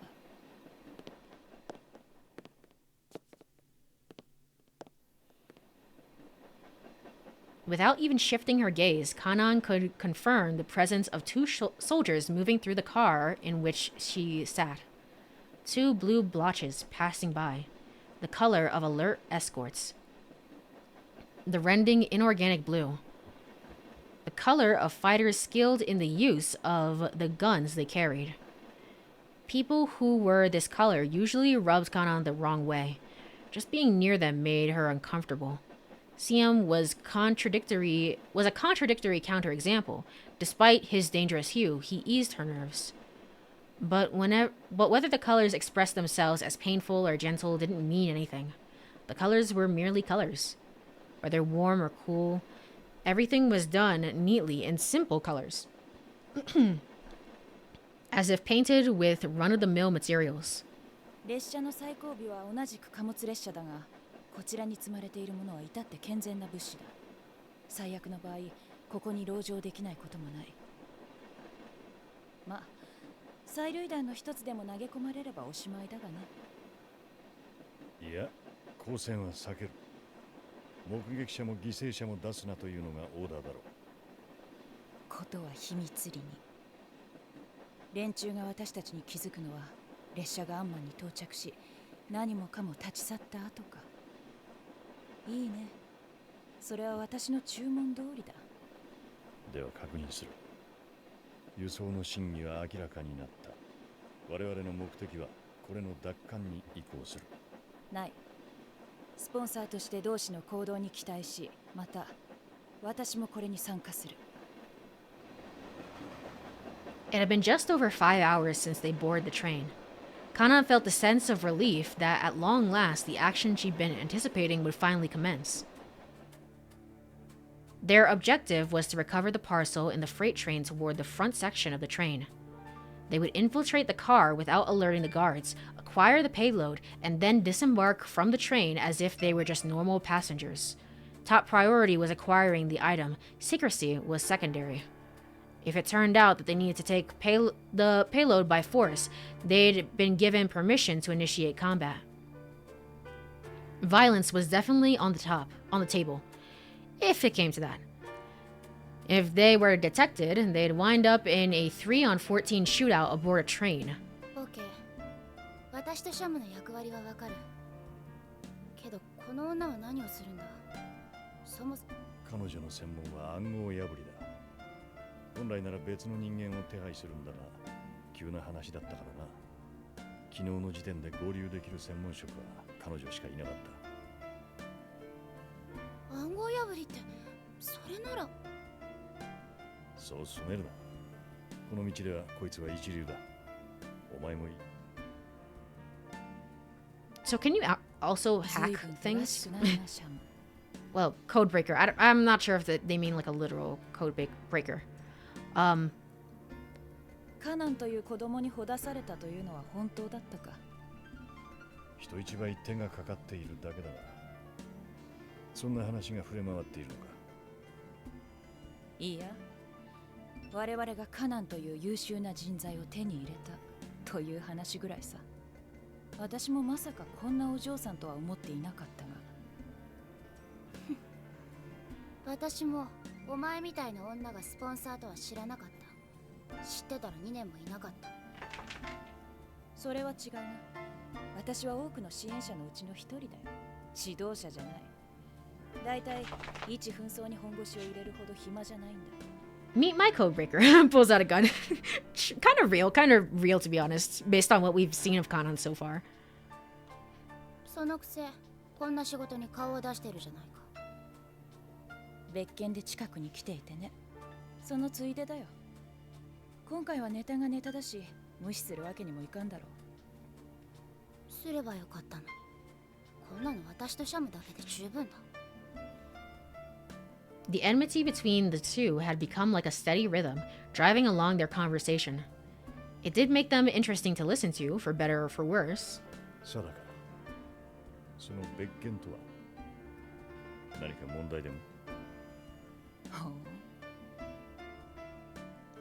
Siam wasn't the kind of person to ask irrelevant questions. Had he twigged something that might affect the mission? Whatever the case, Sadako smiled pleasantly. プロジェクトの一つに問題が出てきてね。人材の調査と兵器の不具合の2点だ。そうだな。例えば、お前が懐に飲んでるものは殺傷能力が高い武器という触れ込みだが、当たったのに効果がないとクレームがあったとしたらどうだ？何それ。そんなの不具合どころの話じゃない。れっきとした欠陥商品じゃないか。ああ、その通りだお嬢さん。今まで信頼していたものに欠陥があったでは我々の信頼に関わる。無視してもいい不安要素なんだが、取り除けるなら取り除いた方が商品になるからね。現地に行って問題点とやらを確認し、しかるべき対処法を提出する。つまらない仕事さ。近頃はこんな駒遣いばかりだ。コードブレイカーならぬリスクブレイカーというところか。そう。偉そうにしてるけど、誰かの駒遣いなのは変わらないんだ。まったくだ。Sadako brushed aside Kanan's insult with an air of confidence. Kanan scowled. The woman was so sure of herself. She turned away and gazed out at the scenery outside, and then she realized the snack she'd been gnawing at was gone. シャム。Kanan hissed. 今日は多いな。そんなに不満か？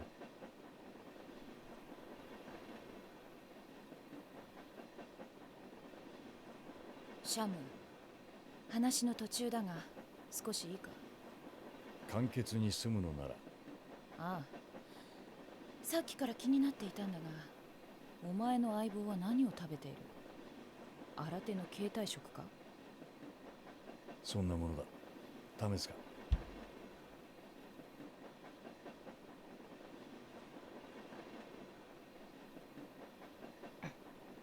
Without saying anything, Sadako took one of the offered treats.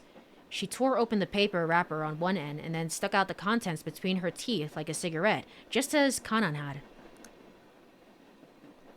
Kanan watched her resentfully, knowing what she was tasting.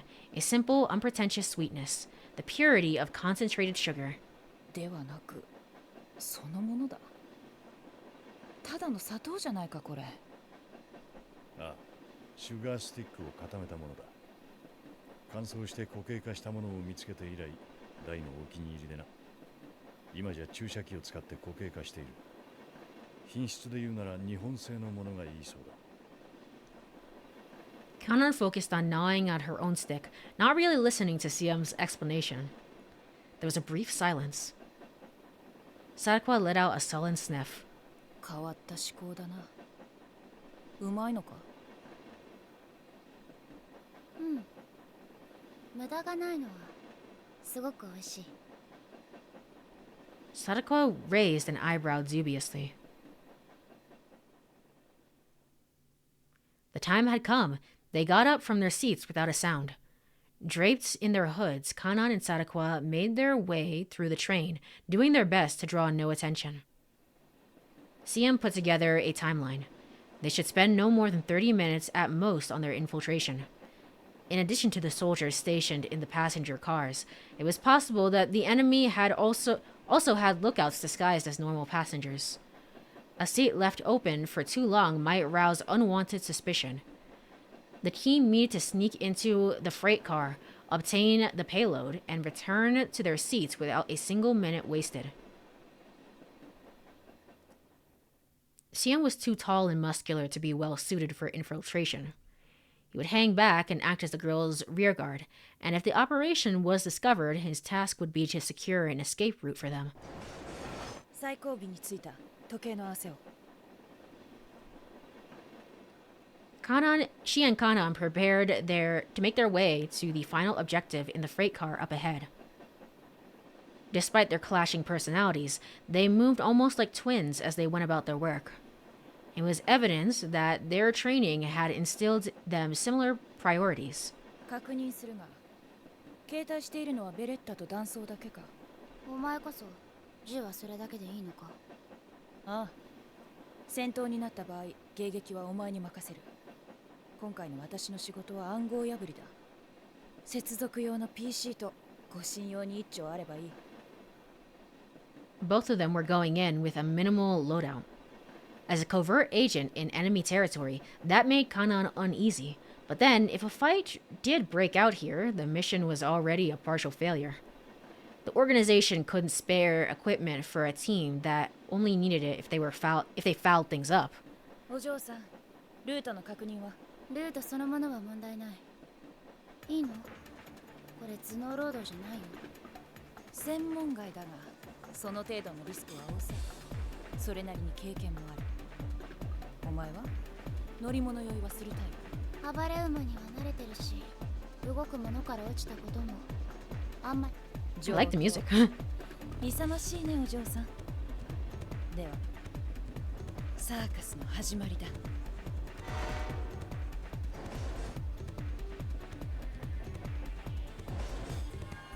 It really is just like the Fate Stay Night character designs, and it's just throwing me off, man.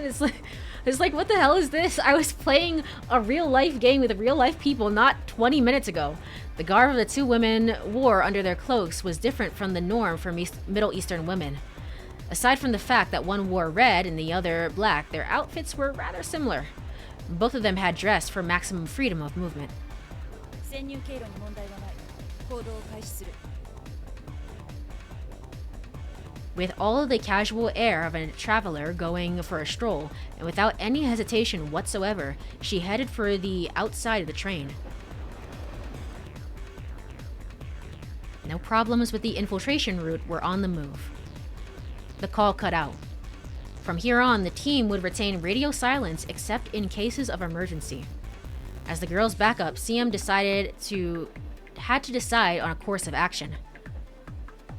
He could try making his way through the inside of the train, heading straight toward the sequestered freight car. It would make him obvious, but that would at least draw the guards' attention onto him for a time. Not gonna lie, the Spike Tune edge and the Type Moon edge go quite well together effortlessly. Yeah, it really does. It really does. I'm surprised. I don't know. I feel like they could have done more with this idea. He had no intention of trying to get into the freight car itself, of course. His goal would simply be to draw the guards' eyes. He could claim to be on his way to meet a friend. The guards would be sure to intercept him and try and usher him away from the freight car. While that was going on, Kanan and Sadako would hopefully be able to sneak inside. But it seemed like that wasn't going to be an option. There was no ordinary passengers in the car where the guards were posted. Maybe it's in the anime, which exists. It's so strange because this is acting as a preview to get you interested and excited for the anime that's to come. And it's but the anime is the anime. It's not gonna have all this text and stuff like that. So I almost prefer if you would just shown a little bit of a clip of the anime, to be honest. It's supposed to sell you on the anime. I don't know if this is the very beginning of the anime or if it's this is new content that leads up to it, but interesting. Interesting. Any unusual action he took would provoke them and only heighten their alertness. He didn't want to do anything to complicate things for the girls. He decided his best course of action was to just stay ready in case things went bottoms up. He checked his gun he'd hidden at his feet. Then he pictured in his mind the guards in the nearest compartment, their builds, their gears, their positions. Veteran fighters though he was, he could think of no good way to make up for the sheer difference in numbers. If a fight did break out, it would still be 1 against 7. To break through an enemy position held by soldiers who knew what they were doing, he'd just have to completely abandon his own better judgment. 自分から上がろうとした目はあらゆる強運を取りこぼすか He was reminded of a story he'd been told as a student, a fable involving a board game. Life was represented by the board. There was a clear, defined endpoint. One proceeded toward that end, but dire pitfalls were going to be set up on the way to that goal. You mean the game of life? Yeah, it's a pretty good board game. It was a valuable lesson. One shouldn't have a goal in life, or rather, one shouldn't think of the end as the goal. The proper way to live one's life was to realize that it was already over. One must focus on the moment. This game of striving for the goal, for the end, was just a way of rushing headlong toward one's death. The priorities were backwards. One shouldn't have a goal in life. One shouldn't seek meaning in oneself, to seek reward. To seek proof that you've lived by achieving some hypothetical endpoint was a fool's game. Siam's ability to live without hunting for such proofs was one of the very few things in which he prided himself as a mercenary. Slipping his gun out of his hiding place, Siam narrowed his eyes slightly. Until now, he'd been a lone soldier, put to use however his employers deemed necessary. He had no tenets, no opinions. He acknowledged that he was an instrument of war. He acknowledged that this was an age where such instruments were necessary. How many battlefields had he passed through? He could see no value in trying to sum up such experience with some complex, ever-shifting philosophy. There were those who would wage war, and those who would try to end it. And tools were necessary for both of those ends. That was all the justification a soldier required. Warriors fought and then they died. There was no room for anything resembling a normal life. That's who they were, demons, not men. To Siam, to this mercenary, this was a simple fact. His watch showed that 6 minutes had passed. 24 minutes to go. By the time they would all know if they had failed or succeeded. It was too long, yet too short. A gulf of time for him to fill his own rustling memories. He had been born into an age of enduring conflict. 1948, the first Arab-Israeli war, which started with the declaration of the establishment of the State of Israel. In response to the Israeli Declaration of Independence of 1948, the 5 nations of Lebanon, Syria, Transjordan, Iraq, and Egypt, later joined by Saudi Arabia, Yemen, and Morocco, declared war and marched on Palestine. Armistice agreements were signed in 1949, with them ultimately triumphant Israel taking control of most of Palestine. I'm going to be right back. I need to go use the bathroom. I've been reading for a while. We're already 4 hours and 30 minutes into stream. I assume this is going to go on for 6 hours, if I had to guess. For 6 hours, depending on how long this mean clean ending is supposed to be. Cannot open time chart during this scenario. I wish you gave me an idea of when this would end, though. Because all of this is really just like, hey, go and watch our anime. And it's like, it's fine. It's okay, but I prefer like the detective vibes of 428 Shibuya main story rather than the like war action-esque vibes of this side story, so to speak. But anyway, I will be right back. Hold on. Let me go over to burp screen. Yippee! Give me 2 minutes. I will be right back.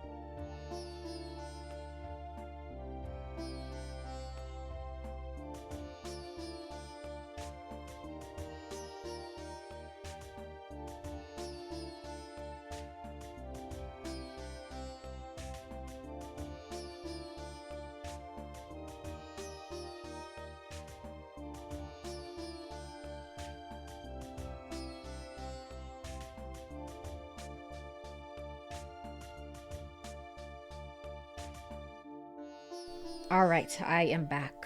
Let me go over to game screen. All right, cool. Yeah, it's very info dumpy. Yeah, that's essentially what it is. And like, usually when this happens, my guess is that the anime doesn't have time to go into character motivations, essentially. So that's why they're doing it here, so that you get all the background on all these characters. But it's still very much like, hey, it's still very much with the expectation that you're gonna go in and watch the anime. And it's like, well, honestly, I don't know. Thank you for the welcome back. Over 800,000 displaced era refugees. A conflict between those who had formed their own nation at the end of their wandering and those who would now never be able to return to those lands. 1956. The tripartite aggression over the Suez Canal. Any attempt at negotiation or diplomacy were ineffective. The Middle Eastern hegemony shifted into the hands of the two nations, further deepening the turmoil. In 1956, Egyptian President Gamal Abdel Nasser declared the nationalization of the Suez Canal. Opposing this move, the United Kingdom and France backed Israel in the invasion of the Sinai Peninsula, leading to a violent conflict with Egypt. In 1957, the United States and Soviet Union intervened, arranging a ceasefire. And then, 1964. The Palestinian Liberation Organization was formed to retake its founder's rightful homeland, his homeland. An umbrella organization with the goal of the liberation of Palestine from Israel conflicts, abbreviated PLO. After Yasser Arafat's founder of the PLO's dominating faction, Fatah, became chairman, the organization took on the de facto role of the Palestinian government in exile. The Oslo Accords of 1993 saw governance centralized into the interim Palestinian National Authority. Following the death of Arafat in 2004, Mahmoud Abbas assumed the position of chairman of the PLO as well as president of the Palestinian National Authority, the peace process still ongoing. 4 years prior, he'd been born in a region west of the Jordan River.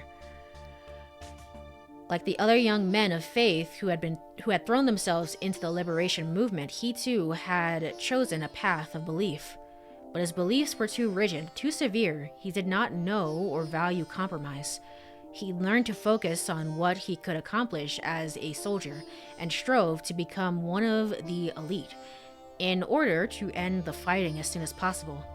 He believed that this was his way to do that the very best he could. The organization he joined in his teens was small, but it affiliated itself with the PLO and then joined up with Colonel Gaddafi's camp, which had provided its members the necessary soldiers' education. The former supreme leader of Libya, seizing power in 1969 coup d'etat, he is perhaps best known for his radical anti-Western rhetoric during the 1970s and 80s, as well as the rumored backing of various terrorist groups. In the latter part of his life, his relationship with the West gradually improved. He played a leadership role in the formation of the African Union, AU, in 2002, becoming its chairman in 2009. Gaddafi was decomposed and killed in 2011 by rebel forces in the Libyan civil war. Infighting, however, gradually reduced the organization's numbers. He'd used the 82 Lebanon War as his opportunity to temporarily distance himself from the PLO and had thrown himself instead into the fighting in Afghanistan. Lebanon War, 1982 war in which Israeli forces invaded the neighboring country of Lebanon to retaliate against the PLO forces present there. PLO leadership moved to Tunisia and multinational force was installed in Lebanon, with the United States providing its core constituents. It's I don't know how to read half of what I'm reading, and it's pretty bad. I know, like, my English is not great, but then it's like, man. That was when he'd acquired the name Siam. He acted as a military instructor for Islamic volunteer soldiers from Thailand. His students had bestowed upon him the former name of their kingdom. When the Soviet Union invaded Afghanistan in 1979, Muslims from all over the world joined up as volunteer soldiers to fight the Soviets in the name of jihad. After the withdrawal of Soviet forces, these volunteer soldiers did not completely lose ties with one another. Some of them went on to form international networks such as Al-Qaeda. A new name. And when he accepted this new moniker, something that represented something other than himself, he had ceased to be the young man who'd sacrificed himself for his ideals. Not gonna lie, this info dump is like an actual IRL mini modern history lesson. It is. It really is. At the request of some former acquaintances, he returned to the PLO in 1990. Yet again, infighting had brought the organization to the brink of collapse, and he'd been tasked with helping people to restructure it. It was around then that he'd reached his current standing. The sub-organization that he belonged to was in dire financial straits, and so, to keep it solvent, its members had begun taking on mercenary contracts for covert ops from the PLO and Islamic extremist groups that were former affiliates. He'd been a soldier for over 30 years. Through all that time, he had fought and he had survived. The fighting had honed him on every level. Much of it had been purely mercenary to secure funding to keep his organization afloat, but he'd recognized that as being meaningful in its own way. In order to tip the balance in the fighting within their own country, his compatriots needed to encourage other nations to go for each other's throats. Accepting this as the evil that it was, they continued to wield the hammer of justice. Eventually, he had seen so much that he no longer felt the evil, and then he no longer felt the justice. Even the consummate soldier, he too was grounded in harsh reality to deceive himself with flowery words or abstract ideas. Everything that he truly understood, he'd come to while on the battlefield. And one thing had become completely clear: the fighting that raged through his homeland would not end during the lifetimes of his generation. His own existence was nothing more than a blip on the battle radar, a tiny detail in the midst of something vastly larger than himself. Bit by bit, his once rigid faith gave way to something more nihilistic. Times changed, and so did values. At some point, the human heart went on to change as well. His changed convictions left him alienated, and he reformed himself into a solitary soldier. He longed for battle, yet felt no commitment to any particular conflict. And so, despite his legendary record in uniform, he became a mercenary outside the military establishment. His compatriots began to view him as nothing but a warmonger who fought without beliefs, and they were not so far from wrong. No longer was a true partisan of any cause. What he was much harder to define. There we go, I got there. I was like, why is there two wases? I don't understand. Give me 1 second, I need to check something really quickly.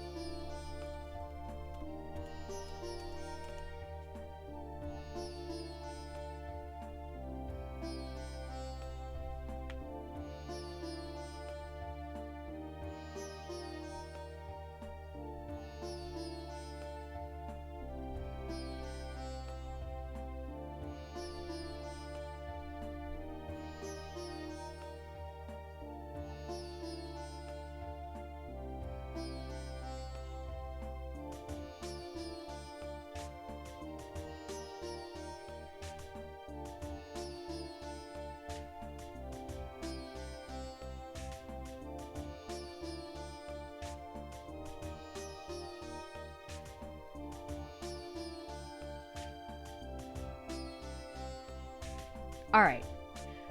I just learned. I just learned through looking this up that apparently this story, like this video here, is 3 hours. It's 3 hours long just for this one story. Just for this one story. And currently we're about an hour into this. We're about an hour into this 3-hour story.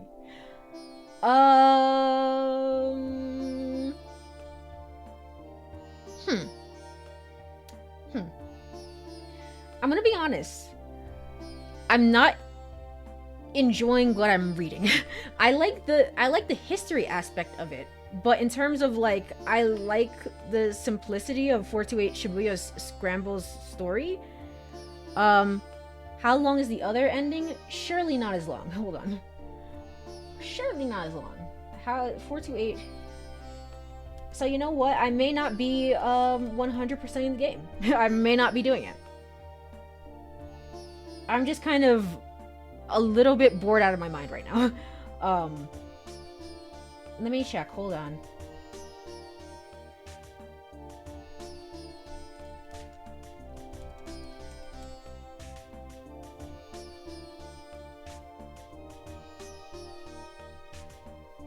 I see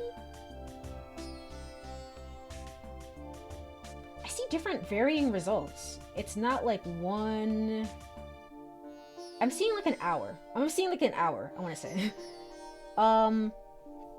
There's a lot of things that I have to do in order to get this ending.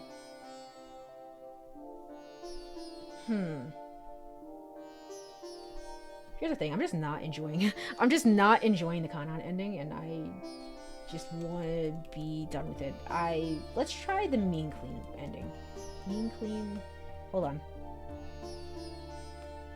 428 Shibuya Scramble.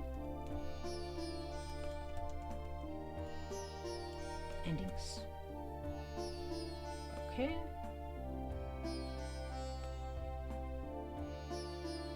Okay.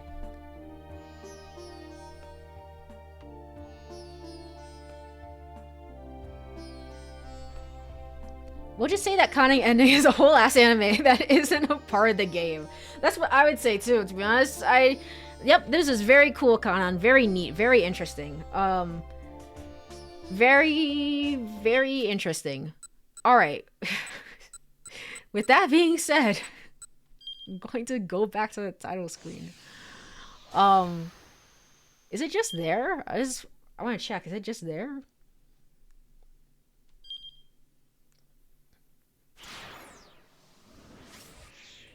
Yeah, it's just there.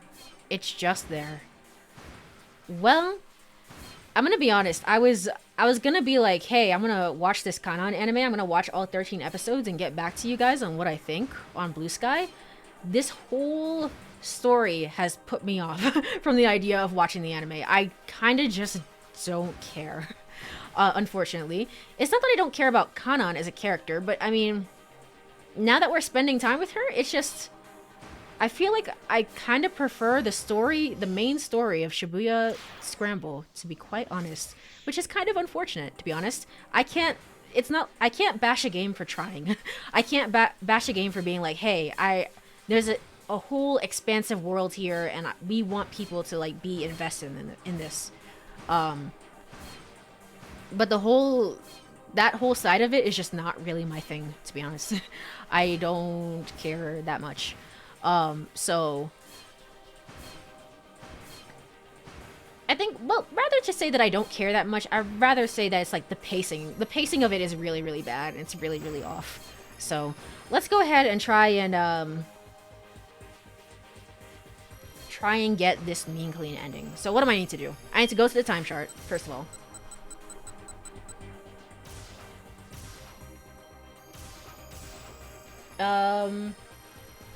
Achi at this time. Where is Achi? Here? Hitomi approaches the van. Choose option B. Okay, option B is chosen, so I don't need to do anything. What? Use the shirt tip to jump from fellow. I don't know what you're talking about, guide. I don't know. Stay back. Hitomi, wait! Achi shouted. Didn't appear to hear his cries.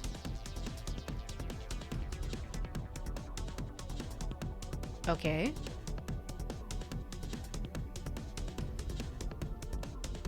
Just a moment. Ow! Another explosion! Ow!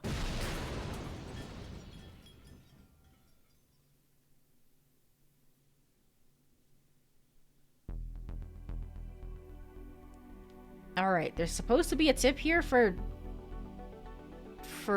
shirt?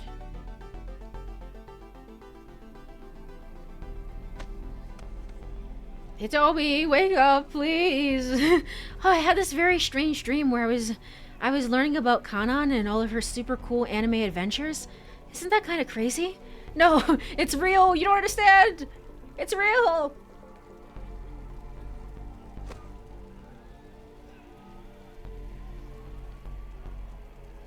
I'm guessing the Kanan anime as well is where you learn all about Alphard, and hopefully you're learning more about Alphard, because that's the biggest question of the game. Outline of a body. What happened here? What happened? Do I want to skip through this? Alphard. You carried it past the crowd. You sure you're not hurt? So, you know, let me check something. Let me check something. Hold on. Let me pull this up on YouTube, because I prefer visuals to know what I'm doing.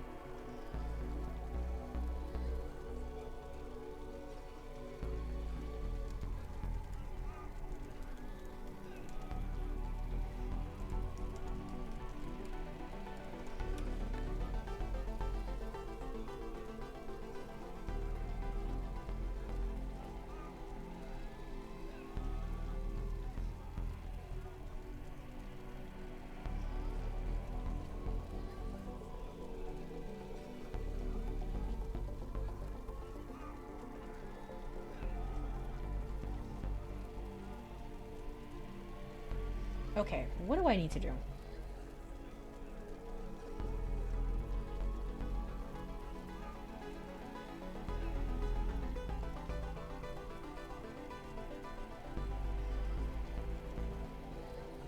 Oh, wait, it? Oh, okay.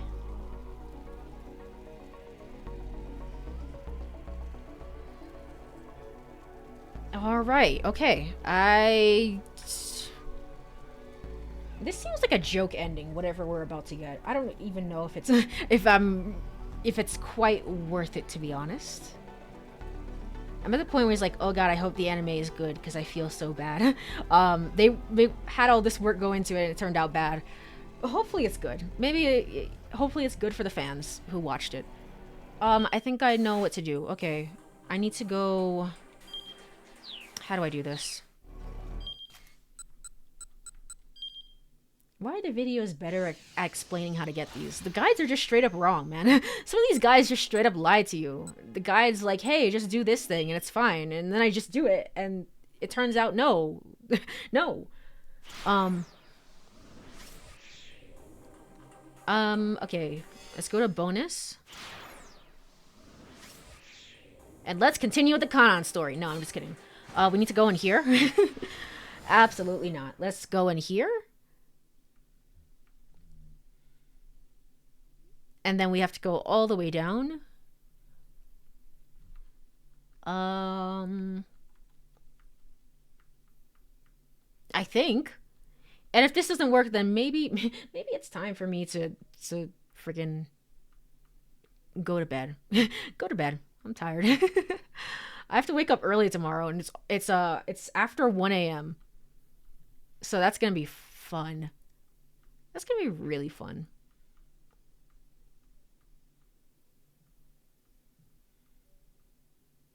Where is it?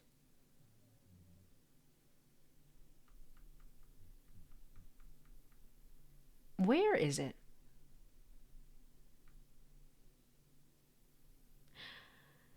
Oh, There. Here? Can I make this jump? Please tell me I can make this jump. Okay. Alright, cool.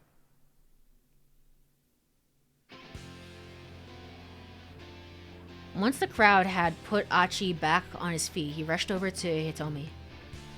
So Hitomi. Yes? There's so much stuff I want to talk to you about. You have no idea. Like, there's some crazy stuff going on in this world. Crazy stuff. But you know what? It's alright. Suzune. There's a jump there to Suzune. To see Suzune. Do I have to make that jump? Hold on. What the hell is that? Yeah, I have to make the jump back to Suzune. Okay. Here we go.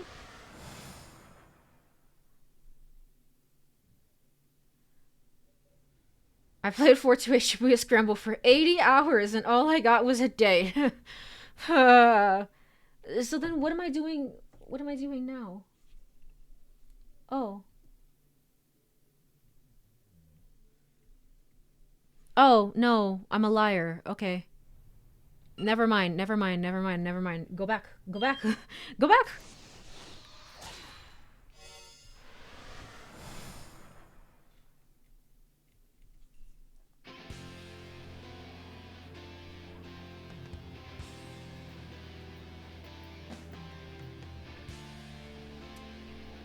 You know what?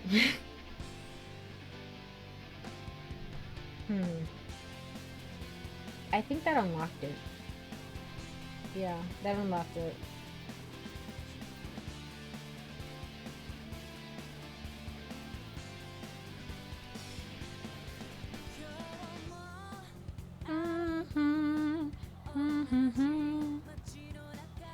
You know what?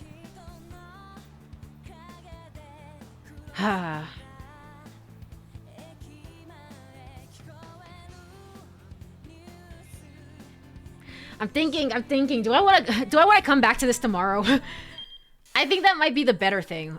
Because I don't think I have the brain capacity to figure out, okay, well then now you need to do this thing and go do this thing and then go do that thing.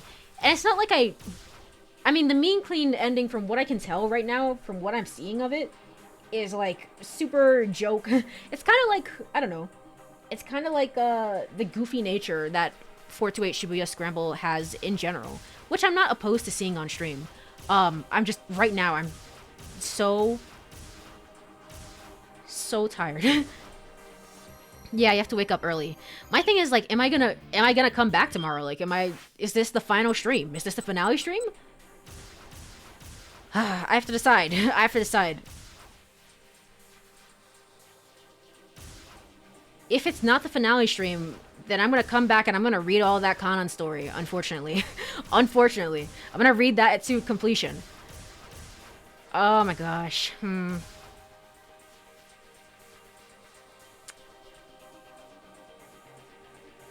Alright. Alright. I don't know if it's gonna be tomorrow, but sometime this week, I'm gonna come back. I'm gonna come back.